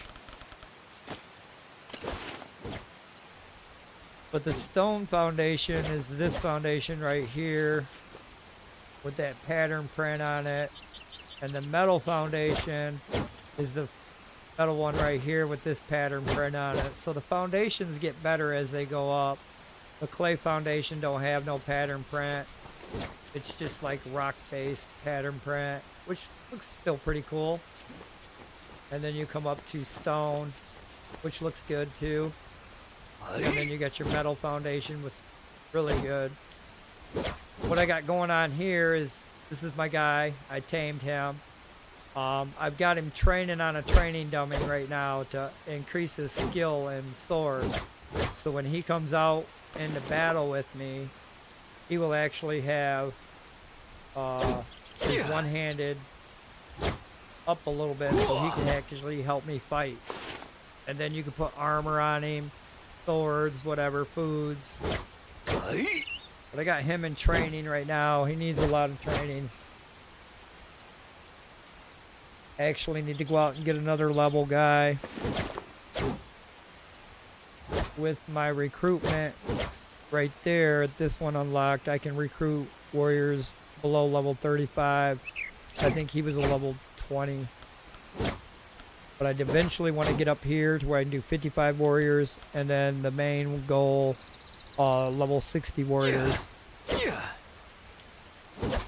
So there's a lot going on to the game. There's a lot of crafting to it, if you like crafting. They got farming, fishing.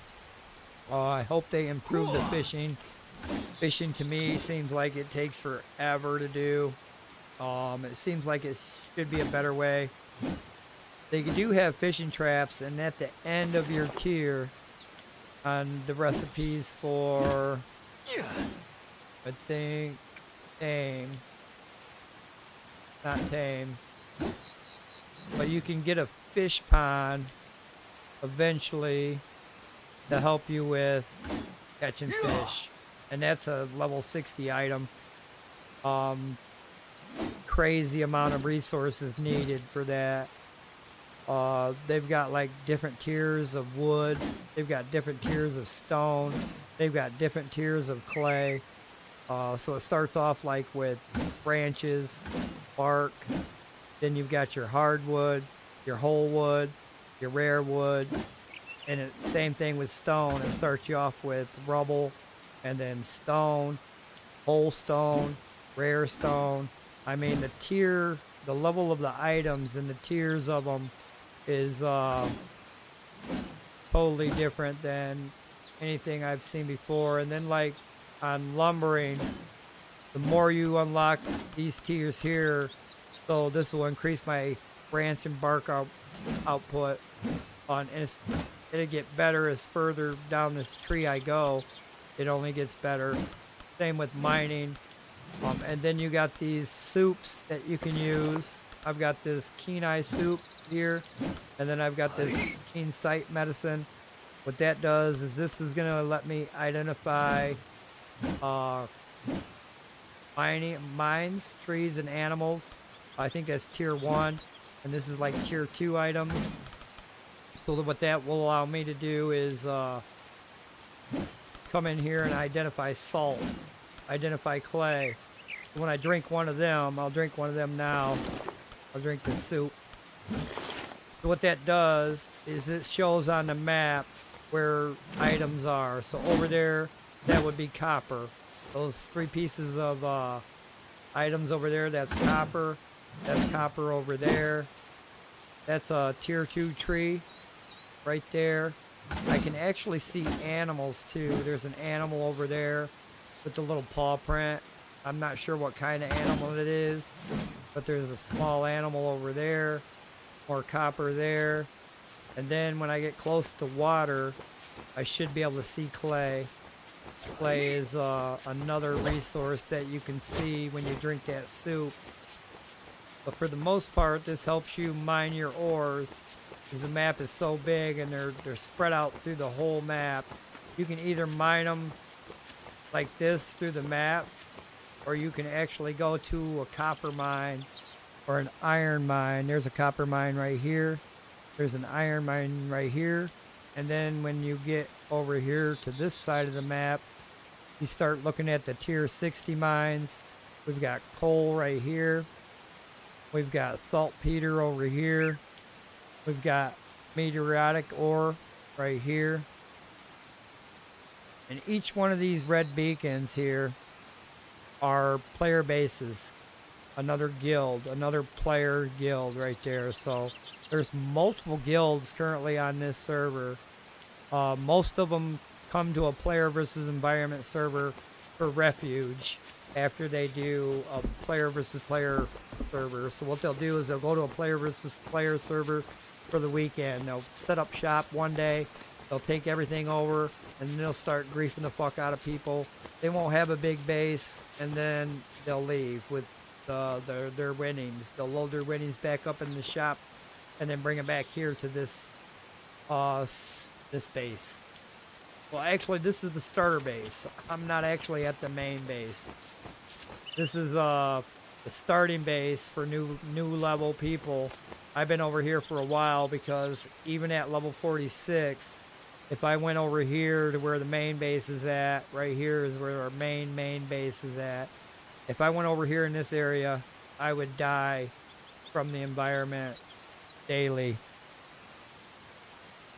There's wolves, tigers, panthers, and bears over here that roam this area.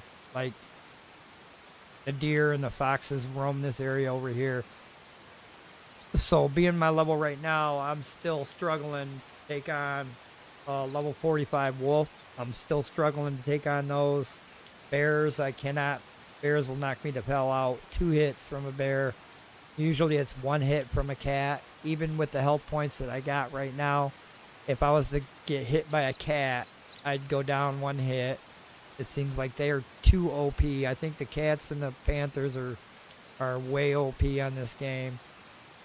But people have been capturing them and knocking them out, so we'll see how that plays out. Actually, I gotta take a break real quick. AFK for 1 minute.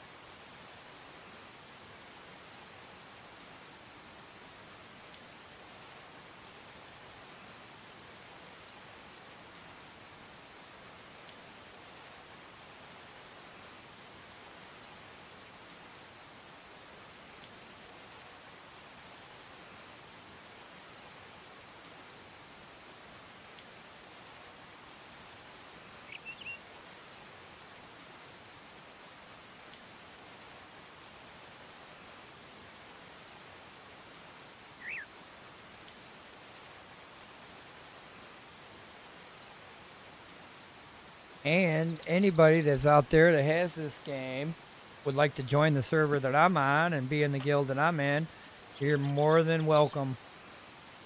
If you don't have that much time being online, that's understandable. The leader of the guild has a few people in the guild that only can be on a couple hours a day. So if you're only be on a couple hours a day, that's fine. That's pretty much why we're on a player versus environment server anyway, so that the people that are not online all the time can live peacefully and level up peacefully that way. And then the people that want to play player versus player, when they're ready, they're going to be pulled off into battle, join the server and help them out when they do that. So if you ever get the game, anybody who's got the game, want to join the server that I'm on and the guild that I'm in, you're more than welcome to.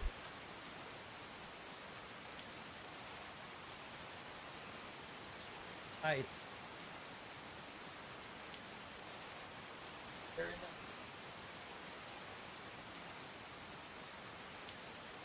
That's pretty cool, man. Thank you.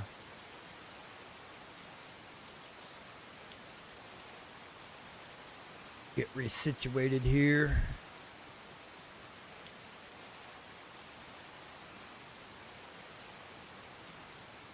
But it's got rain. What I would like to see with the storms, because it does have rain and it does have thunderstorms, and they do help water your gardens, but not every day. You still have to water your garden. But what I'd like to see with the thunderstorms is more like Icarus did with theirs. Like when lightning strikes, it catches your building on fire to where you have to put it out or something like that. I wouldn't mind seeing some more environmental effects.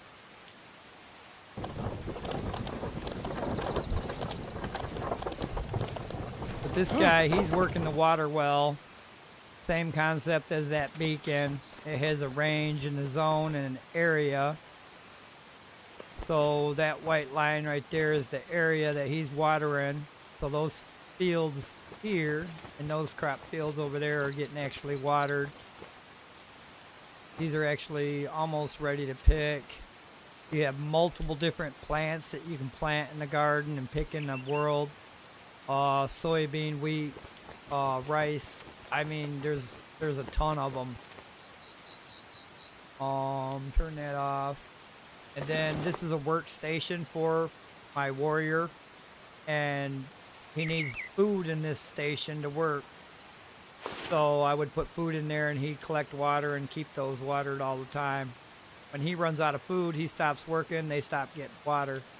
So I want to make sure that he's always got food in there. Same concept works for that mining camp over here. This little mini mining camp. I would put a warrior on this to mine resources out of it. This guy was already over here doing that earlier. I had him getting some iron ore. So over time, I think this took 3 days to gather. But he gathered stone, sand, all this by himself. So I wouldn't have to go out and get this right now if I didn't need it or want it. So your warriors will help you get more of your craftable items that you need. This is my basic stable. The stable actually gets bigger and better. Looks like a house. Better than my house. Kind of stable.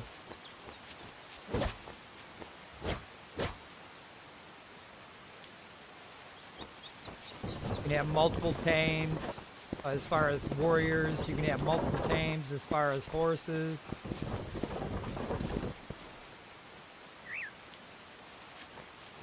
At the main base, they got a balloon over there. I seen it today when I was over there, or yesterday when I was over there. But you can have a balloon. I don't know if we got a battleship or not. I don't think we do. I think we just got a bunch of rafts. I'm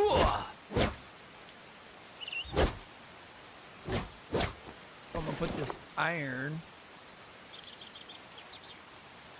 in here. Probably gonna have to go out and get some brimstone.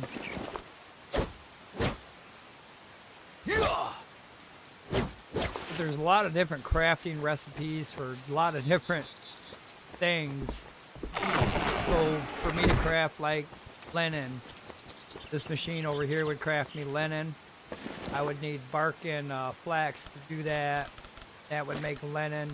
And then I can turn linen into coarse cloth with common flax. So this would use low quality flax to make. This would use common flax to make. And then as you tear up with the cloth, I think the current cloth I'm on, it takes high quality common flax to make. So there's like multiple tier levels to the plants. There's 2 here. They got low quality, common. I think I got some high quality over here.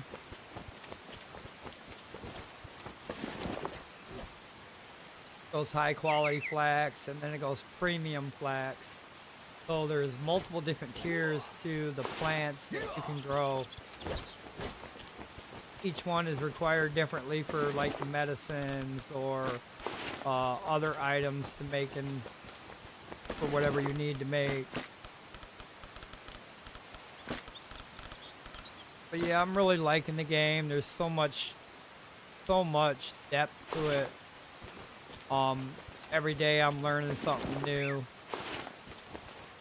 Just like today, I learned that the equal sign here is auto walk. Now I don't have to press the W no more, ever again. I learned that today. But that's the next tier wagon there. That's the basic wagon that I've got there. And then we've got this tier wagon here, which can hold a little bit more and is a little bit more durability.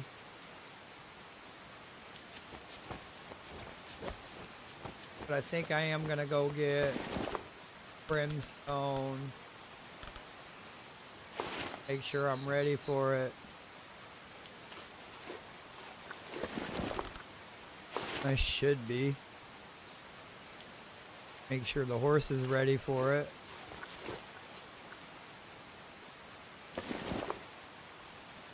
Should be. So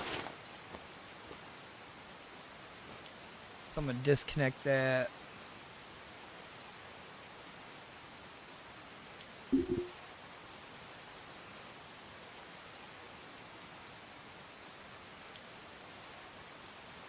What? I'll run for horse too? Yeah. Oh my goodness. What have I been doing with my life?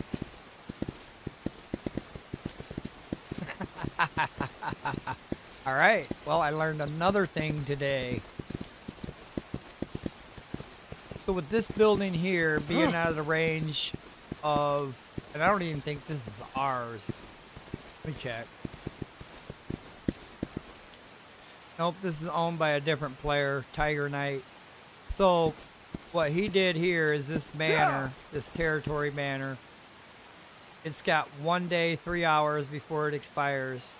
When this territory banner expires, then this building starts to decay. So you can protect your buildings with territory banners, which only last a couple days at a time.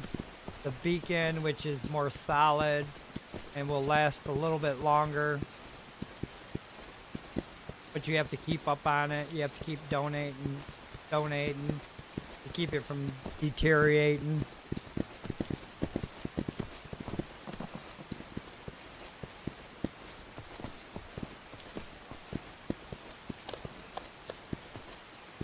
But I've been trying to level up so I can go to a player versus player server with the guild. And we can start griefing some people there. There's quite a bit of them already level 60. Quite a bit of them already maxed out on their skill.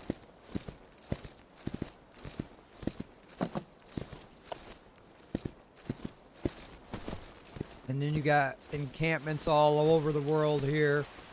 Down here on my left, that would be a pirate camp full of pirates. It's actually a pretty big base. NPC base.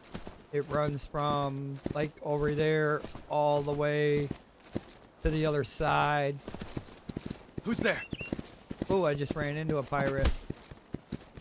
So they would be like level 18, level 20 here. I could probably take them, but the colonels and the captains, they get a little bit harder. They get a little bit harder to fight.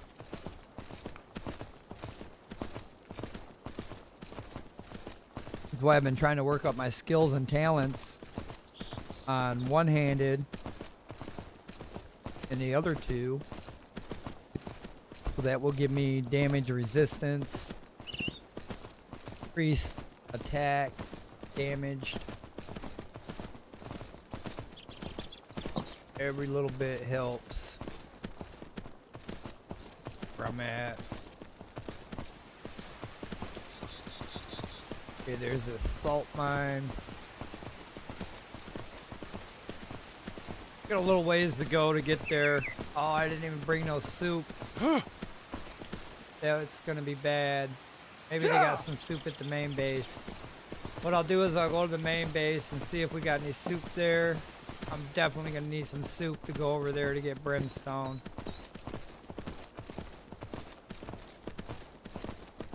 In order to craft steel, I need that brimstone.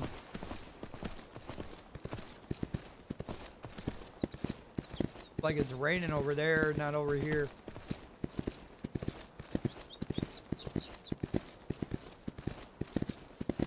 Then you got vagrants on the map. You can actually place your beacon close to this farm, take over that farm, and that farm will be yours. Not the vagrants, but the farm.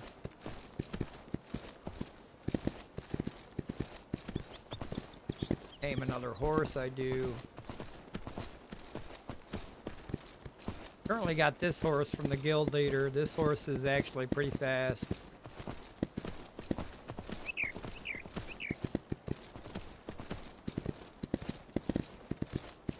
Some of these small vagrant camps, like this one, you can actually recruit them. If you give them like food and medicine and stuff like that, you recruit them to your loyalty. The other way to do it is to knock them out with a club. Same thing like with Conan. Run around and knock the warrior out. Drag them to the thrall station. In this case, it would be a torture rack.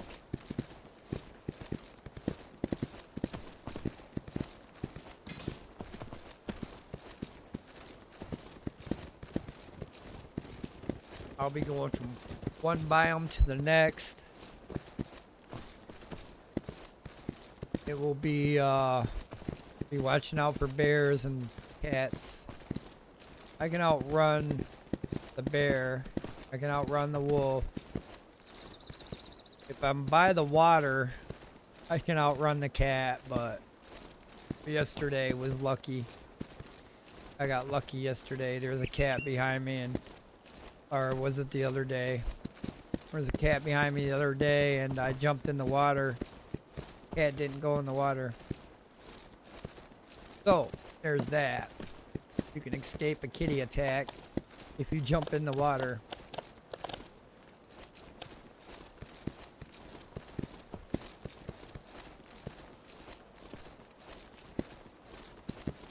I don't think I should be right here. I'm way off. I went way too far. But the landscape is beautiful too. Whoa, horse, you do that, you're dead. Now, what it just told me, the various items in the PvP area will respawn in 5 minutes. So, in 5 minutes, there's going to be a plunder event right here. This one down at the bottom. And that was the one I was talking about on the map that looks like a cart. This one. So if I wanted to participate, I'd go up there, wait for this event to start. It'll turn red in that area. There'd be like a red octagon beacon over there saying that this is now PvP. But nobody on this map is going to mess with our guild. So if I go over there and start collecting and somebody, oh, horse, somebody tries to grief me, it'd be game over for them. They don't want to mess with our guild right now. Pretty much everybody wants to be in our guild or be allied with our guild, so I mean, no worries there. We do have other people from other servers come over here to talk shit after they've been beat up by our guild members on a player versus player server. They'll go over there, wipe them out, and then people will come over here saying, "What do you do that for? You guys do that." You know how player versus player can be. Ruin people's lives. They spent a whole week building that place, and you took it down in 5 minutes. How player versus player can be too, man. People want to tear down the best building they can. You build it, they'll tear it down. But this area right here, the map is very beautiful. I love the purple trees or the pink trees. I love the water. How you can see the volcano in the distance. Up here on the left, we have the amazing waterfall. I need to keep an eye out for bears. This is bear country now.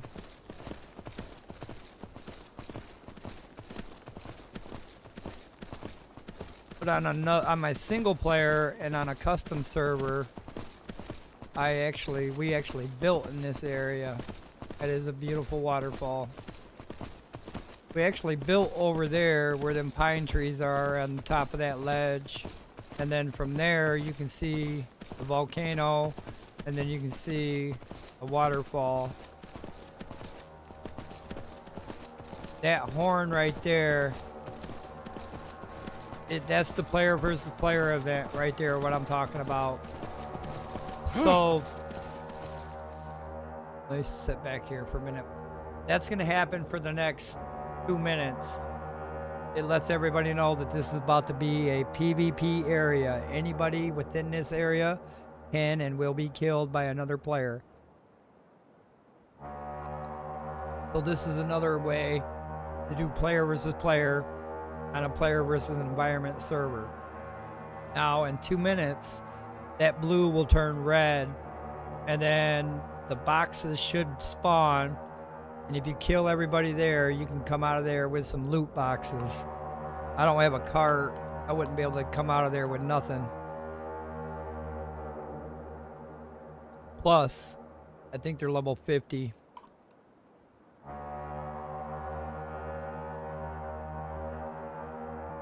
If not 50, 40.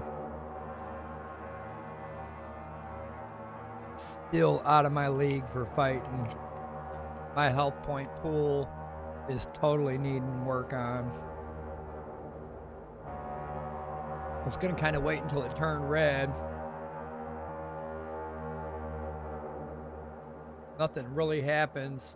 It's just the area where you fight NPCs and then take their loot.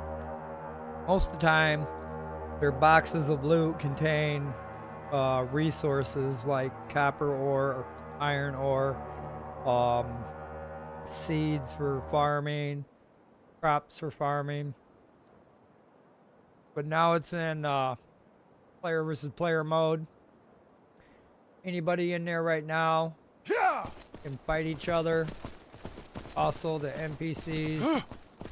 Oh, they're level 50.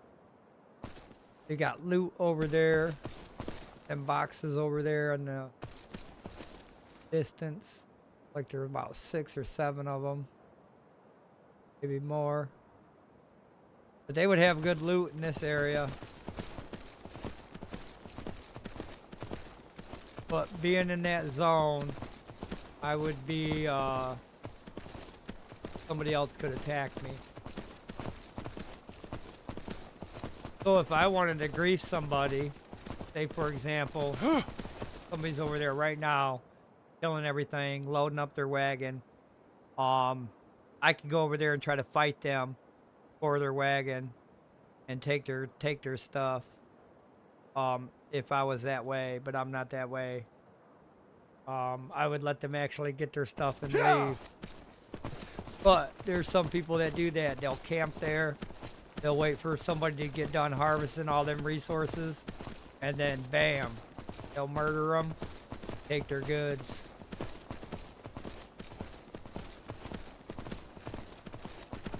Player versus player is harsh. They're very toxic and they don't care.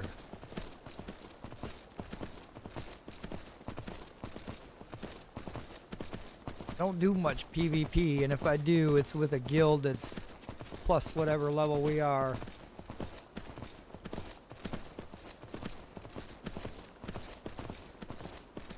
Get closer to the water. This is cat country. They could be hiding in them bushes, I don't even know. They're like stealthy quiet too.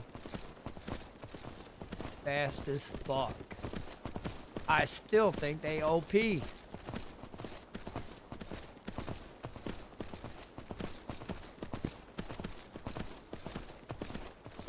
But we also have an alliance up here that built really close to our main base. I think they're our alliance.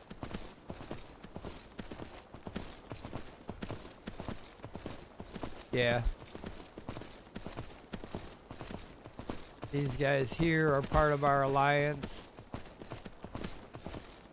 on this server.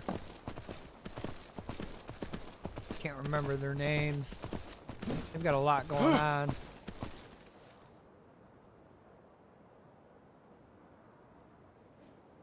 They got a lot going on. Yeah.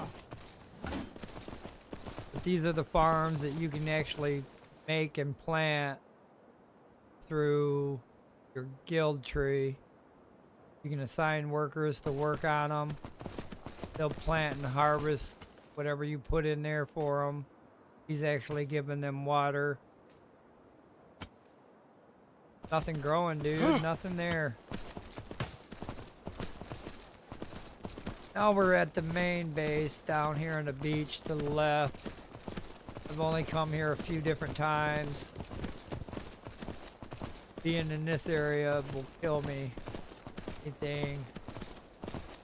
So I haven't been hanging out over here much. I want to get level 50 first. Yeah.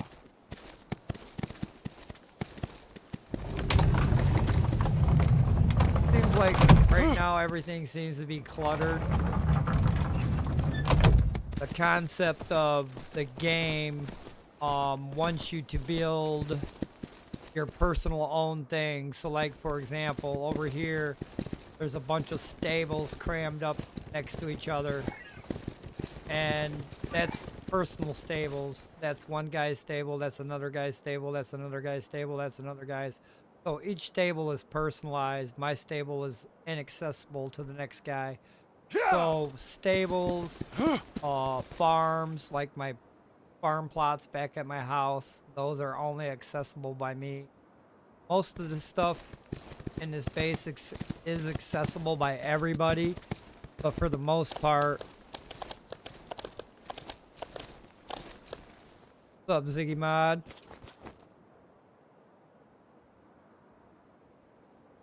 So I'm gonna come over here. And actually, I'll show you the balloon. They just recently made this one. I don't think I'm allowed to fly it.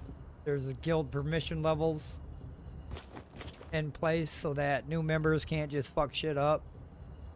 I'm an elite member though. I don't think I can fly that. I can delete some things, but only to a point. Over there in the distance is the Iceland, which is pretty cool from this view.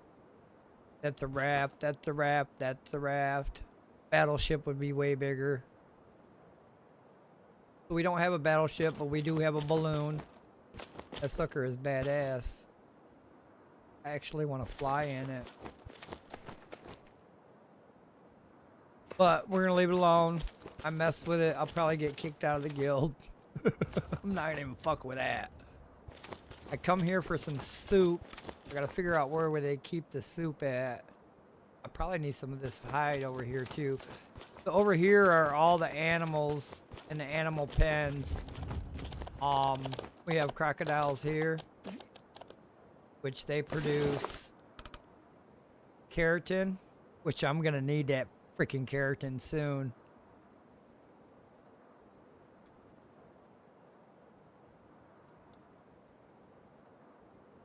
They produce keratin, rare hide, fine hide, bone.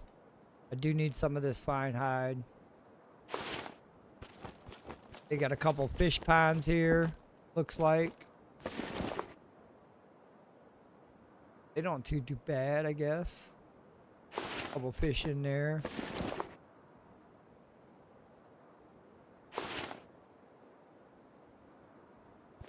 Got your bears over here, which produce that big bone I was talking about, and the exceptional hide.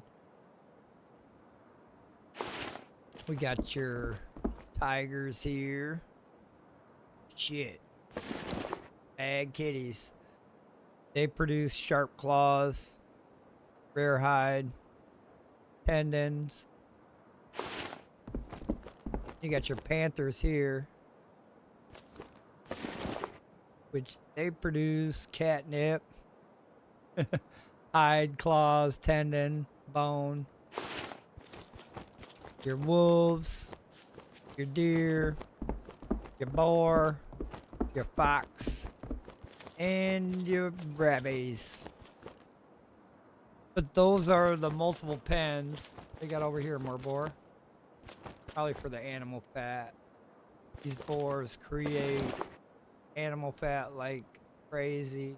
And animal fat's used in multiple different items. It's used in food items and making weapons and armor. But they got a lot. Yeah, it is very nice over here. Anything that I could want and use, I can. But I'm afraid I can't supply it back. So like if I use a bunch of iron or some shit, I can't go to the nearest iron mine here and get the iron because the guys are way too high level for me. Not like I can back where I was at, where I can murder them easily enough and then go take their iron just as fast. Flocker. These guys here are high level. Flocker, Ziggy Mod. Those guys, they work on their shit a lot. A lot. And those are the pillars with the decoration on it right there. A couple of them. Those are pretty cool. There's actually one back here. Then we've got, nope. That is a saw for the tree. I've never actually seen one. That's pretty cool. I think you can take that out and you can cut trees down with that. A lot of food in here probably. Gotta figure out where they keep the food. Oh, the food is over here, dumbass. I don't think there's gonna be any soup in any of these boxes. I'm probably gonna have to go back and make peach soup.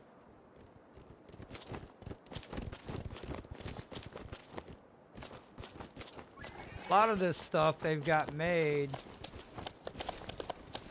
I don't actually want to touch it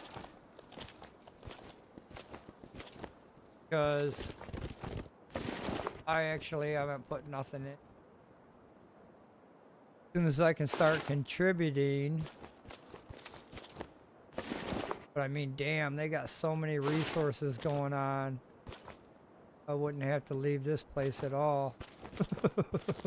But I'd hate to use all their resources for bullshit. Processed food. There it is on the other side.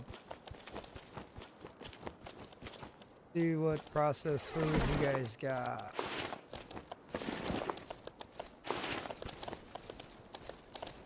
Medicine.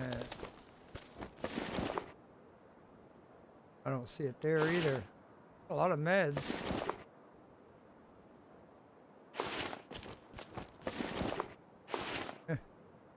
I don't see any soup.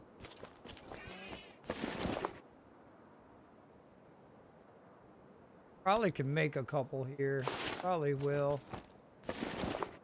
They won't mind. I make a couple soups, right? Right. All right. Soup. Make only about 20 of them. That'll work.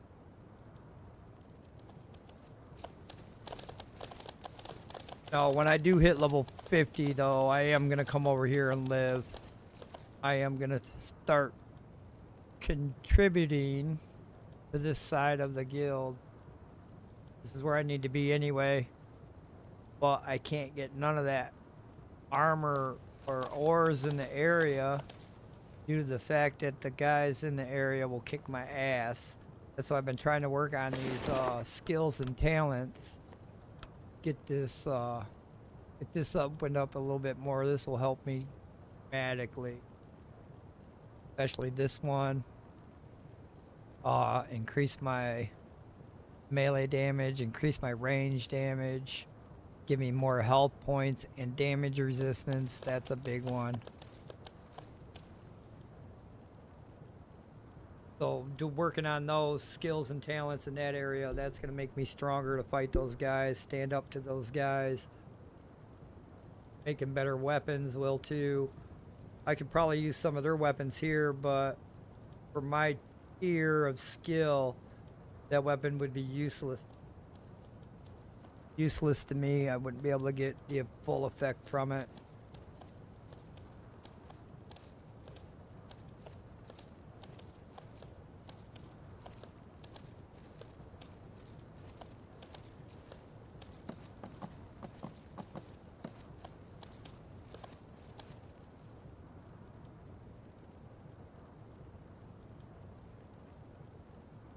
But usually at this time, there's a fair battleground going on. But it doesn't look like there's one going on today. Oh, there is. Now I can join this fair battleground, and here I would earn military bucks. But I'm going to pass on this one tonight. And this would be another player versus player event. I would leave. I would actually click on this server.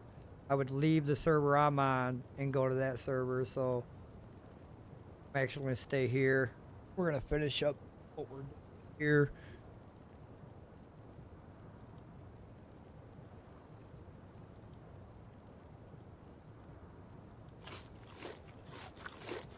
Probably could take some of the medicine bottles over there, the smaller ones that I can make. I don't want to take and use a lot of stuff. I want to make stuff my own. Making the stuff on your own, build your own skills and talents. If I keep using everything they built, I'll never get my skills and talents up. So main reason why I want to kind of build my own things and mass produce my own items, because doing it that way, it builds up your skill for your guy. Eventually I'll be at level 900 and I won't have to work that skill no more.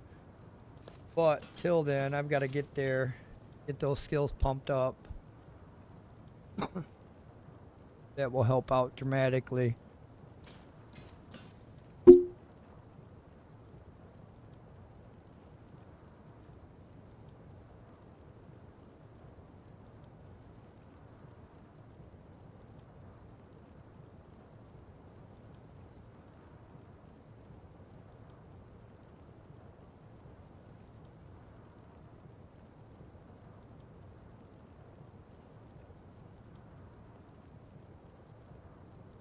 Nice.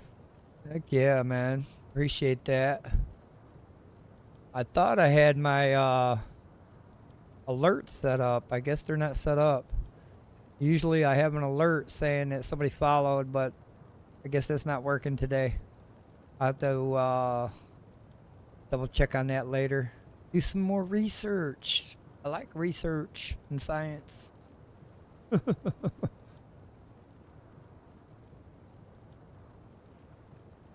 Takes a minute to make these soups. I can make the noodle soup, the noodle one, but I would need loach. Oh, fuck, a bunch of loach.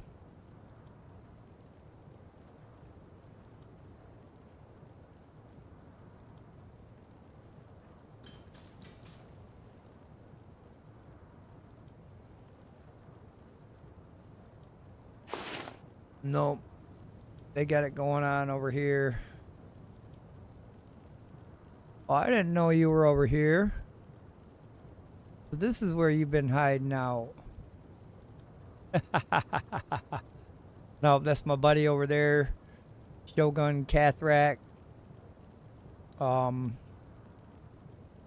He's been also trying to level up as well. He was on yesterday. Not sure what he's doing over here at this base. He's lower level than I am. I know over here it'll kill him just about as fast as it will me. I didn't even realize that was him laying there.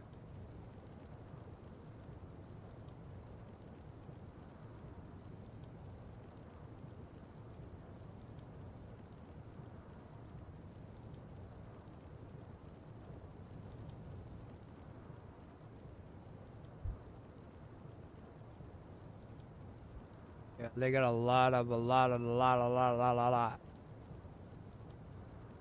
resources. They go out and mine their asses off.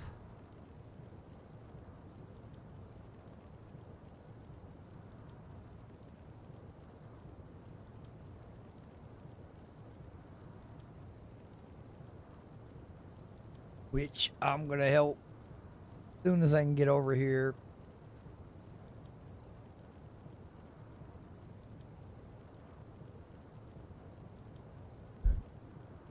Mostly everything in this area can kill me.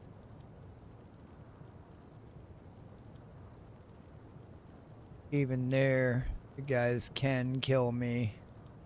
Do need some of that coal though. Eventually.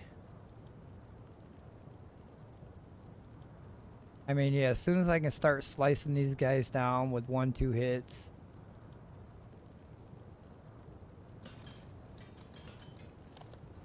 Then I can live here.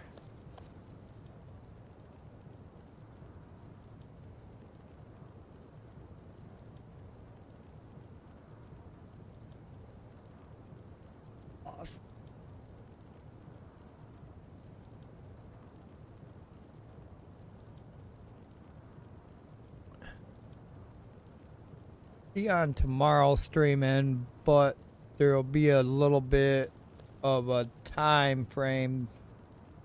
Trying to think here. Tomorrow I start 3rd shift, and tomorrow I have to be there at 10:30. I have to leave the house at 10. So I would probably be logging off at 9 o'clock every day. Log in, be on at 4:30, live stream, and then off at 9 p.m. live stream every day.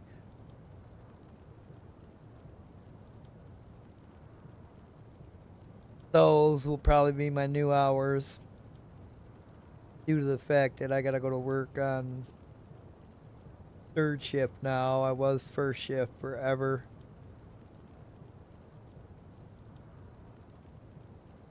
It should work out though. If anything, I'll be on sooner. Instead of 4:30, I'll be on at 3:34. Alright, we done here.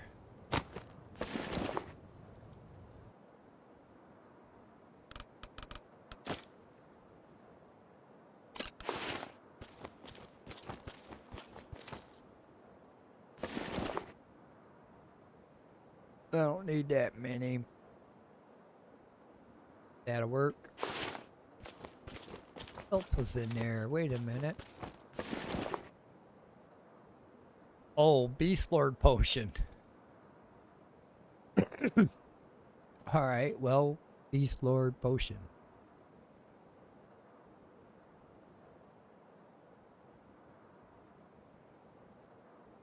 Nice. Alright, so I did need... Probably grab some more hide.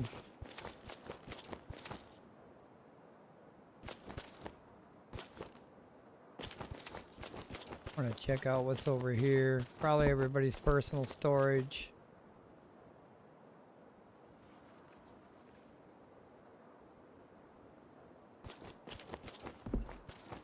Pretty sure that's what that room is.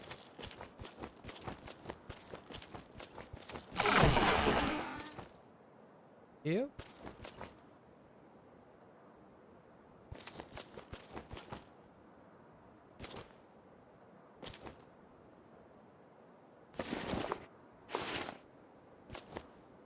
All their stuff.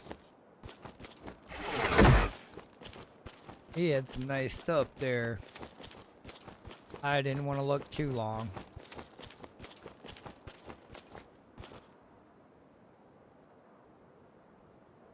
Them wood pillars look pretty good too. I don't know if that's a design on there that they probably.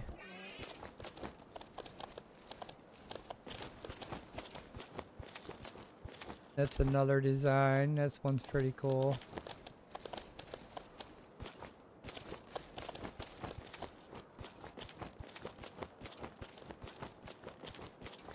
Alright, let's go grab some more hide.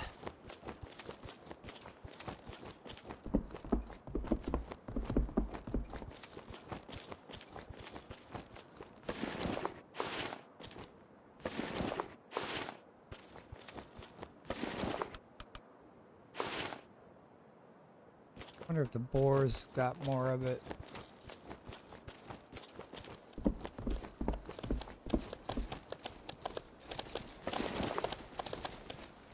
Not too much. Let's check over here.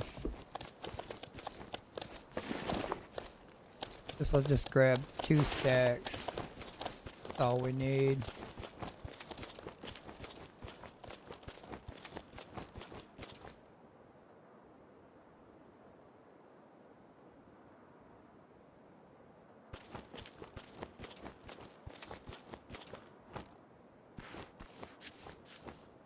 How in the heck did you get your horse inside that wagon?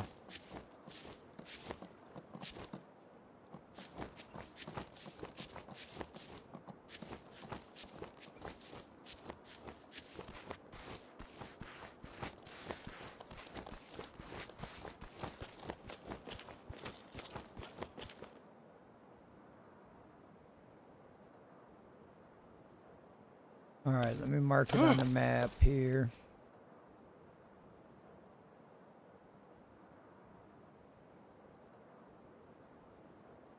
We are going here. Yeah!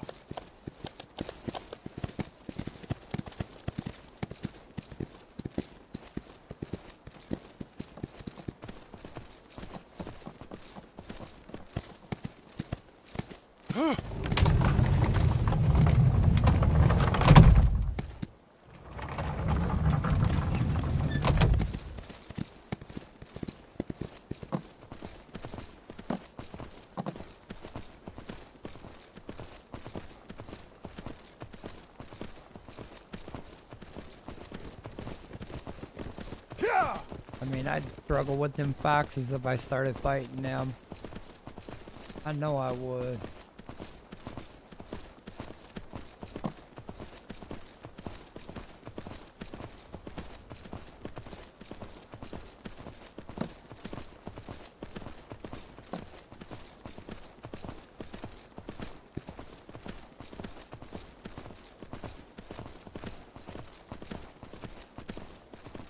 Yep, I would have a hard time in this area. Especially with them guys.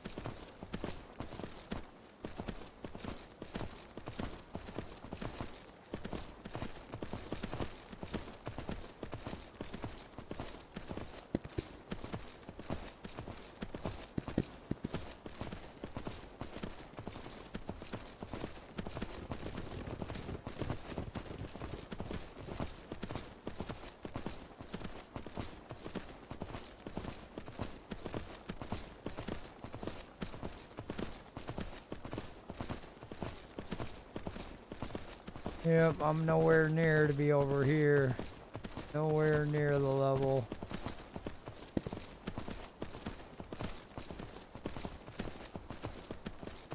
Oh yeah, that's that trader camp.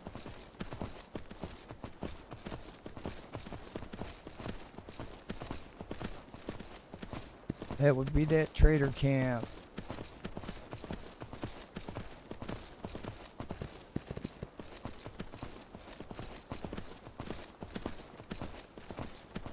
A lot of times within PvP events, unless you take multiple horses and multiple wagons, I think you can only carry two of them crates on one wagon.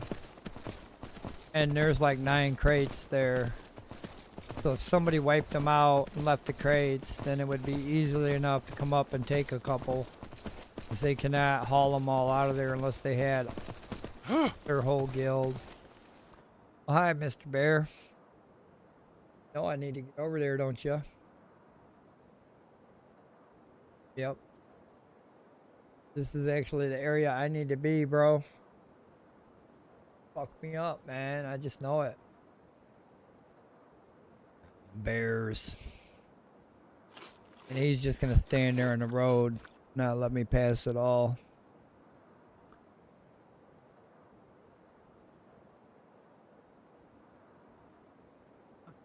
Yeah, I thought you'd do that. Go that way, turn around, come back. Alright, buddy. Yeah! Let's see if you can do this. Try to go way over here around his ass. He spots me, he'll follow me, and I don't want him following me.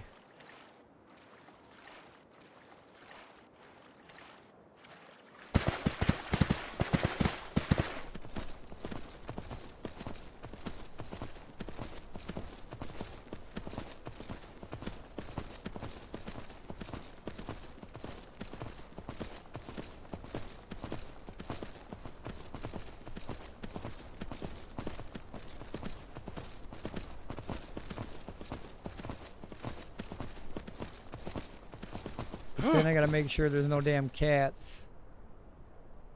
Or wolves. Cats mainly. Them damn things come out of nowhere. What was that? Better been a deer over there. Can't tell. See something brown.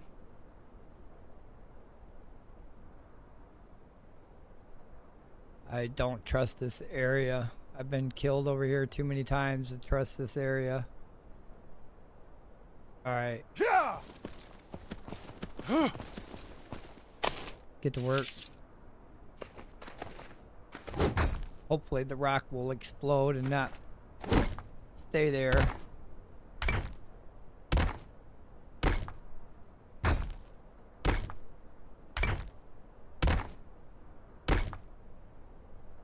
Nope, it's gonna fucking stay there. I'm gonna have to log out. Is it safe? Hell no, it's not safe. But I gotta do it anyway. Let's just hope I don't die. It's that resource glitch.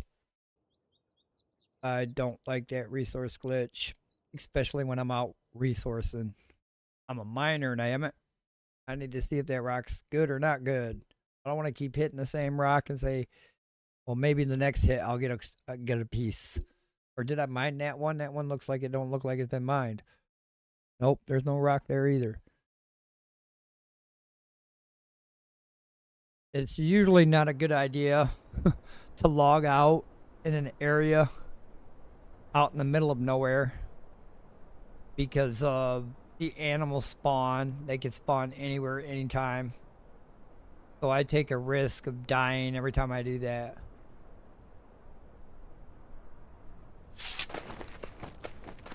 Hopefully they get that fixed soon, because that is a nuisance right now. It's been bugging everybody I've talked to. The whole guild I've been playing with, they are irritated with it already. I thought they were going to do a server shutdown and fix it. What they can do is they just can revert it backwards, what they had before the glitch, and then work on the glitch later on another server or something. But nope, they're gonna make us play with it, and then the only fix is, oh, here, log off and log on, log off and log on, log off and log on. No. Somebody called me a noob. Is that him calling me a noob? Could have been. Nope. He's calling the Alliance a noob. That's good. I mean, I know I'm a noob, but I'm a pretty good noob.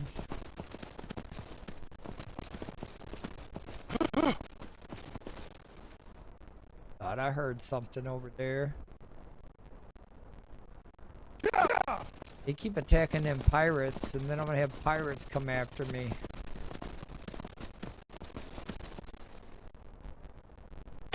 What the hell is that? Looks like... yeah, it was weird looking.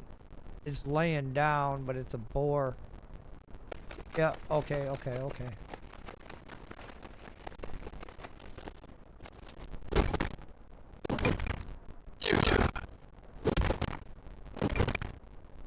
Gotta have your head on a swivel over here, man. Anything and everything that moves. And bears can come run up out of nowhere. Cats are the same way. I've had it where I've come through the area, not 2 minutes later, I come back through the same area and there's a freaking cat there. So, I don't recommend logging off in a dangerous area. I think I've got a backpack over here though, or a bedroll. Nope, it decayed. Keep calling it a damn backpack. Why?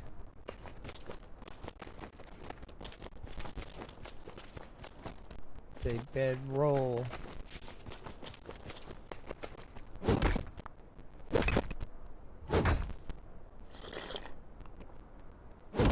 Gotta eat that soup.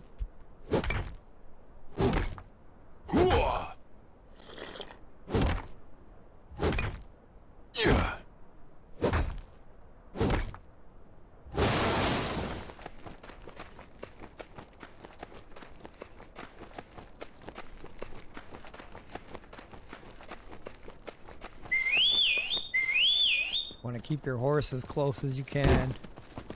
That way, if you do encounter a bear, you can just jump on that thing. If your horse is strong enough to take a bear hit, you'll live. Maybe. I'm not guaranteeing you'll live. I'm guaranteeing you have a chance to get out of there.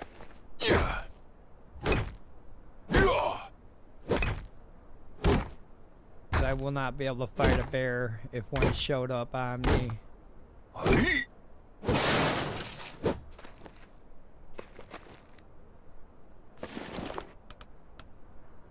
I found a lost treasure box. When did I do that? I need a key. What kind of key?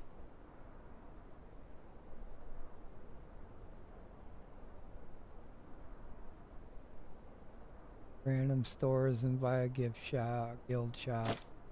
Alright, well, that's new to me. I don't know where I just got it from, no, either. Requires a key. I don't have a key either. Oh, that's weird. Don't know where the fuck that came from.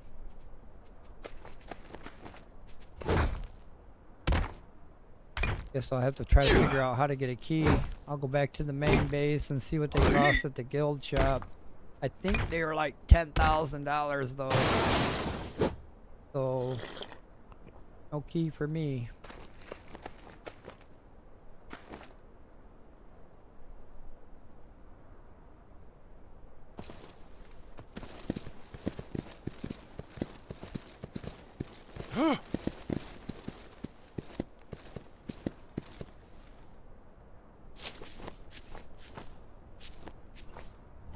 I never noticed these ones here before. I've usually got the 3 there, the 3 there. I never see the 4 here.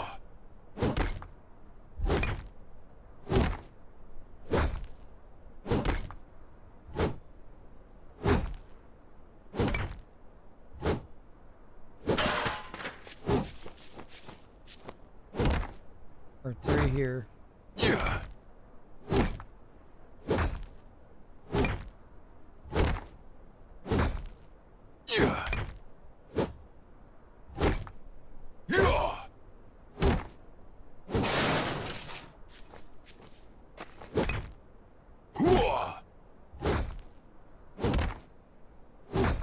I need to keep that stone.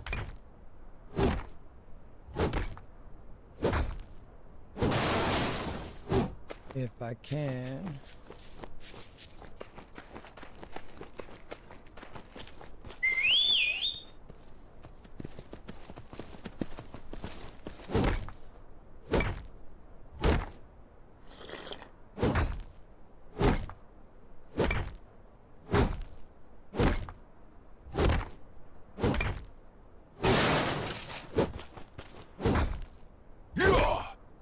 I walk away with quite a bit this time.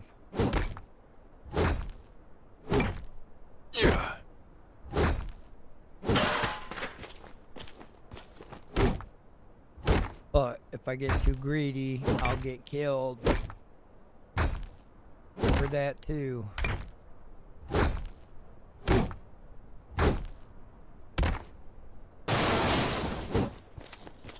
Then I only brought so many soups. So I can't be here all day.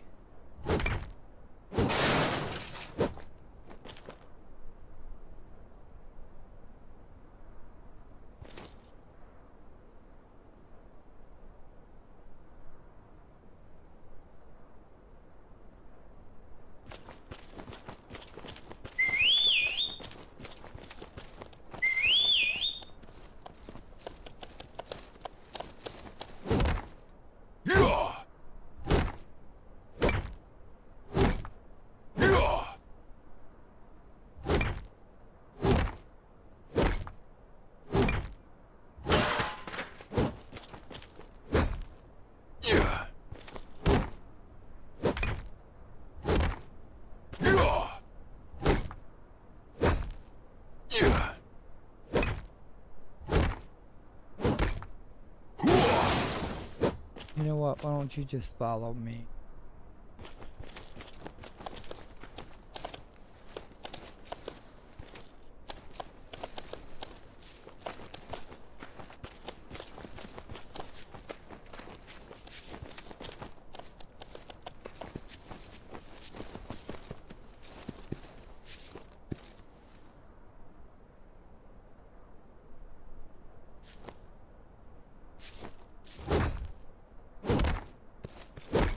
About to be dark and I ain't gonna be able to see shit.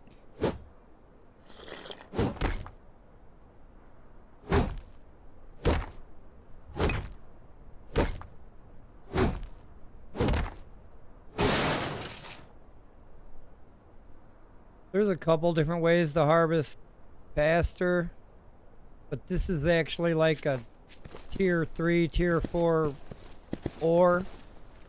Currently, the recipes they give you for mining, you start off with stone, then you move on to bone, and then you move on to bronze, and then currently I am on iron, and that is the highest tier level that you can smash and get ores from.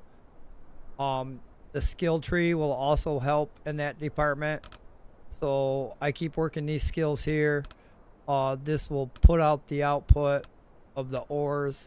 So I have to keep working this skill to keep doing max output. So eventually, when I get to the next tier here, I'll put out more. I'll get more resources. But for the most part, there's another one. I think it's along with a saw. Because you can make a saw, and then I think you can make a grinder. And they're like walk behinds, I call them. They're like a little push mower thingy. You can push a chain or a little cart with a chain on it or a saw on it, and I think you can cut trees. That might be the fastest way. Same with that rock grinder. You push a little cart with a looks like a wheel that crushes rock. That would probably be the fastest way to collect this. But the maneuverability over here in this area would make it limited. Currently I'm in a high level area. There's a heat index where I'm at. I have to keep drinking this soup to stay cool. There's a environmental, slow down horse. There's environmental hazards. There is panthers and tigers that will insta kill me due to my level and their level. I'm in a 60 level area right now. Anything in this area can and will kill me. I don't even think I can take on a wolf in this area, and that would be the lowest animal that I would take on. But for the most part, as you advance in the tiers of the ores, it takes your hammer a little bit longer to get through that ore. And then the collection rate, like I was talking about the mining tree, you would have to get that built up higher so that you can yield more per hit. And that's what I'm currently working on now. I'm working on mining skill.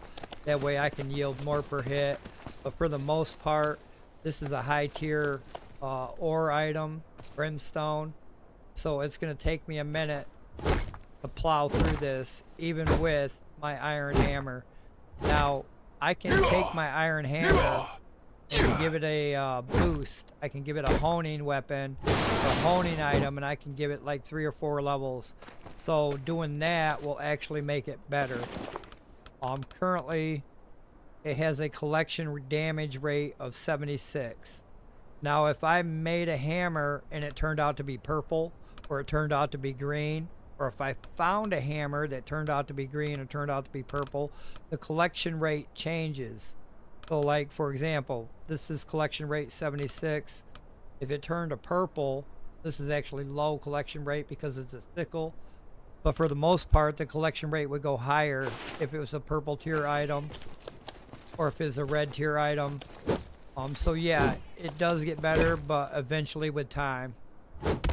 You have to kind of grind your way there along that tree. And as soon as you can start making better tools and better weapons, you can make the green tools, you can make the blue tools, the purple tools, and then eventually red tools. You can find tools out in the world from NPCs. That's where I found them sickles. I found both them sickles from an NPC drop, and it was currently better than the sickle I had. So I kept those.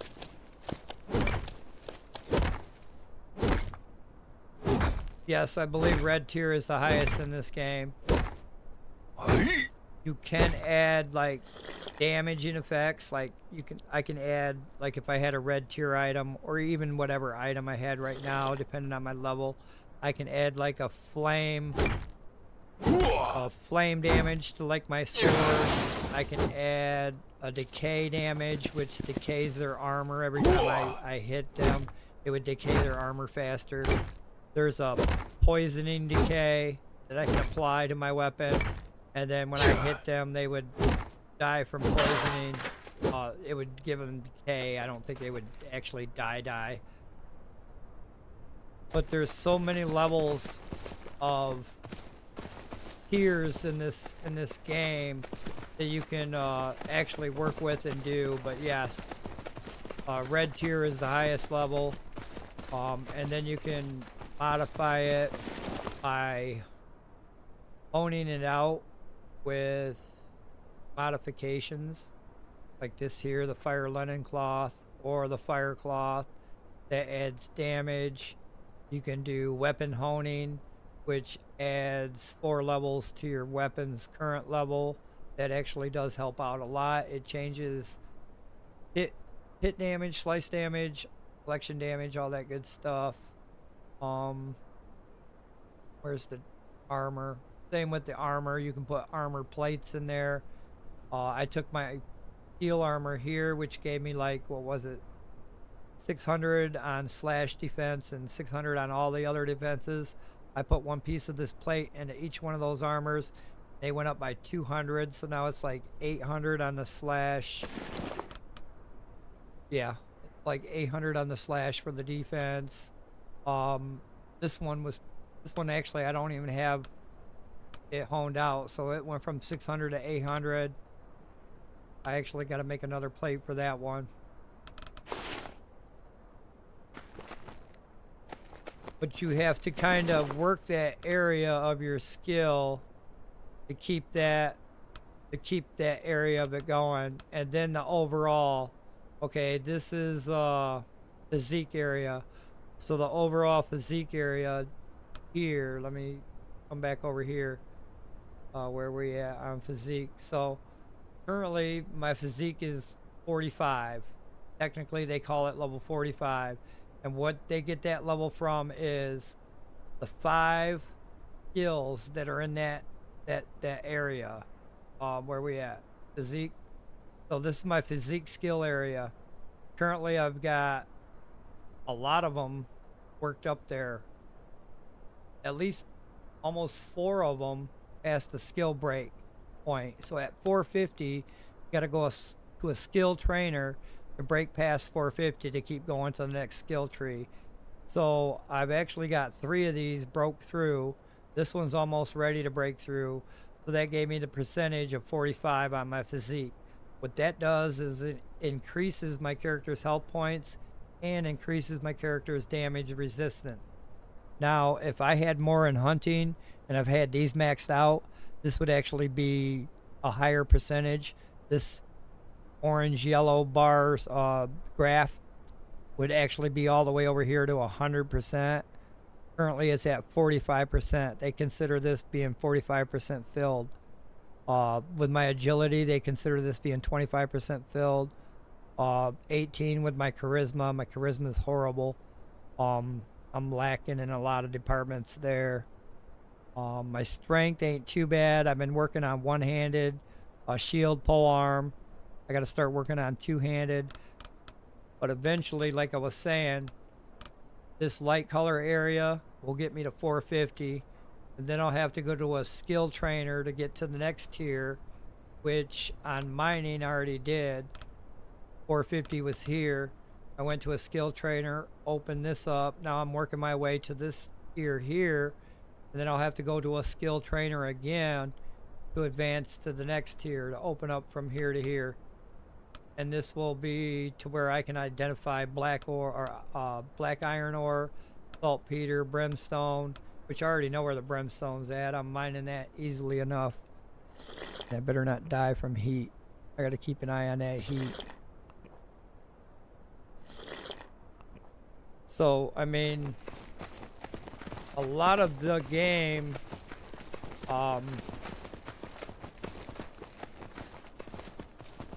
got to do a lot of the grinding, and especially on the official servers. Now, if you do a solo play, because you can do solo plays, you can do custom servers. There is custom servers out there. People actually have rented a few servers and they boost the stats. So the stats on boosted servers can vary many different ways. The last custom server I was on, they had the run speed where my guy would run twice as fast. I mean, my guy was actually moving across this map by running. But the settings remind me a lot of the Arc settings. If you ever played Arc and seen some of the Arc settings where you can adjust the sliders, This game has the same concept with the settings on the sliders. You can tweak almost everything in the world to your advantage if you play solo play or custom server. Now, with me having that, I just achieve a trophy, or achievement, I mean, for brimstone. Now that's going to give me even more percentage. So what this does here on the collection, I collected 1,000 brimstone. When I collect 1,000 brimstone, I think I get, it was 50 honor, because when I collect, I can't remember where the next tier is, but it wasn't that much. I think it was maybe 100 or I'm dead man. Oh, there's too many of them. Level 40, I'm out of here. Woo, that was quick as fucking shit, man. Oh yeah, they're level 40. I'm gonna have a hard time fighting them. I gotta get out of here. Let's go. I got caught up. Almost out of soup anyway. They're gonna follow me until the end. They're intruder wolves. I gotta ready myself up here.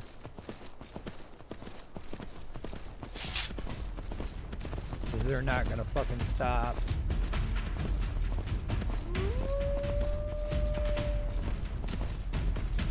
Alright, so I'm trying to run away from the environment now. I was talking about something and now I'm a dead man. I gotta get back to shit. The other side. Where's that bear? Hi, bear. I remember where you were at. I wanted to get more brimstone than that, but looks like I got chased out of there.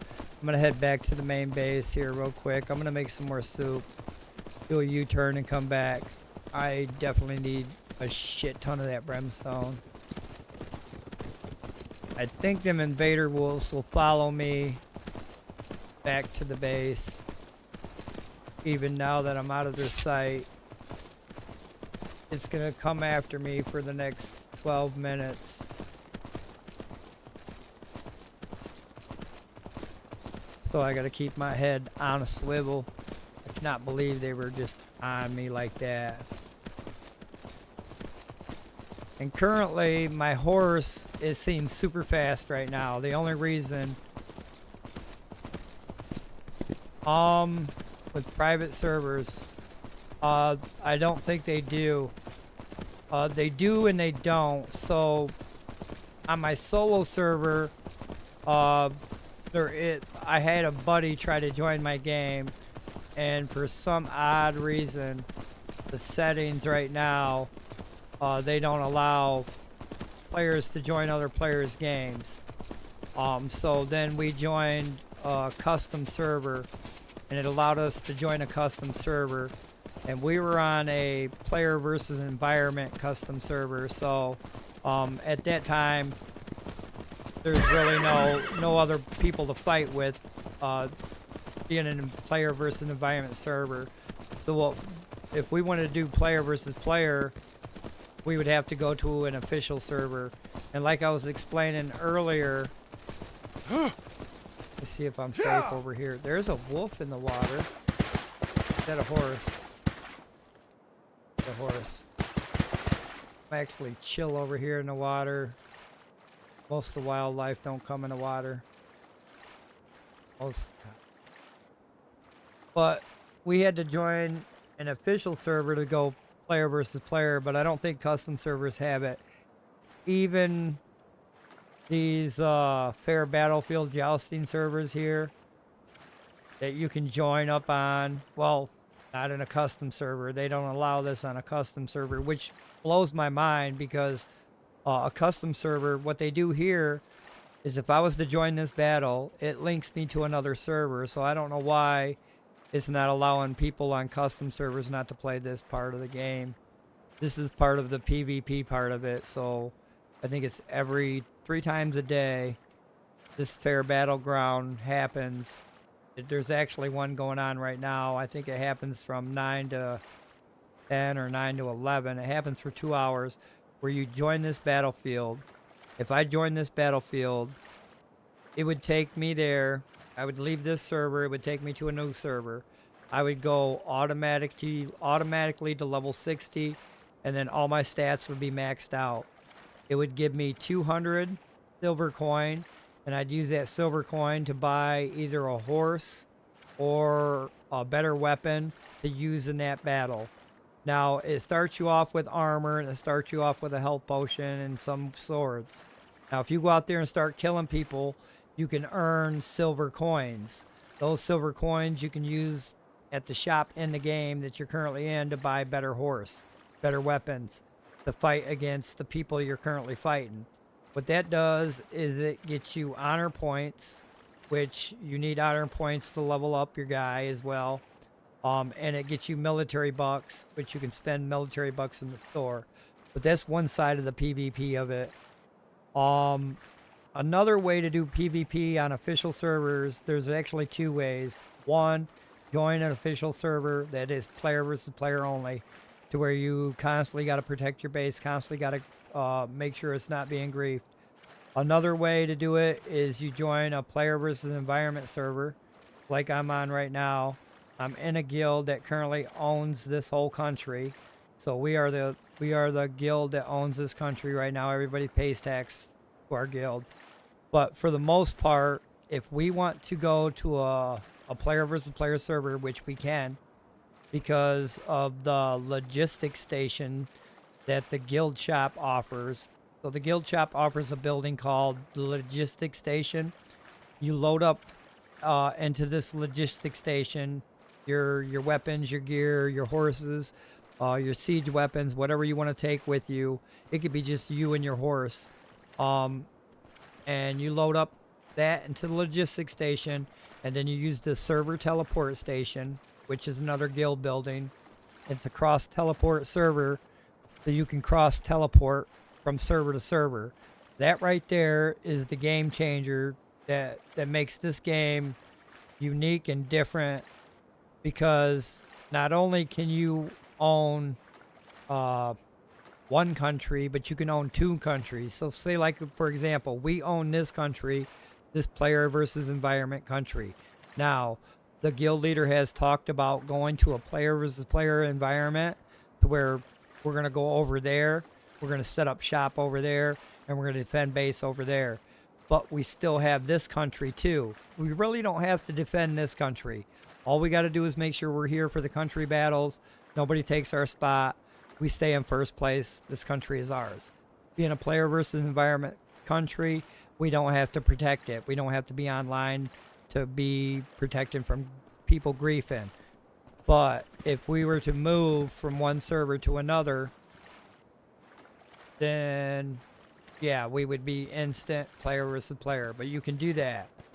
Something like Arc did with their maps and their servers, to where you can cross transfer from one server to another, or one map to another, and still play with your guy, with your things. I think there's certain things you can't cross teleport, and I understand it works like that in a lot of games. I don't think you can transport ores. Like, so if you mine a bunch of ores here, I don't think you can take all those ores over to a player versus player server, because it would give you an advantage. You could take all the meter ore over here and put it over there, and then game over. No, I think you can only take weapons, horses, armors, small items like that when you transfer over, and then you would have to mine everything to build up a base. And then I think you can bring over siege weapons. I think there is some siege weapons you can bring over, because, like I said, you can bring over a bedroll, a siege weapon, and start griefing somebody, and then leave that server and come back here and be safe and sound. So there's a lot of different ways to do player versus player. A lot of different ways to mine resources. Yeah, just like that ice. I haven't had ice. I bought ice from the guild shop before. So, that area is scary. I'm getting used to it though. The tip of jumping on your horse as immediately, as fastly as you can. That's a very good tip.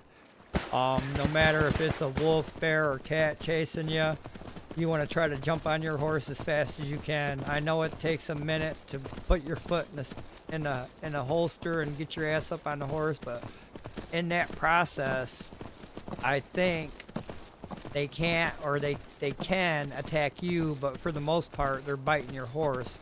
And if your horse has some armor on them, then your horse is going to survive a little bit better. Right now, my horse has got bronze armor, but my horse is level 97 too, so he's a pretty strong horse. But I've used my weak horse to do that before too, when I was over there and I had some wolves come up on me like they just did now. I'd jump up on my horse and I'd take off running. Then I noticed I don't take a cart over there anymore either. Last couple of times I took a cart, not with this horse, but with another horse. It was a slower horse. So I took the cart over there with a slower horse, and it seemed like the bears jumped on the back of my wagon and just rode around and beat me up in the back of the head on the back of the wagon. Now the resources are grown through the base here. I'm going to have to log off and log back on to fix that. As you see, it's glitched out every server, every game. All this stuff should not be here. Foliage. I'm gonna go make some soup first though. Tame animals. Let me see here. The horse. Yes, you can tame a horse. You can breed a horse. You can do a male or female. You can find a male or female in the world. You can bring them back. You can tame them. You can have those. That's the closest thing to personal tame you can have. Let me go over here to the animal pens and talk about animal pens. So animal pens, there's a few different animals that you can pen up. And the reason why you want to pen these animals up is to get their resources. So what you would do is you would take a cage like this one and you'd put it on a wagon like this one, and then you'd haul this wagon out with your horse to tame an animal. Rabbits and foxes are pretty easy to tame. All you gotta do is build a trap, a small trap, and you can put the trap down on the ground. The rabbit jumps in the trap, boom, instant, tame. Same with the foxes. You capture foxes and rabbits that same way. You bring them over here to their respective pen. You put them in, they start breeding, male, female, babies, all that good shit. They start producing these resources right here for you. So you don't have to go out in the world and kill a bunch of rabbits to find animal fur, or a bunch of foxes to find animal fur. You put these guys in this pen and they start making this stuff for you. They actually make raw meat, which is a very handy item to make or to have, especially if you're in a big guild. When you're in a big guild, this right here is hard to find. Some of these crude hides are hard to find. You'd have to go out and kill animal after animal after animal after animal to get all this stuff to use it up to where you need it. Having these animal pens, well, they call them farms, animal farms. Same with boars. You can tame boar, or I keep saying tame. You can knock boars out. You actually have to knock these animals out to get them in that cage. So you can use a club, or you can use like trank arrows to knock these guys out. Put them in the wagon, bring them back, put them in the pen. But these boars, they produce a few different resources as well. They produce the main resource they produce that you want is raw meat and animal fat. That is a big resource right there when it comes down later down the line.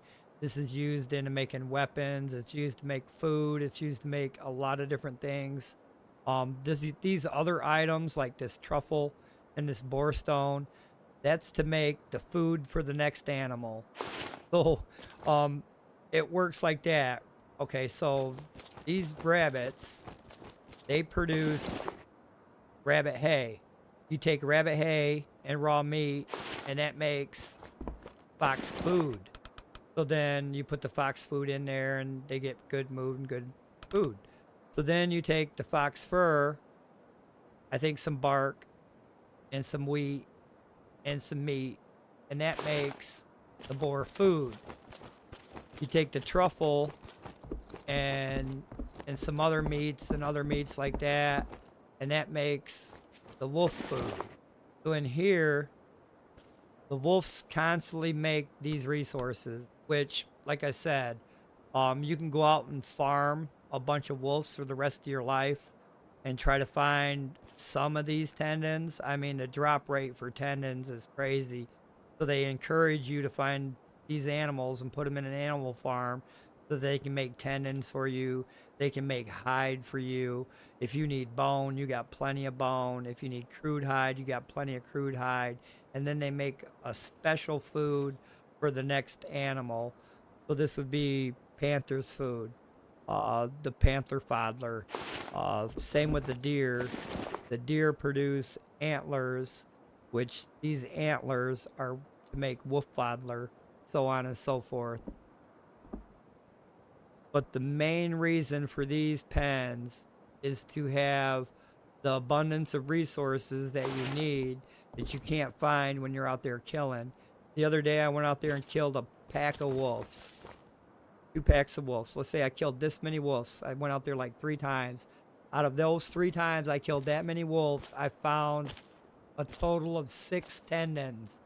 6. And I need more than 6. It takes 3 to make my crossbow.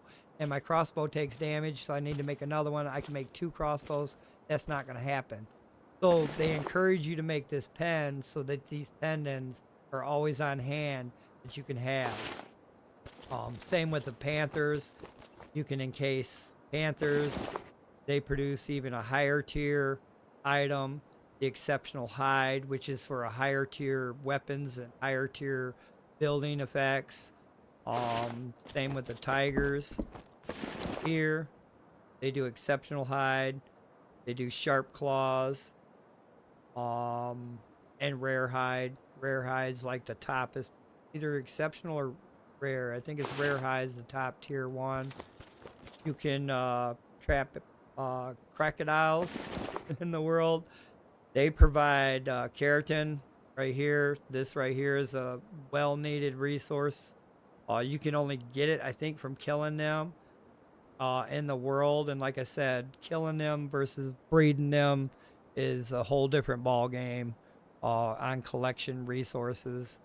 Just like I had to come over here to get some fine hide because I've been hunting so many days I couldn't find enough fine hide, and the tools that we work with currently require some fine hide to make, and I only had like a batch of 20 back at the other base. So having these pens are very beneficial in the long run when it comes to having the resources that you need. Just like with the workers as well, these bears and everything, these animals here are putting out the resources that you need. They're doing their job, and then they've got some of these guys working. This is actually a player right here, but this is actually his tame. So he tamed this guy, and now this guy is actually working for him on the mill. He was walking around in the circle like this guy at the workstation. But what he's got him doing is in here is where all the animal food is being made. The boar fodder, the fox fodder, the rabbit fodder. So they query this up to make a whole bunch of it, and they put a NPC on there to tame, and then he'll walk around and he'll make that all day. That way, they like this guy don't have to, or I don't have to. So like that was my tame. I'd be like, all right, let's see what we want you to make. I'll have you make a whole bunch of flour, and then he'll start walking around, and then I can leave the area. He'll make that flour, and then when I come back, a lot of that flour will be made up for me. So you want to kind of utilize the tames in the world and the animals in the world to help you advance through the game. And if you're in a big guild like I am, we got currently 35 members. So 35 members will go through a lot of those resources in no time. Having those animals on hand like that, making those resources for us, is very beneficial. That keeps us from going out and have to find 50 wolves or whatnot. We have to go to every station on the map. See if I can pull the map up. Every place on the map that there's wolves. There's wolves here. There's wolves here. I mean, we'd have to go to every section all day just to find all those resources, versus having them in an animal pen making the resources for us. So yeah, it's got its own unique style. And like I said, you can grind out all those resources if you wanted by hand, but like I was saying, I was grinding out boars, and I was grinding out wolves to look for that fine hide to make some more tools. And it seemed like the drop rate was horrible for me, even with the high tier knife and the high tier axe. I was still getting low tier quality or quantity on the collection. I would get more meat and more bone versus what I needed. So putting animals in a pen greatly helps out, especially when you come down closer to the high tier items where it takes that keratin that them crocodiles are making right now. I think some of the weapons, some of the armor require some of that keratin. Yeah. Or that's that patch. But sharp claws for that metal plate. And those sharp claws are only made inside the animal pen. I don't even think you can harvest these from the animal after you kill it in the world. It might drop, but it's not going to drop a whole 16 one cat. You'd have to find 25 cats, and you're lucky if they drop 1 to 2 sharp claws for you. So putting cats in a pen and having them breed, constantly feeding them. But that's the only downfall, is you have to keep them fed. If they're not fed, they'll die out. And when they die out, you'll have to go get them again and put them back in a pen. So the biggest thing for animals and you is making their food and feeding them their food, which is another job in itself. I'd rather make their food and feed them their food than go out and try to kill every different animal for their different resource that I need at that time that I need it. I'd be dead every time I went after bears. I would never be able to do cats.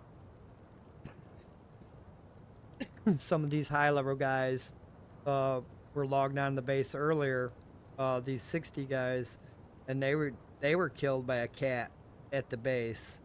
So you got to kind of trick the cat into getting stuck or go in the water. Cats don't like water, and lure it back and forth and kill it that way. Them cats are OP, I think. They've always been OP to me.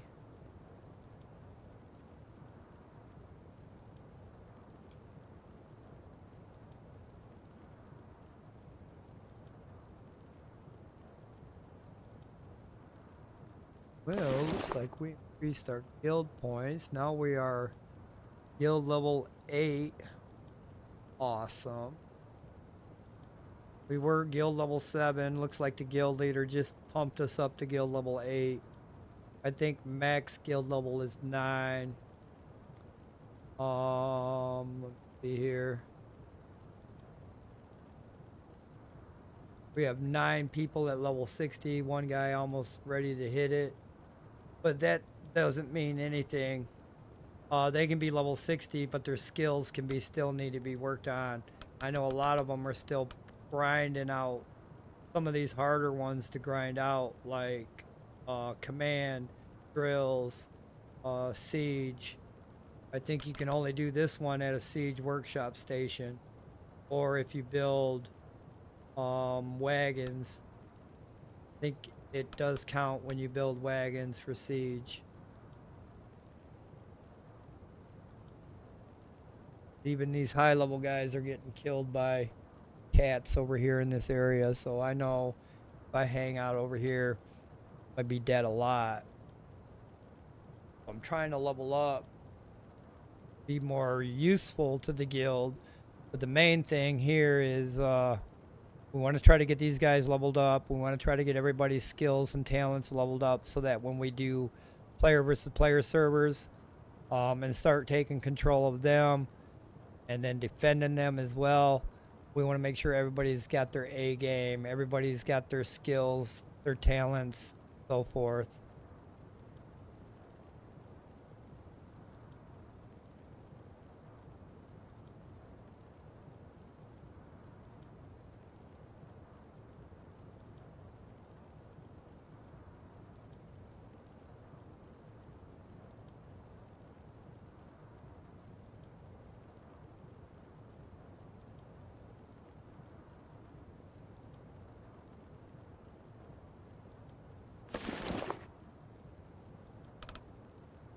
Having a 1%, 2% increase over your attacker will make a difference. Say like I was attacking somebody with range damage of 4 and mine is 13, I would be better and I'd probably take him down with less arrows than him hitting me with his range damage increase of 4%. So that is definitely something to work on so that you can be better than the next guy. You don't know if he's worked on that or not. You can just OP him with arrows.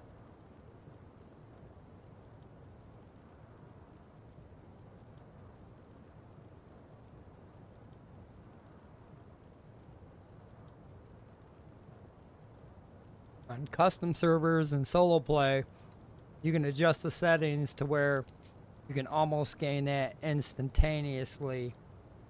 You can boost it up. You can make it to where it goes a little bit faster than what it is now. Every time I craft something, like right now I'm crafting this food. So that skill will go, or that level, some of this experience that I'm getting from this food is going in my level here. And it's going under food and medicine here. Every time I craft a soup or get some of this experience for a soup, this goes up a little bit to the next level as I'm tearing up this skill. Bam, so it moved up a little bit more. This is the main goal, is to get this to move up. To get a lot of these to move up, like crafting, I would have to work on like weapon crafting and repair to make this go up. So I'd craft a bunch of weapons. There's certain items like copper bars, steel bars, iron bars that you can craft that work this area as well. So every time you craft an iron bar, experience points will go up and this level will go up.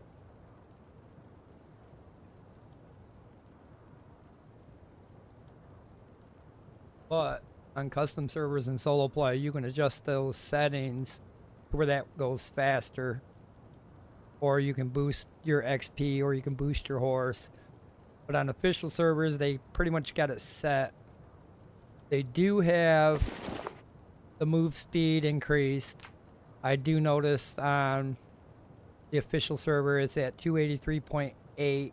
That is more than what you start off on single player.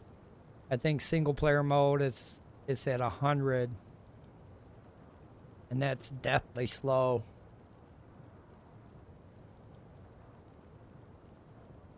But you can always adjust the settings on single player. How many of these did I make? 30.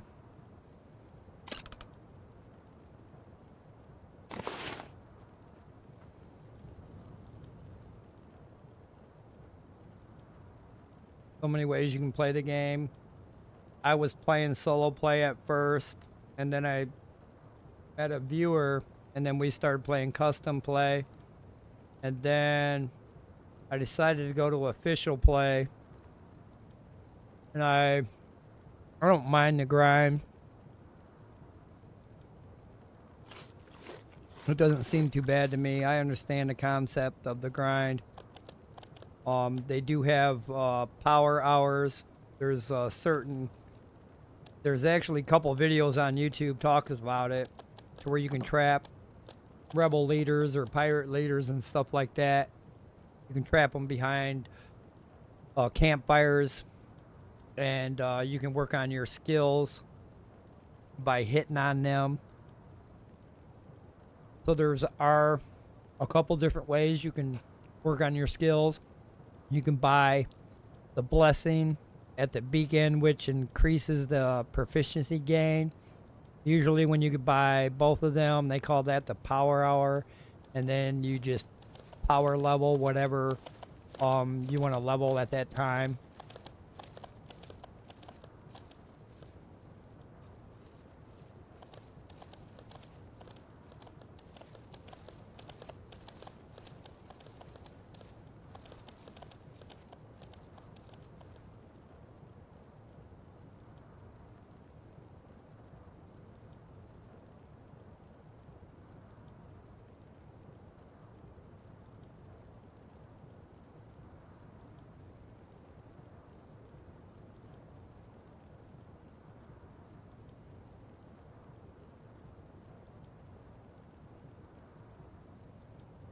I mean, there's so much to talk about this game.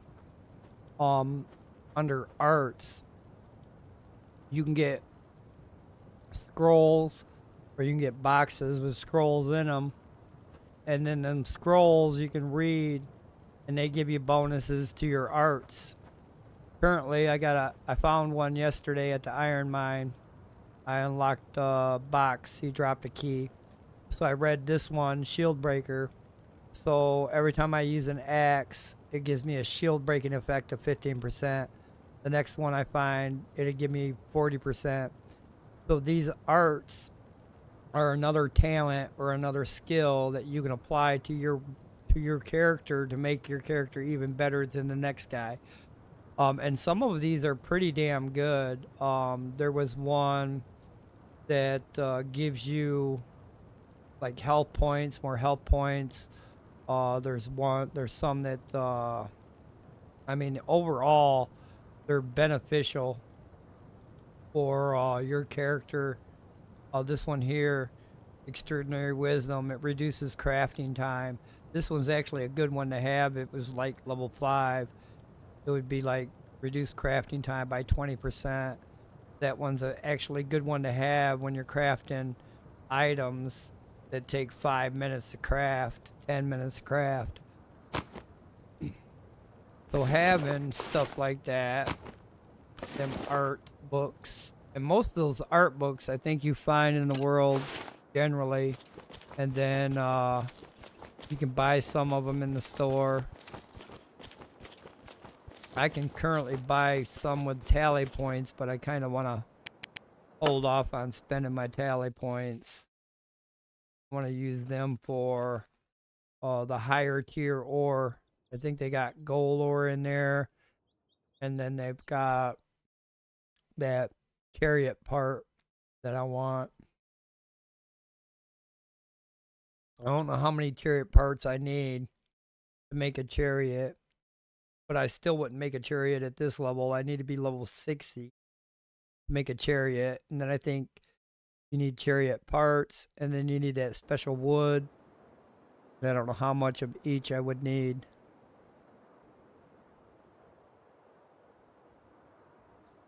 Most of that stuff can be bought in the guild shop.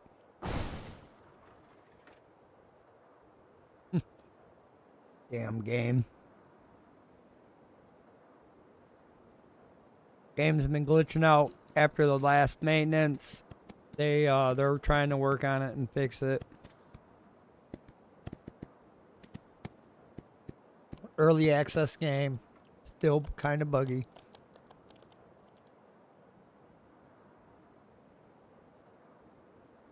It was actually pretty good until they patched that last patch on the servers, which made it where everything's all wonkety wonkety wickety wonk. Oh, that's a nice elephant there you got there. Fuck, I want one. I think you can tame and ride elephants too. It's just, this one's not mine. Might be his. Oh, it's Hoagie's. Looks like you can tame and have elephants too.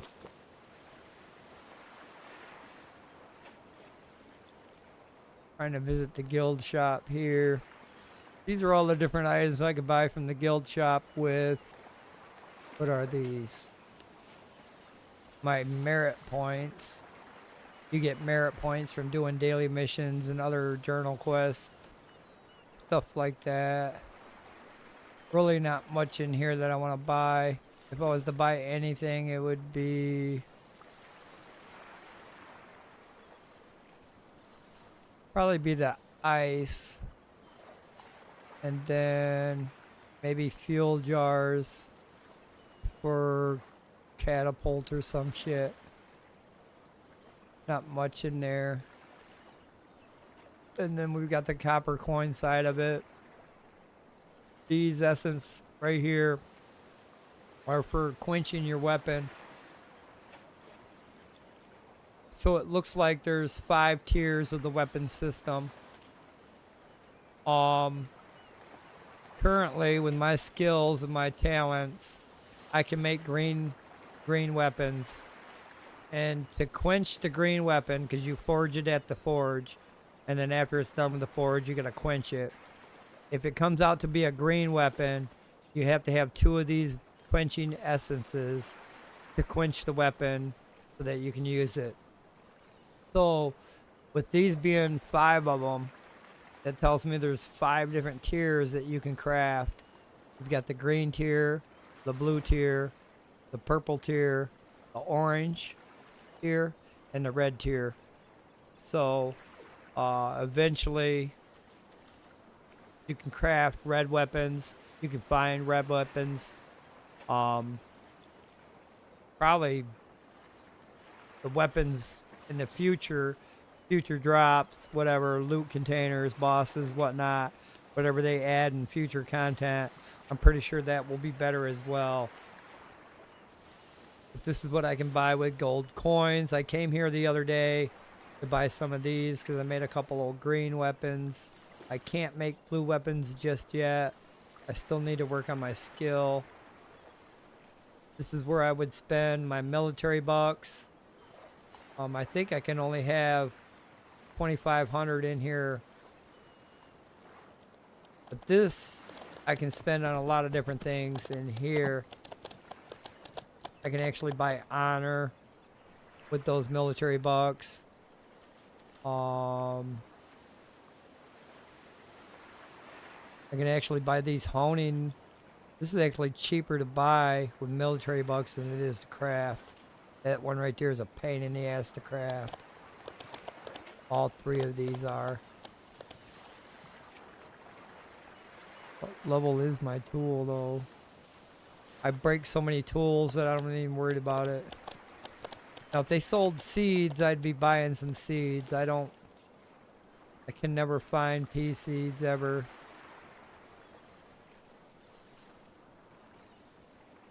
And then I think the guild shop has to be a higher tier for that to happen. I can buy this cloak. It does nothing for me. It's just a tattered cloak that I can be having on my back. Nope, I'll pass on that. I can buy Heavenly Blessed chest if I have 1,500. Kind of want to get 1,500 to see what's in that chest now. These are done with Vigilant Merit. I think you get Vigilant Merit from doing the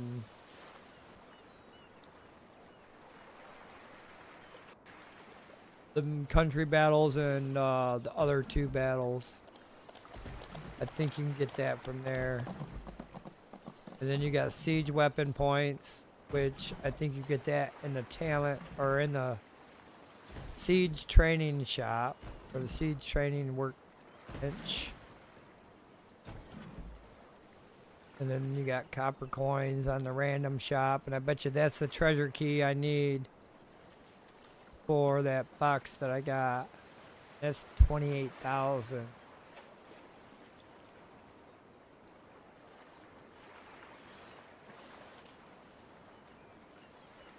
Man.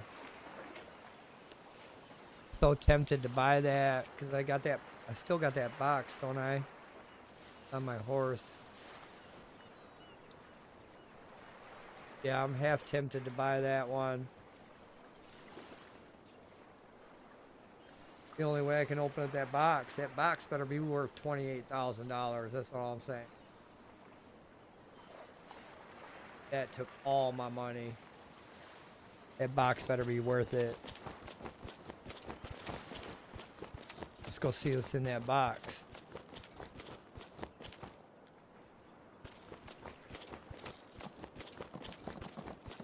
Pretty sure it's not worth 28,000 coin though. Pretty sure.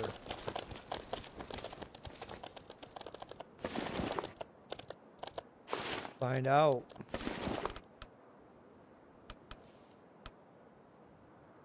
Forged steel. Glider armor fragment. Which I needed that for something. Well, oh, that was it. High tier armor. That forged steel.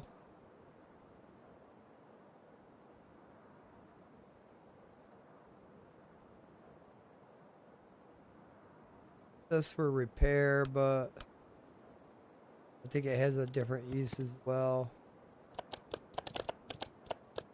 I know this is for the armor down on the tier end. It's required. I need 5 of them. I only got 1. Ooh, buddy. That's gonna be expensive to make. Wonder what it would cost to repair that. Don't know.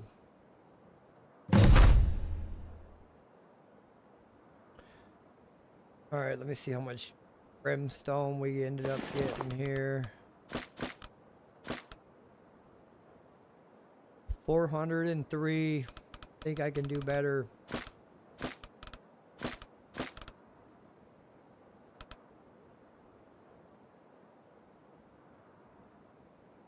Yep, we're gonna go get more brimstone.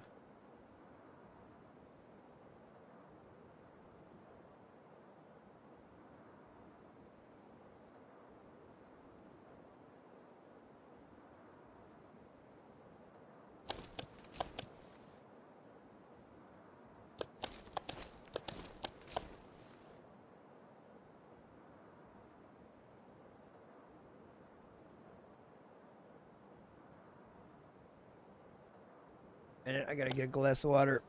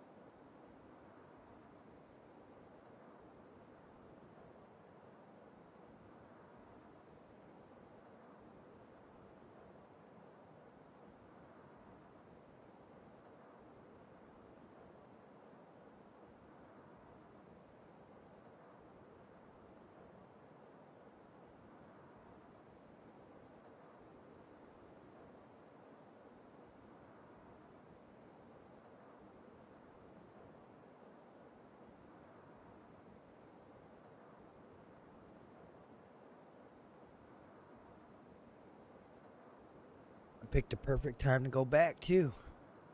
Right when it gets dark. I like doing things the hard way. Let's go then.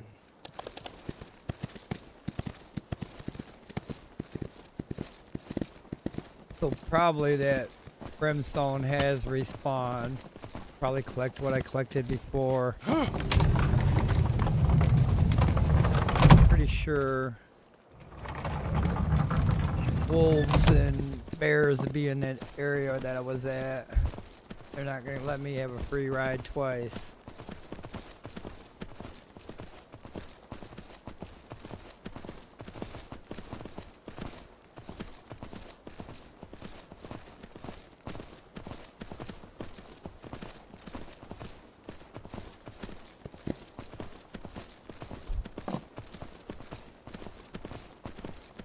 Well, we're gonna try. We're gonna try. Should have made a bedroll. Should have made a bedroll. And I have a feeling I should have made a bedroll.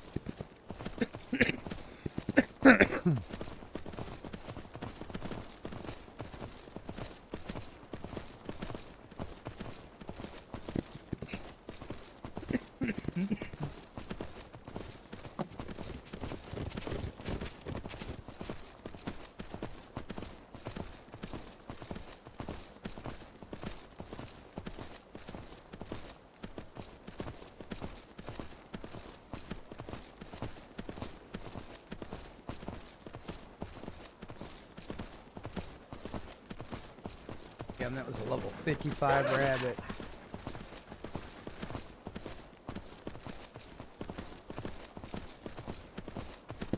That was a high level rabbit.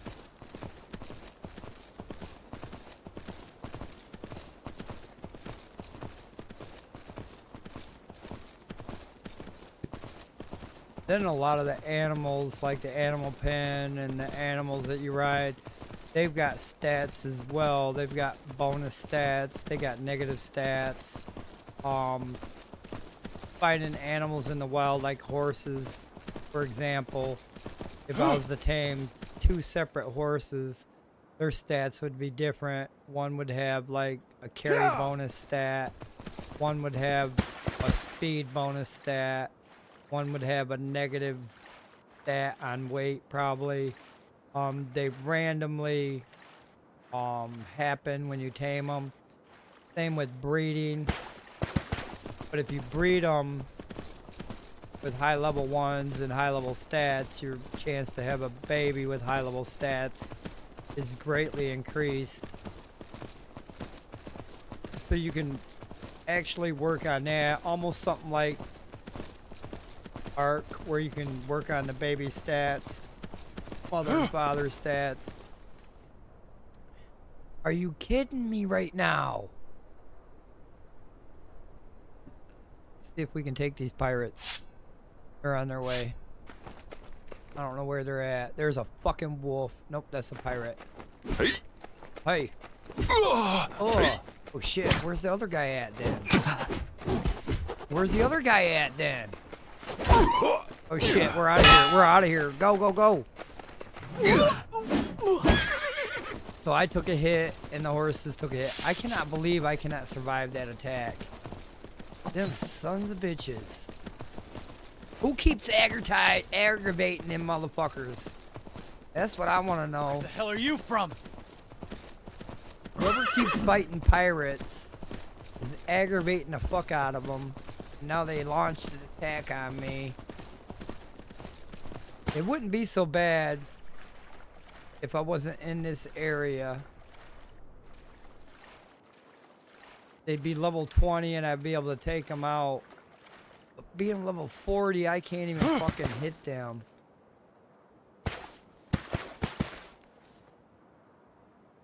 That's crazy. And they only launch an attack when somebody overkills them. So like somebody was overkilling wolves earlier from my guild. So they'll launch an attack on, I think, everybody in the guild. And these pirates are not giving up. Here comes one across the water right now. I see you there, buddy. You're not fucking hiding from me. Oh, why did I get off the horse? Nope, they're all coming. Well, that's just crazy. We might just, we're done here. We'll just come back. I'm not playing around with them damn 40 level guys. They will murder me. Just about dead though. Somebody keeps fucking around with pirates. can you breed the animals. You can breed horses. Ooh, wrong camp to go. For the most part, I think that's all you can do is breed horses. You can put animals in the pen, like I was talking about earlier with the animal pens, the different variety of pens that you can have. You can have rabbits, fox, bear, wolves. You can put them in a pen and they can breed. There's a male-female version of them. So they breed on their own. You basically put them in a pen and they do the work for you. As far as animal breeding, for the most part, all I know right now is horses. I seen one of my guild members, he had an elephant, so it's possible maybe elephants are breedable, but I'm not sure. No, not necessarily. I never had a problem actually launching the game. There was problems with me joining servers. That's the most problems I've ever had. Launching the game, it kind of wants you to launch it in with anti-cheat on. So there may be an option back and forth with anti-cheat and cheat. Now you can't join the official servers if you got the anti-cheat turned off. But I've never had a problem with launching the game. Seems to launch up pretty good for me. Like I said, the only problems I've had is actually getting on a server.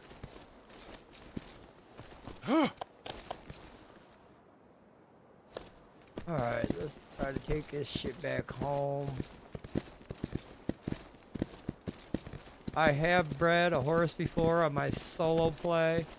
So I do know horses are breedable and you can have baby horses and keep trying that. But then there's like, it's totally different on here for the breeding. Like, I think, I can't remember, the stats are vague. There's like this one, if you use like a horse reviver, a horse, like if you increase your horse's life force with a life force medicine, that makes your horse neuter. He can't breed. So if I was to increase a male or a female's life force with the life force pill, then that would make that animal unbreedable. So I do know there's that effect. You choose between, okay, do I breed this animal or do I just increase its life force to have a high health point pool? So you can kind of sway your stats on your horse to be better. I'm gonna open up this horse's inventory real quick. On this horse, for example, he's level 97. I got him from the guild leader. He's actually been bred, and the guild leader's been trying to breed the best possible horse. So this is one of the offsprings of his breeds. But what I wanted to show you here is the talent part of it. Each horse will have talents and traits that will help the horse be better at whatever it is. This is the horse's inheritance. So it looks like this horse has a lot of good inheritance that it got from its mother and father that was probably really good. The guild leader, I think that's all he does is breed horses. So it has no weaknesses, which is very good. Some horses have weaknesses. This horse don't have any. It's actually got some very good traits here. Plus on the stamina. Plus on carry weight. A lot of these traits and talents are pretty good to have. This horse actually moves pretty fast. Max speed is 914. So this is a fast fucking horse.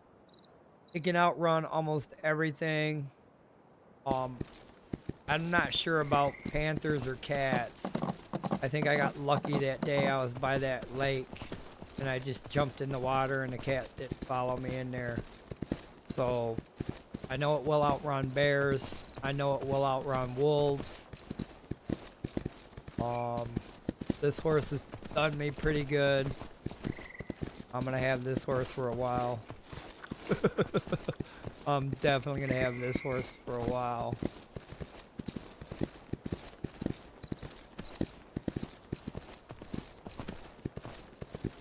I think my first horse on this server was level 25. And then a few days later, the guild leader was cleaning out his horses so he can start over on the breeding process, and he had a few extra horses to give away. So I took this one.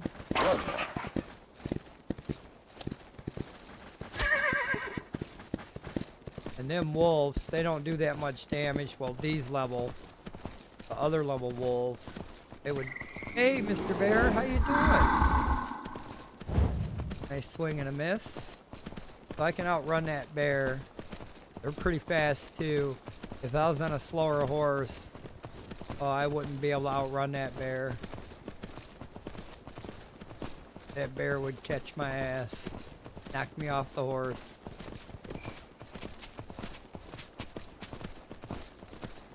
But having 917 on the speed, this horse can outrun a lot of things.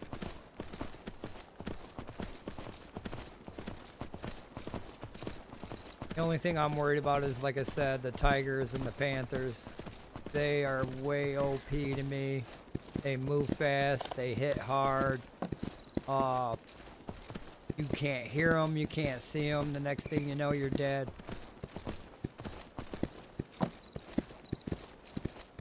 I think they're a little OP. I actually haven't fought crocodiles yet, so can't say that they're OP either.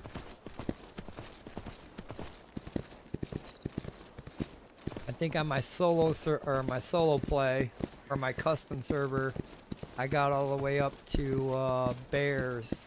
I think I had deer, wolf, bears, boars, foxes, and rabbit. I think I was trying to go out and knock out a cat. Every time I went out to try to knock out a cat, I got dead every freaking time. So there's got to be a trick to do that. Even shooting it with arrows, it's going to come running after you. I think you need to OP it. And what I mean by OP it is you and maybe 8 other of your guild members go over there. 4 out of the 8's gonna die for sure. That cat will fucking go crazy. But if you got 8 of them over there swinging a club on that cat, maybe, just maybe, it might actually go down.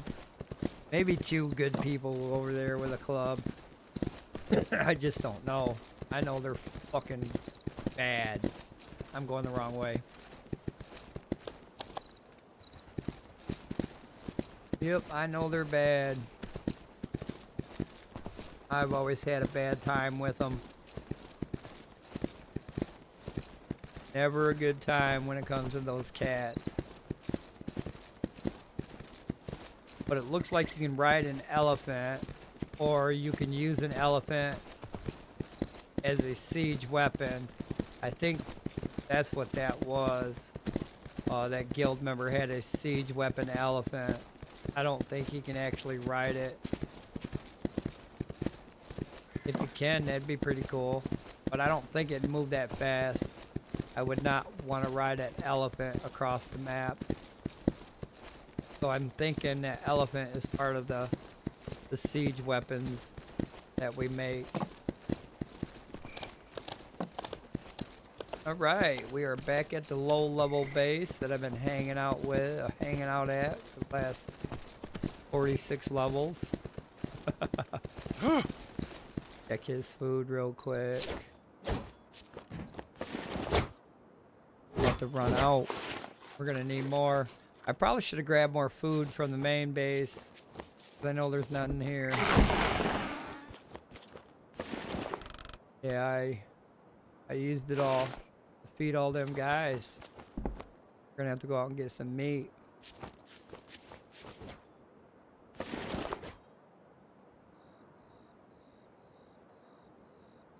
Put all this stuff away.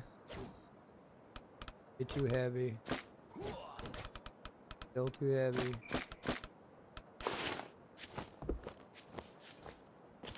Probably not enough room in this little box.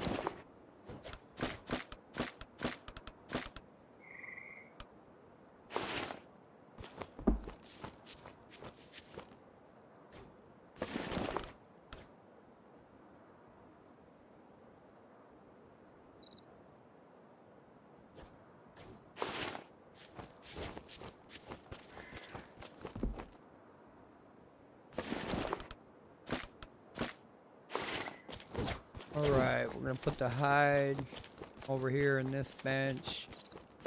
Don't need it in that workbench. Gonna need some over in this workbench and the workbench upstairs. This workbench for sure.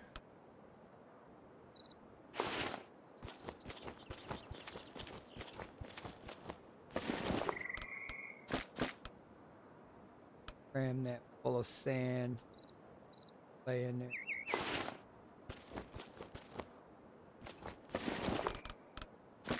Need to be out there catching damn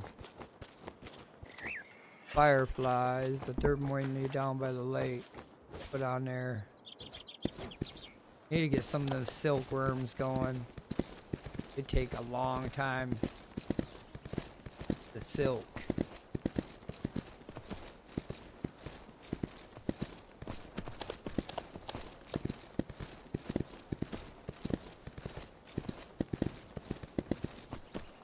Hoping to find some down here by these grass, but don't see any.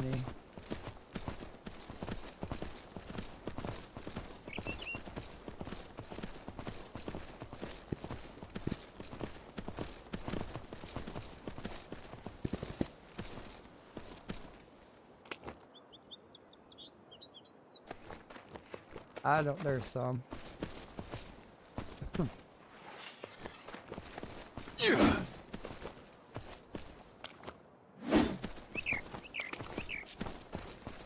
Oh no, it's daylight. I only got one.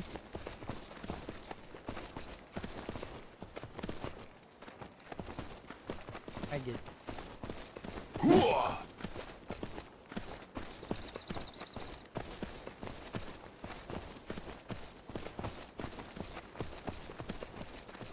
I walk pretty damn slow with this thing.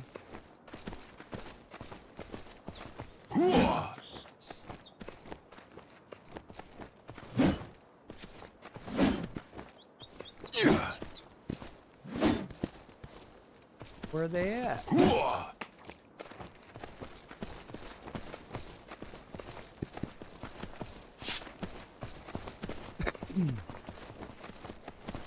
Probably not gonna find no more.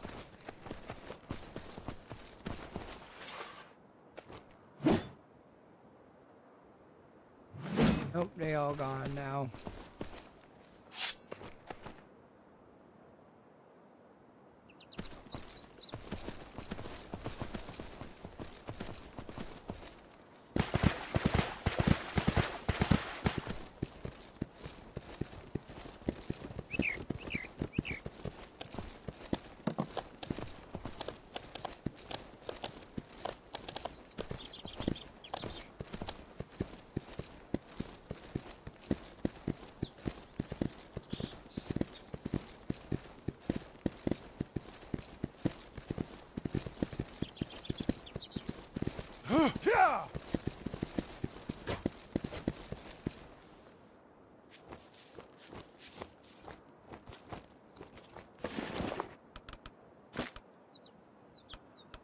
I didn't know it took an hour and 19 minutes for one. The custom server I was on, or the Asian official I was on, it only took a half an hour. Wow, unless that's for all 13. It might be for all 13. Might take an hour for them to get done. Check back with later. I don't even have any mulberry leaves. And I don't think there is any. What the hell? I have to go get some mulberry leaves too.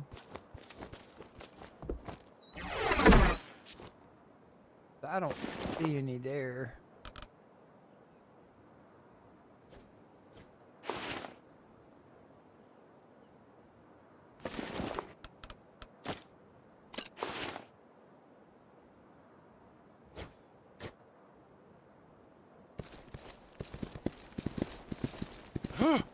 Yeah!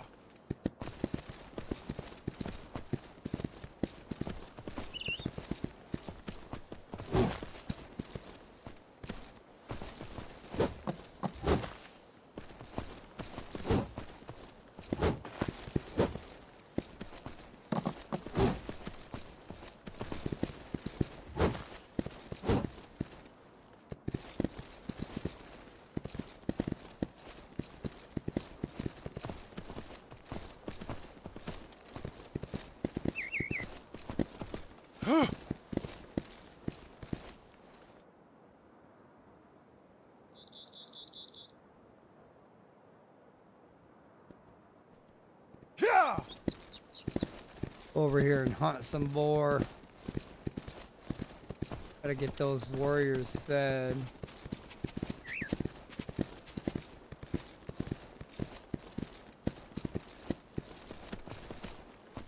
Yeah!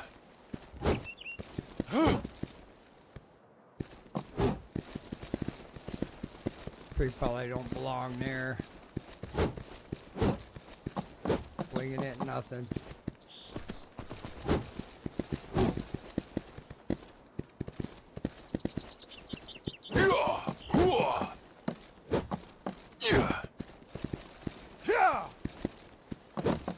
What's real and what's not.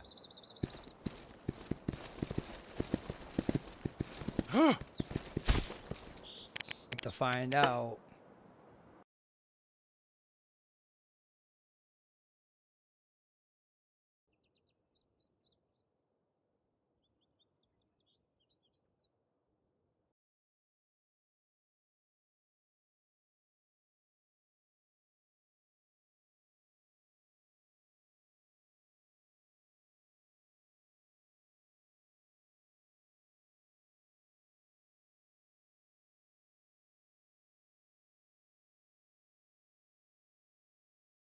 I think the warrior will take heat damage.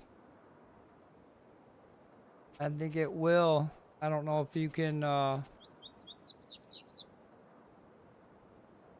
put soup in his inventory and he'll take it, but for the most part, I'm really not sure. Maybe they do, maybe they don't. That's something to find out.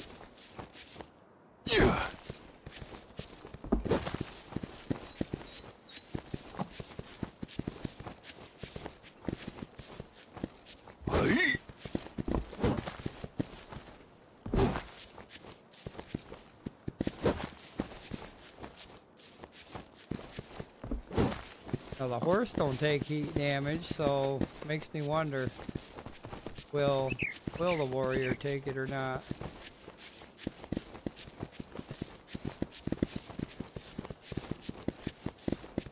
Maybe not, because like I said, they don't even eat their own food. You gotta force feed it to them. Oh hey guys, this is where I want to be.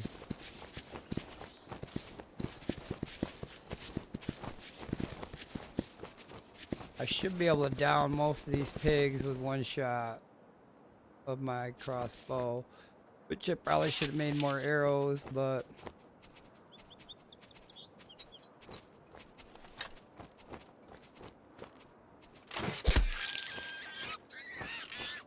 yep, if I get a lot of headshots, they're done.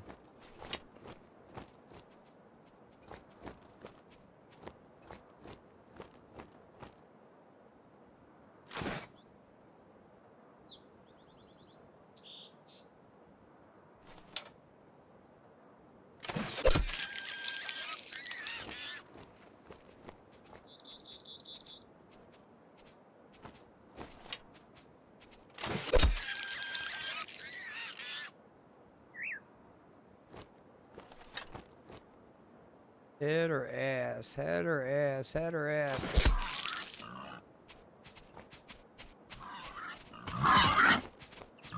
Okay, so no, I pissed them all off.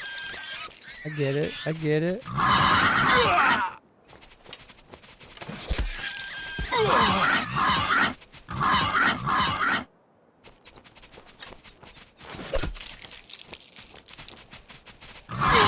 Haha, that was nice. Sandwich me.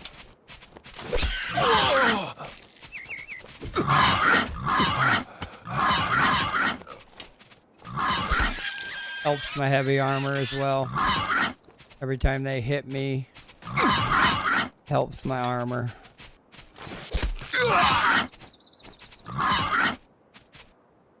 Not so much that I need to repair it now, but shit. Helps my stats.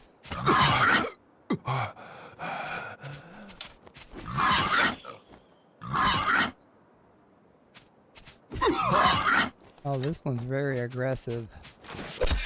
Time for it to go down. I think that's about everybody. Might be a straggler over there. Get to cutting these up.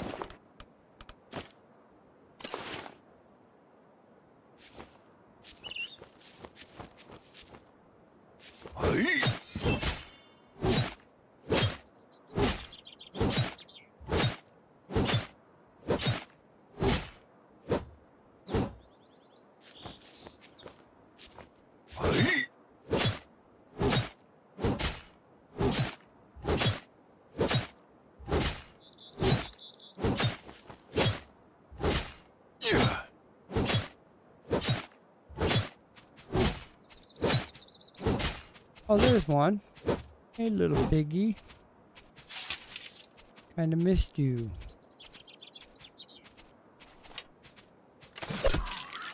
Ouch.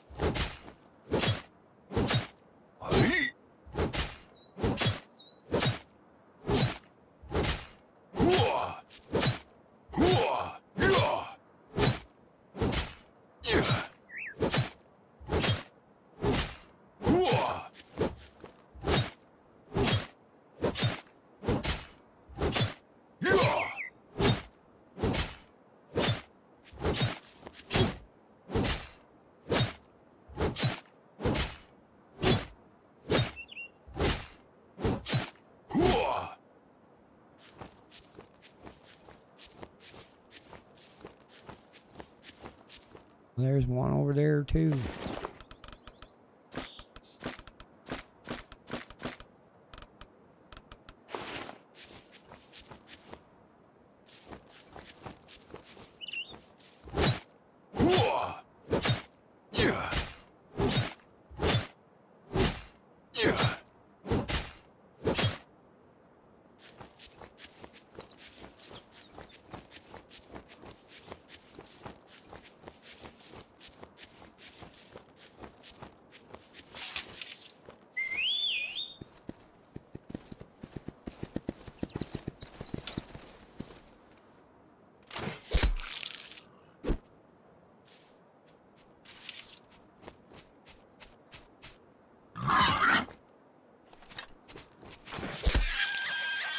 Aha, 2,600 damage.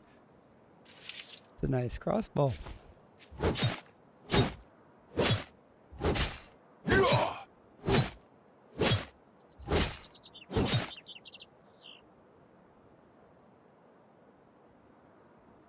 think you're done here.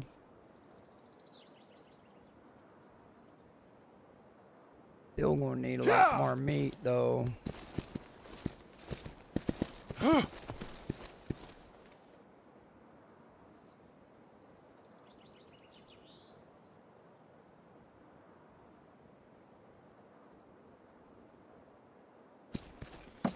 Go back with what we got.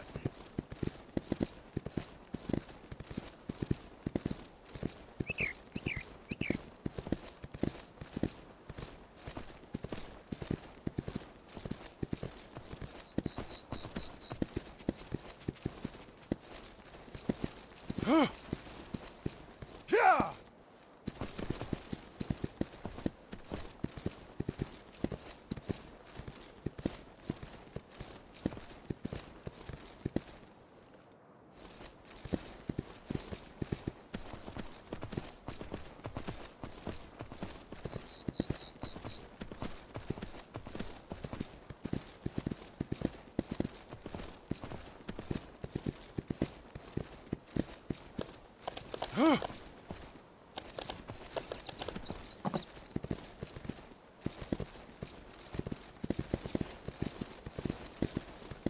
That was crazy. 2 minutes ago I logged out. Now I gotta do it again. Hope they fix that soon. They can shut the servers down right now and fix it. That'd be great. That'd be great.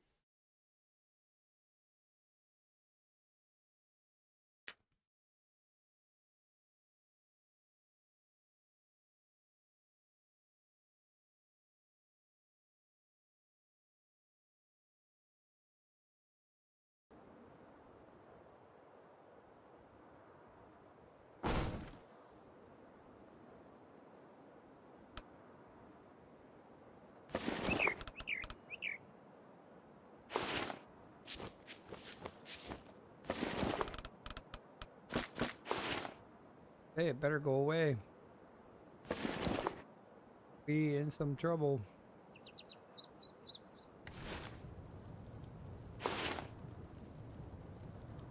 We gotta get this food cooked up for them warriors.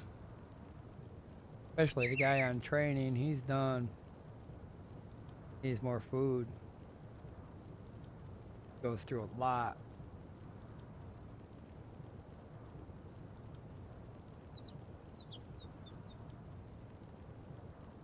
Probably should put a small animal pen over here just for the food.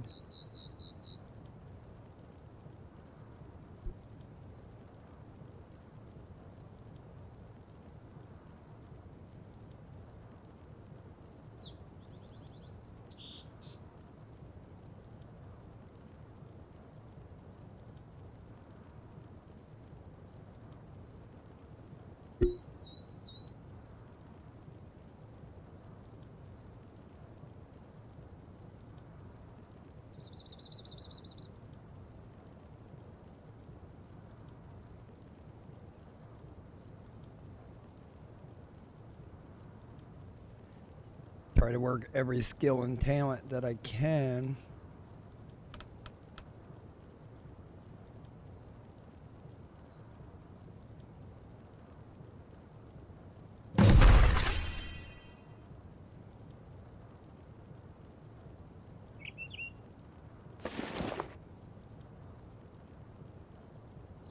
Especially food and medicine. That will make it to where I get, or keep my fullness.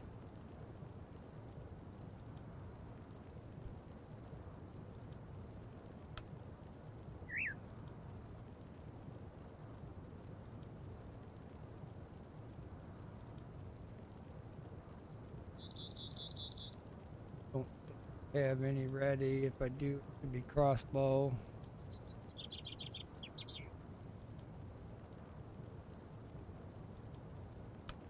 Yep, crossbow it is. That's gonna help out a lot. Reloading speed. Sweet, thanks for the follow, everybody. I can see it now on my screen. It came by. I reached the 30 followers. Thanks, everybody. Thanks for the follows. I appreciate it. Appreciate it. Woohoo, 30 followers. We are there. Alright, so quick reloading, that's a bonus. That's gonna help out a lot. Increase my bow's durability. Another bonus.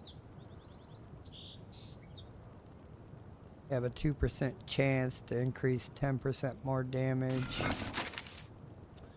Increase crossbow velocity by 10 meters per second. Wonder if that really is true. We'll see. Alright. That's gonna help out a lot, that quick reloading. I'll be able to reload before they know what hit them. Writing is really close. Gotta get some of that light armor worked on. God, that's horrible.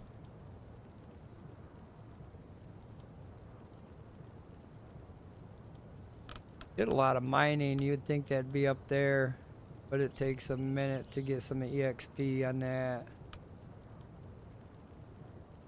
I gotta go plant, or I gotta go harvest them wheat field, or that wheat field. Want to move them damn crops. I'm probably gonna.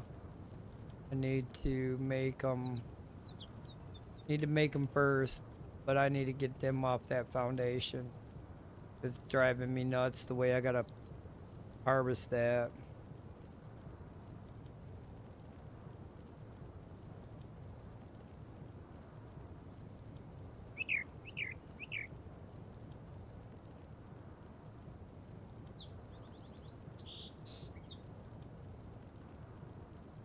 Actually, I'm gonna back off making this meat. That's a lot of freaking meat. Whoops, that's the wrong freaking button. Oh, I didn't plant wheat, did I? No. But I do want to know what it takes to make those. Gotta make 4 or 5 more.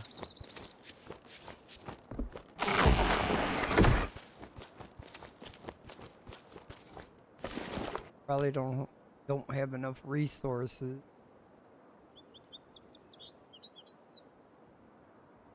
Wood ash, more plank, and more flagstone. So, flagstone we got. Sure about the planks.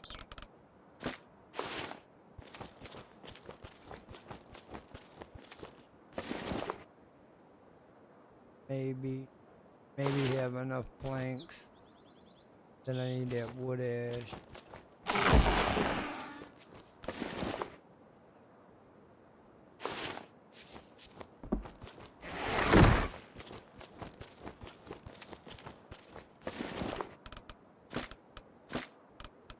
That.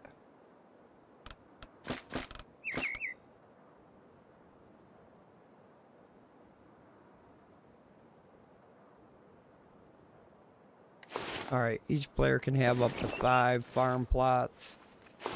So if I craft any more, it'd be a waste of time. Each farm plot's gonna take 5 minutes to craft. That's a lot of minutes. But that works on the building aspect of it. There. Try to get to the next tier. Even though I'm not a builder, and we don't have to repair buildings much around here, pushing the skill level up, my intelligence, that will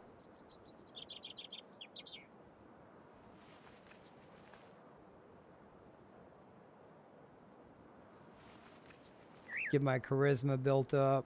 This is for my warrior damage, my warrior's health, and my warrior's damage resistance. Right now it's really, really poor.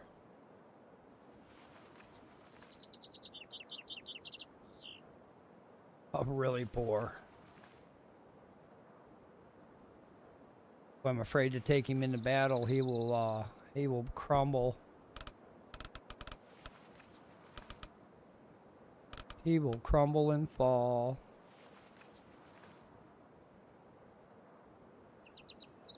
So I don't even understand how this even worked out like that.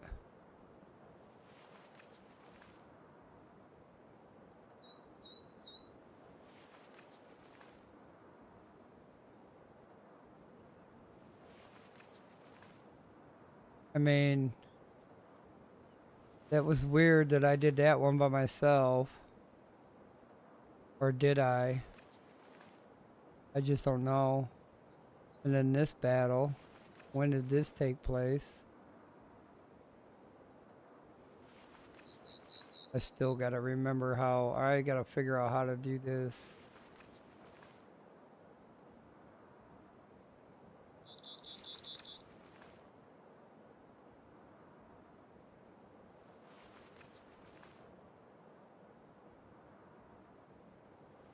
Yeah, I'm gonna have to figure out how that actually works.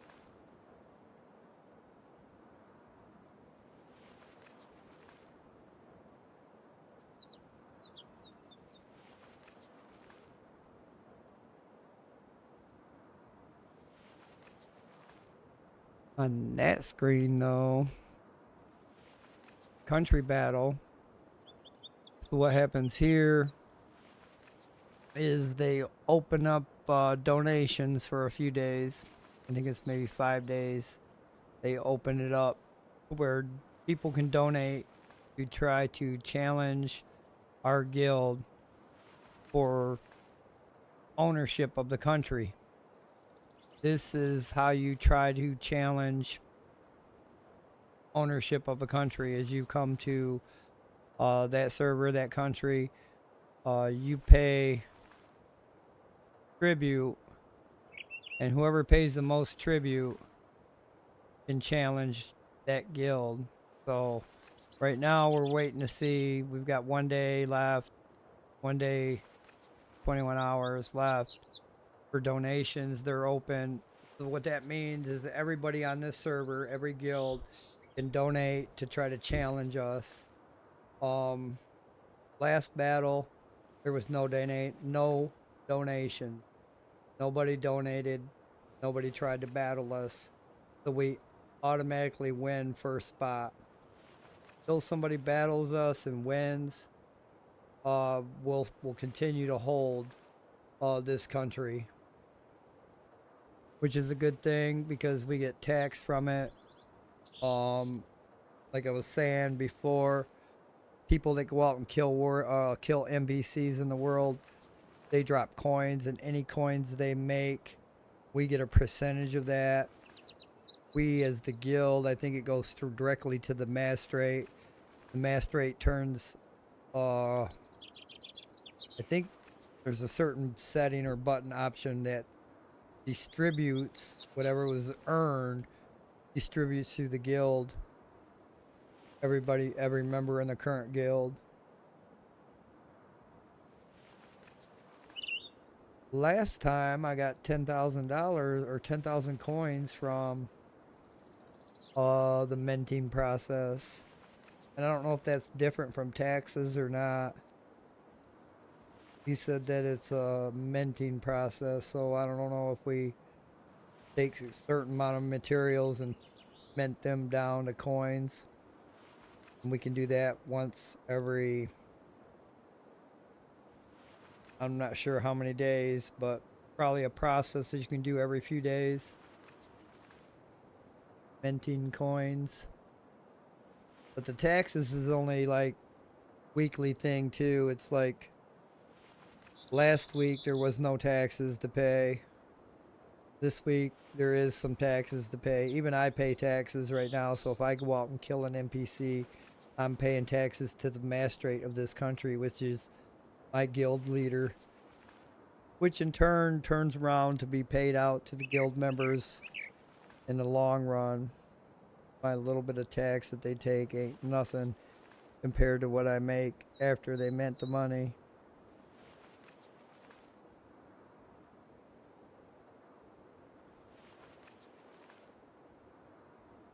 He said he started minting 2 days ago, so it must take a while to mint money. He said on Friday or Thursday it was, he started minting process. Last time I got money, it was pretty good sum.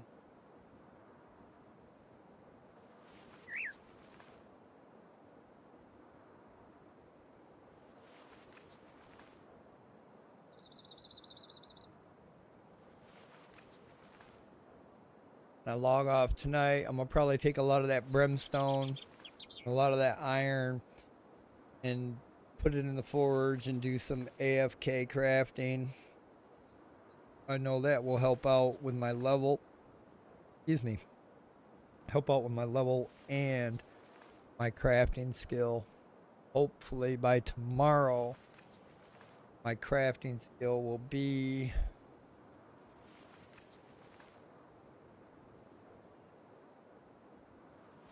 525. Then I'll have a higher chance to craft a well, not a higher chance. Have a chance craft a level 30 weapon mods or molds. I keep saying mods. All I see is the MODS. I don't see that L in there. Yep. Keep going down this tier. Eventually that will be better. I'll have a chance to craft a level 100 molds.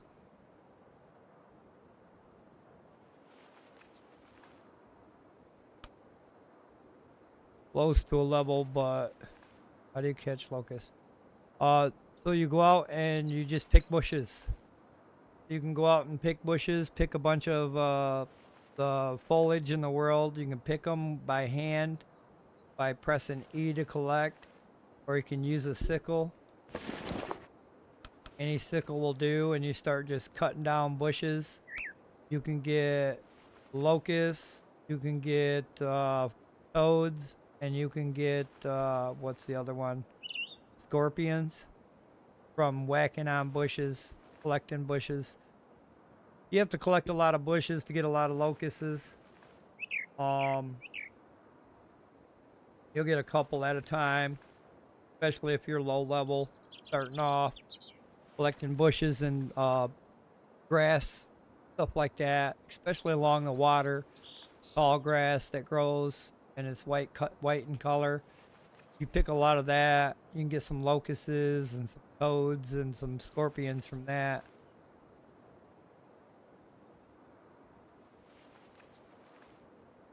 You use this the sweep net right here that I've got in my inventory. That sweep net is to catch moths. And then after I catch moths, I put them in the flower bed, and then after a while they make worms. And then I take those worms and I put them into the worm catcher bed thingy with some mulberry leaves. They turn that into silk. Hey, no problem. Lot to learn on this game.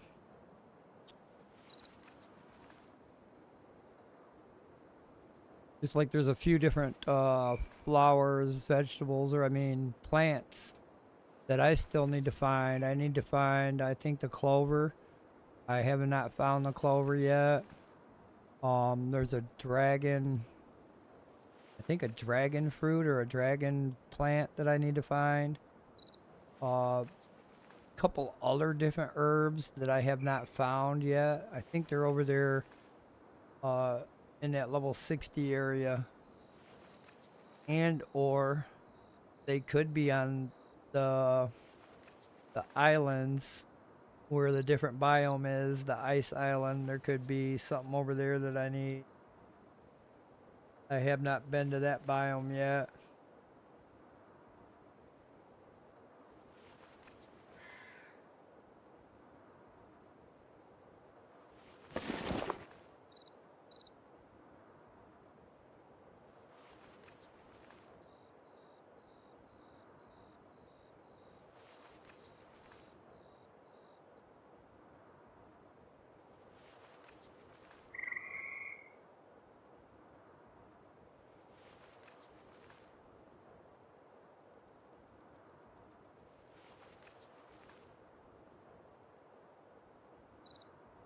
I don't really think I see anything as far as workbenches or anything, tools, until I hit level 50.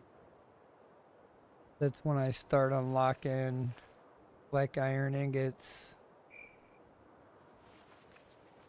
the advanced weapon bench, the advanced armor bench. That's when I need to go back to the main base, is when I probably hit level 50. I'll be needing the blast furnace. I'll be needing the advanced weapon bench and the advanced armor bench to make my next tier items. As far as weapons and armor.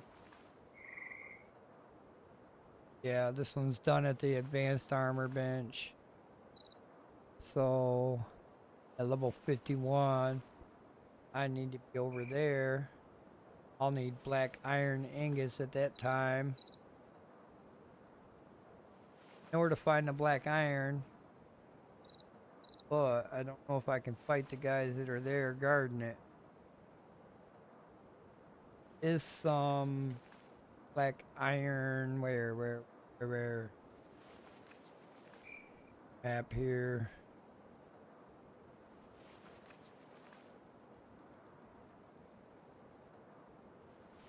Here or here. Either here or here. I think it's more over here.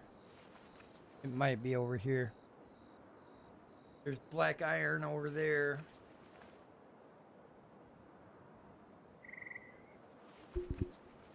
There's actually black iron down here by the base, I think. Thought there was.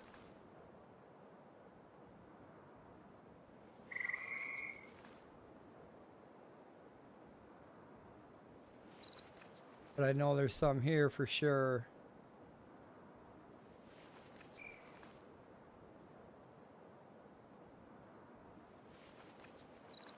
I know there's jade up in here. Somewhere there's jade. I'll have to get...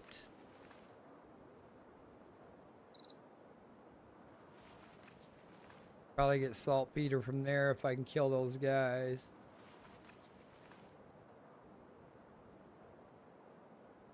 Now there's cats down here. I've seen them before over here. Here. So, I mean, even living down here is deadly. Don't think I can. Even at level 50. But I gotta try. I gotta try to use them benches over there.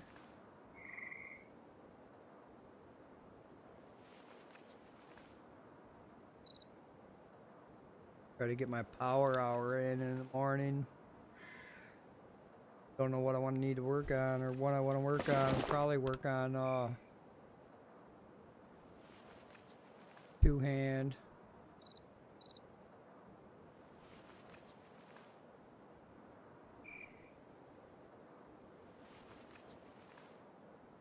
Probably do that with the guys the base next to me. Take a bunch of rakes. There's rakes for polearm. Can't remember what it was for. I think it's a hoe. I'd have to beat him up with a hoe to work my two-handed. And then they're gonna blow through my armor again. Boots are almost shot. They will be next fight.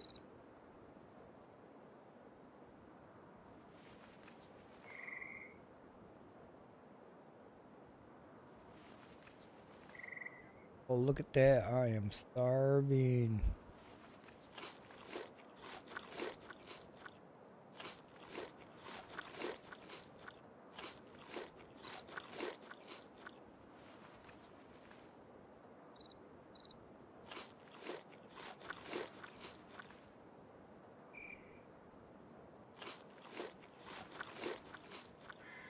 It depends.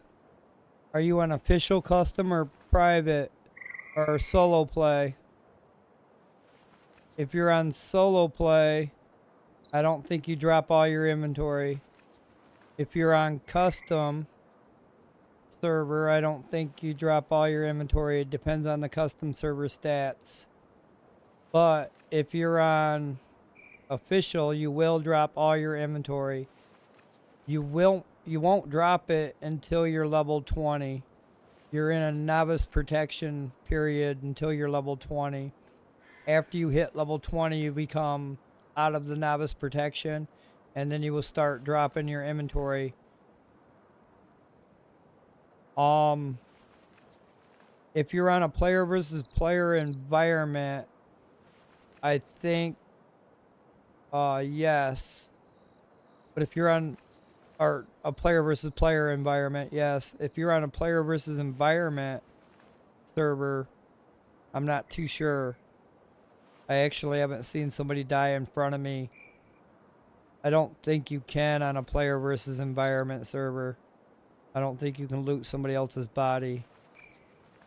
You can loot their stuff when they're building decays, but I'm not sure about when they drop their body, if somebody else can come up and loot it. Not sure if that works like that or not.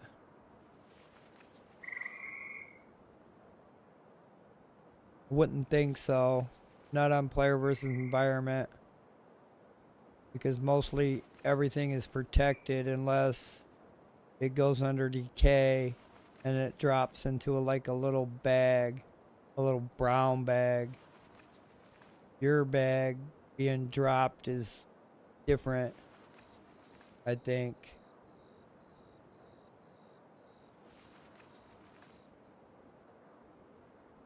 But for the most part, I don't think they can. If you're on player versus environment. Player versus player now, yeah. You would, I think it's accessible to everybody. Because if that player kills you, he's going to get whatever you had. So player versus player, that would be an effect. And then player versus environment, I don't think they can touch your stuff. Your dead body, anyway. Or your dead horse, if your horse dies. But neither can you. Your horse just disappears with all this stuff in its inventory and everything.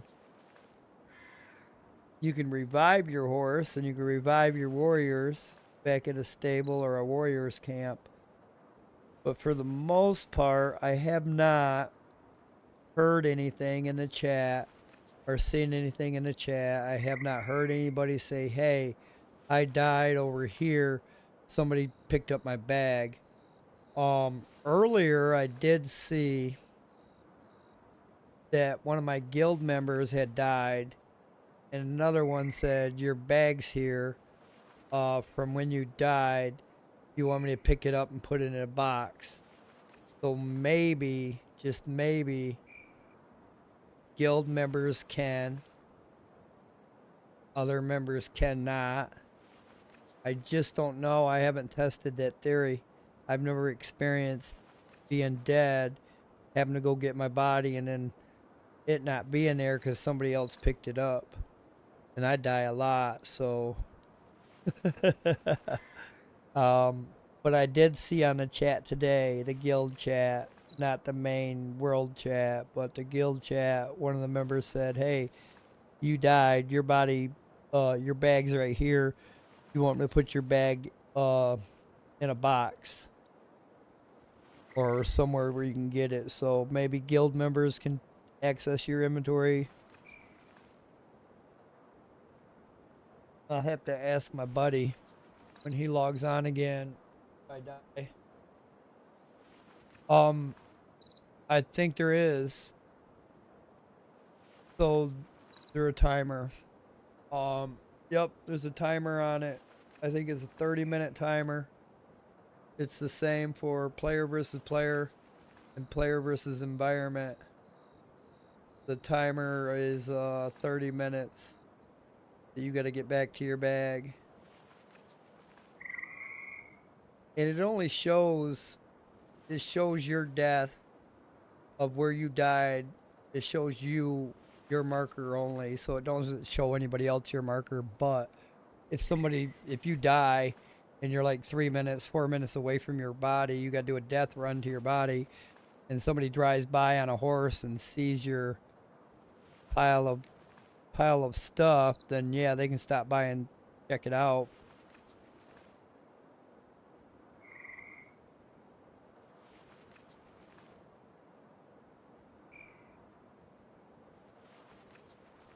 Well, good luck if you're on a player versus player server. I know they like to grief them servers a lot. So if you're on one, good luck.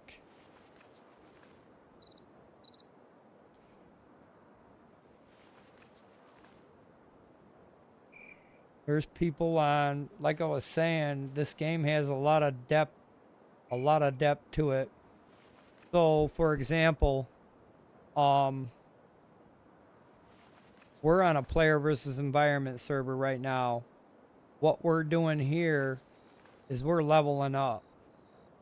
So, so that when we use the cross server teleport, we can use that to teleport to another server, and then our levels are already leveled up. Granted, we can't take no resources with us. We can probably take tools and weapons and armor and our horses, but for the most part, we live here on this player versus environment server, but then we can cross transfer over to a player versus player server to grief players there in the setup base there.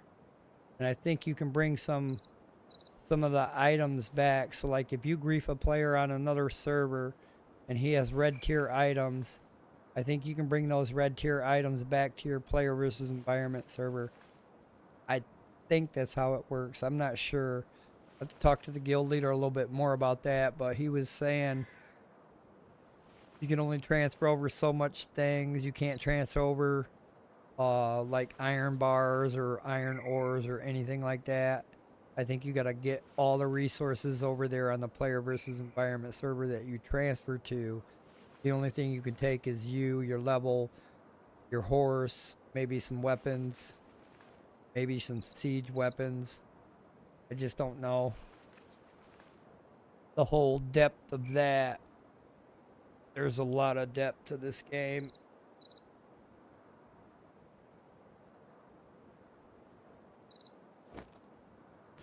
Especially with the player versus player side of it. I don't think we've done much of it. I know I haven't. They have already.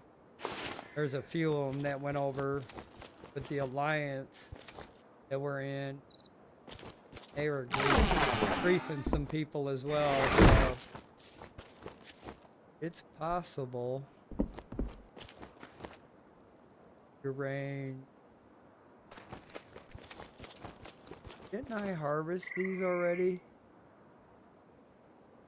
Wait a minute. What is going on? Thought I harvested all these already. I swear I did. For soybean and harvested them all. Weird. Pretty sure I thought I harvested this. Then we got people like, I don't know if you can see the world chat right now. I've got the world chat pulled up. So right now we've got this Chinese guy. He just joined this server.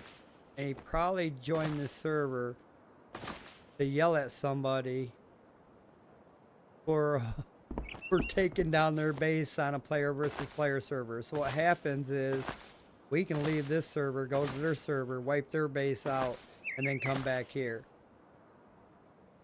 And now they want to know how they got into the North American locked servers. This one's actually not a locked server.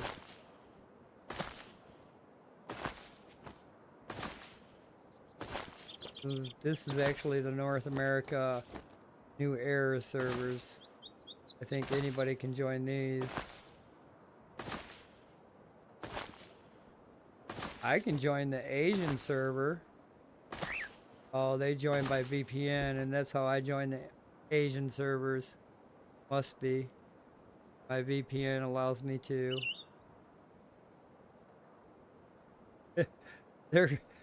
They think they're gonna come here and grief us.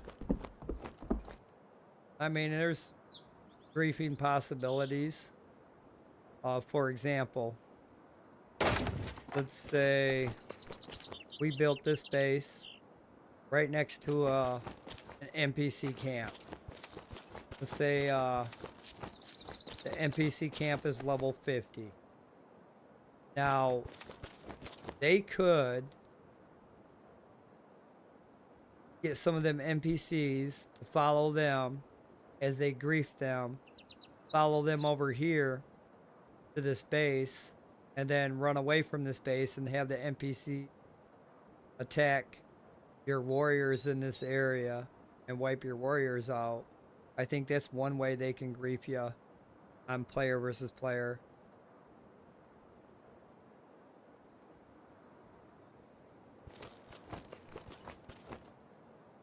Not like they can do any real damage. Only thing they can do is kill warriors with some of the NPCs. I mean, they might have found another way to grief on player versus environment, but for the most part, it should be ungriefable unless you choose to be griefed.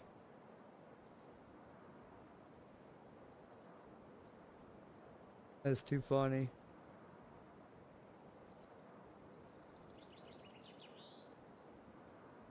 It's too funny. They ready to start a war with the Chinese. I think they're coming here looking for a certain guild. So that happens a lot too. A lot of these people come in on the server just to find out what guild is currently on that server. Because there's some guilds that are on this server that are also on player versus player servers. That's a bad spot for that water. It only benefits you, guy. If I can get in here some. Hell no.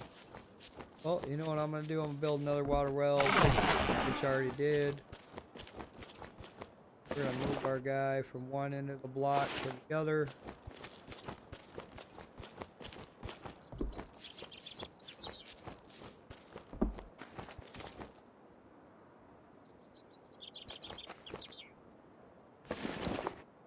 Take all your food. For you to stop working. One of those will tell you to stop working.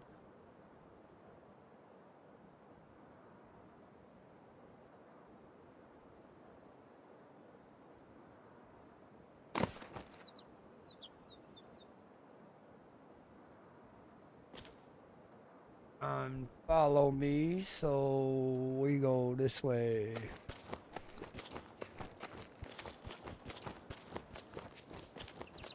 Let's see what the beacon range is over here. All right.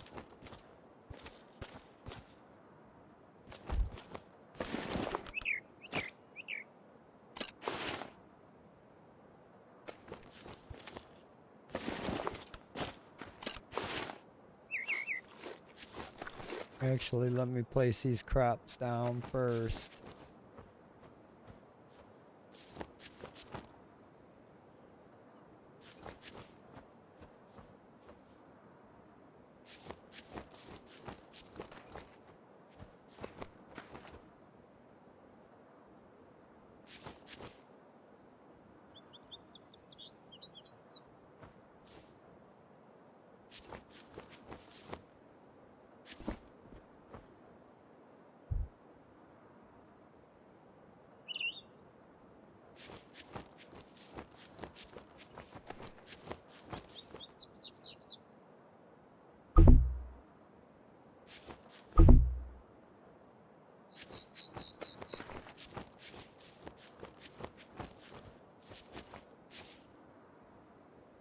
Yeah.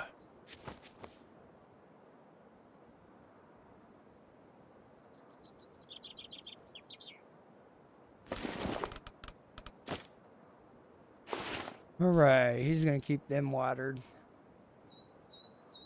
I ain't gotta worry about them being on a platform no more. Let's go get some sorghum seeds.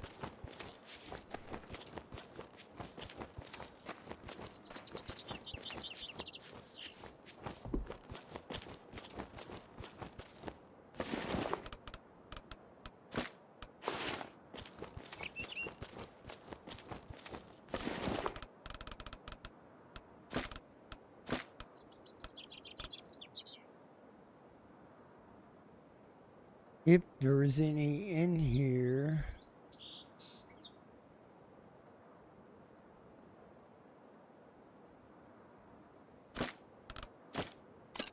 Should be enough.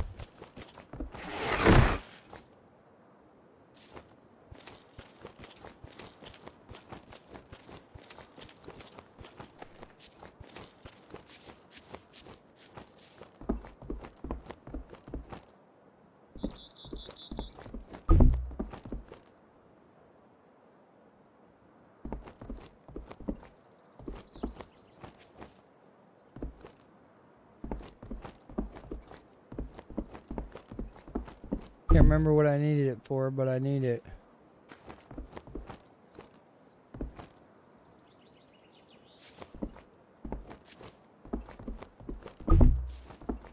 Alright, that should be good enough.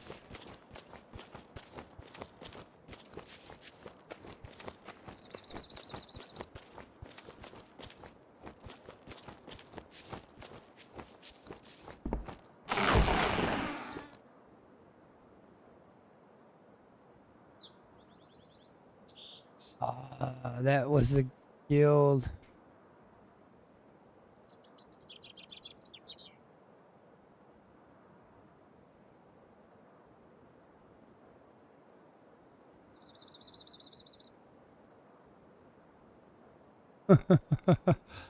That was the guild, I think, that was on top of the mountain. They PvP'd on Friday or Saturday, or not Saturday, but Friday. Thursday or Friday, they PvP'd the Japanese base or Chinese base on top of the mountain. They were talking about it heavily in the chat. The Alliance went over, our guild went over, and I think they wiped them out. So, now they're here.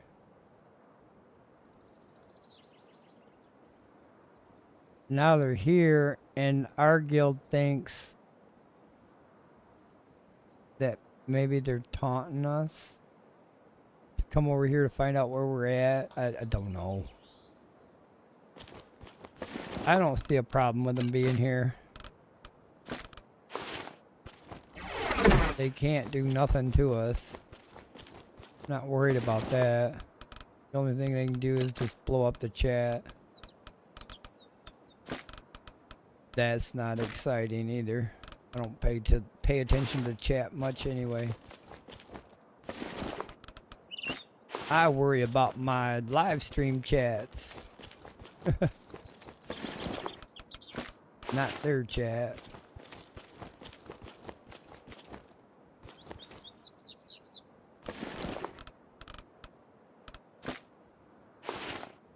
But usually when they're here, they want to talk shit about the last PvP battle or last scraping that they got. Pretty sure how that works. What the hell?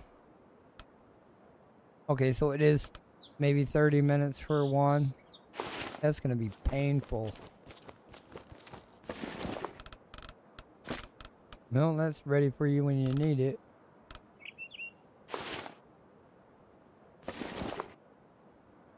Plenty of salt.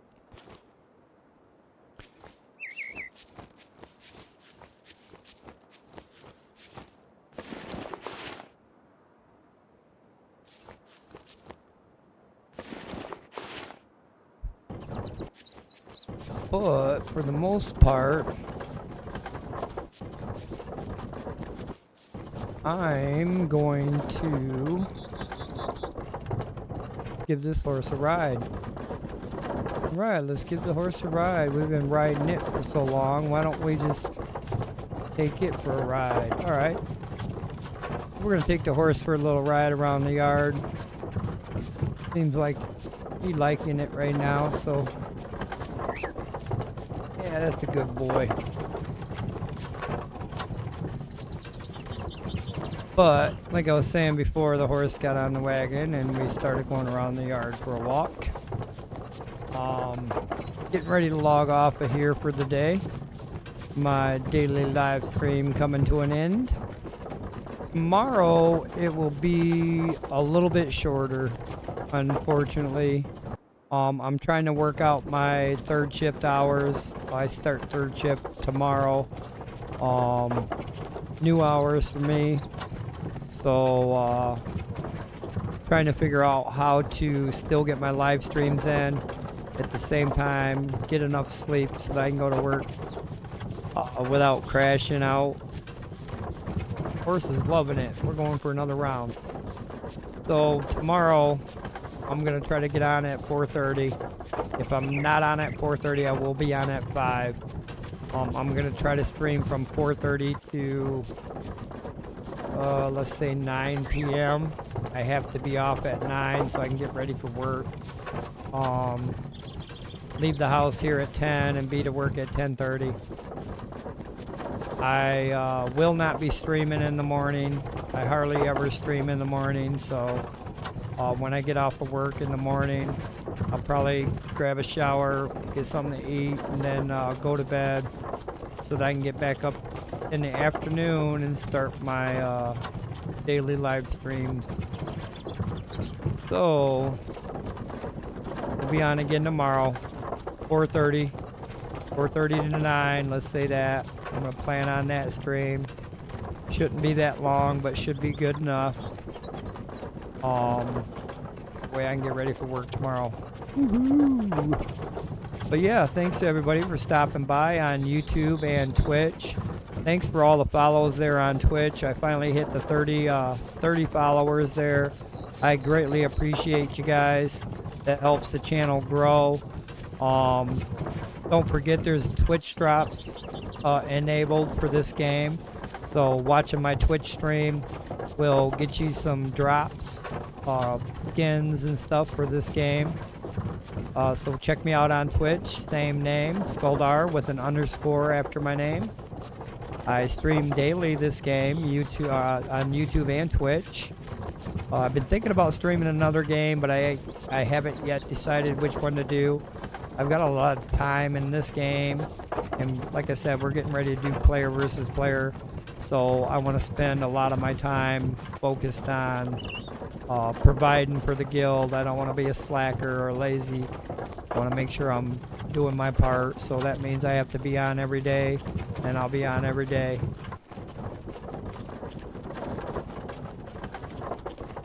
Alright, that's good, man. I hope it works for you.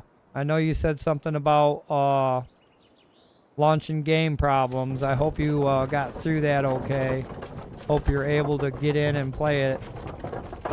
That's great, man. That is super great. Thanks for the follow. Thanks for the likes. Thanks for the subscribes on YouTube and Twitch. Good night, my man. Good night. I'll see you tomorrow. They're on YouTube. I'm getting really tired. I'm back and forth. Good deal. Good deal. If you ever want to join my server, I've got the server description at the bottom of all my videos. It's in the details of what server I'm on. I'm on a North American server. I think it's number 24. Everything's down there in the description. You join the server that I'm on, I can get you in the guild that I'm in. I can also help you level up if you need to. But for the most part, it's just a learning thing. Once you start doing it and learning one thing after another, everything just comes into motion. And then for the most part, like I was saying earlier, you want to build or craft everything that you do. You want to craft all your food. You want to craft all your foundations. You want to craft all your ores. That will go for your skill proficiencies in building, mining, whatever it is that you're working on currently. You could be cutting down trees. That's a skill proficiency. You can be mining a rock. That's a skill proficiency. You can be overweight. That's a skill proficiency. You can get hit in the head with your armor on or whatnot. That's a skill proficiency. So everything you do will modify your skills and your proficiencies to make you better combat ready for when you take on NPCs, when you take on the environmental animals that are really tough to take on. But yeah, everybody, thanks for stopping by. If I keep talking, I'm going to just keep talking and talking and talking. But thanks for stopping by, everybody. Thanks for the follows on YouTube and Twitch. Thanks for the subscribes on YouTube and Twitch. I will be on again tomorrow, 4:30 p.m. Eastern Standard Time. Same game, same channel. Thanks, everybody, for stopping by. You guys have a great night. Again, I will be on tomorrow. I will see you guys then. Everybody watching, have a great night.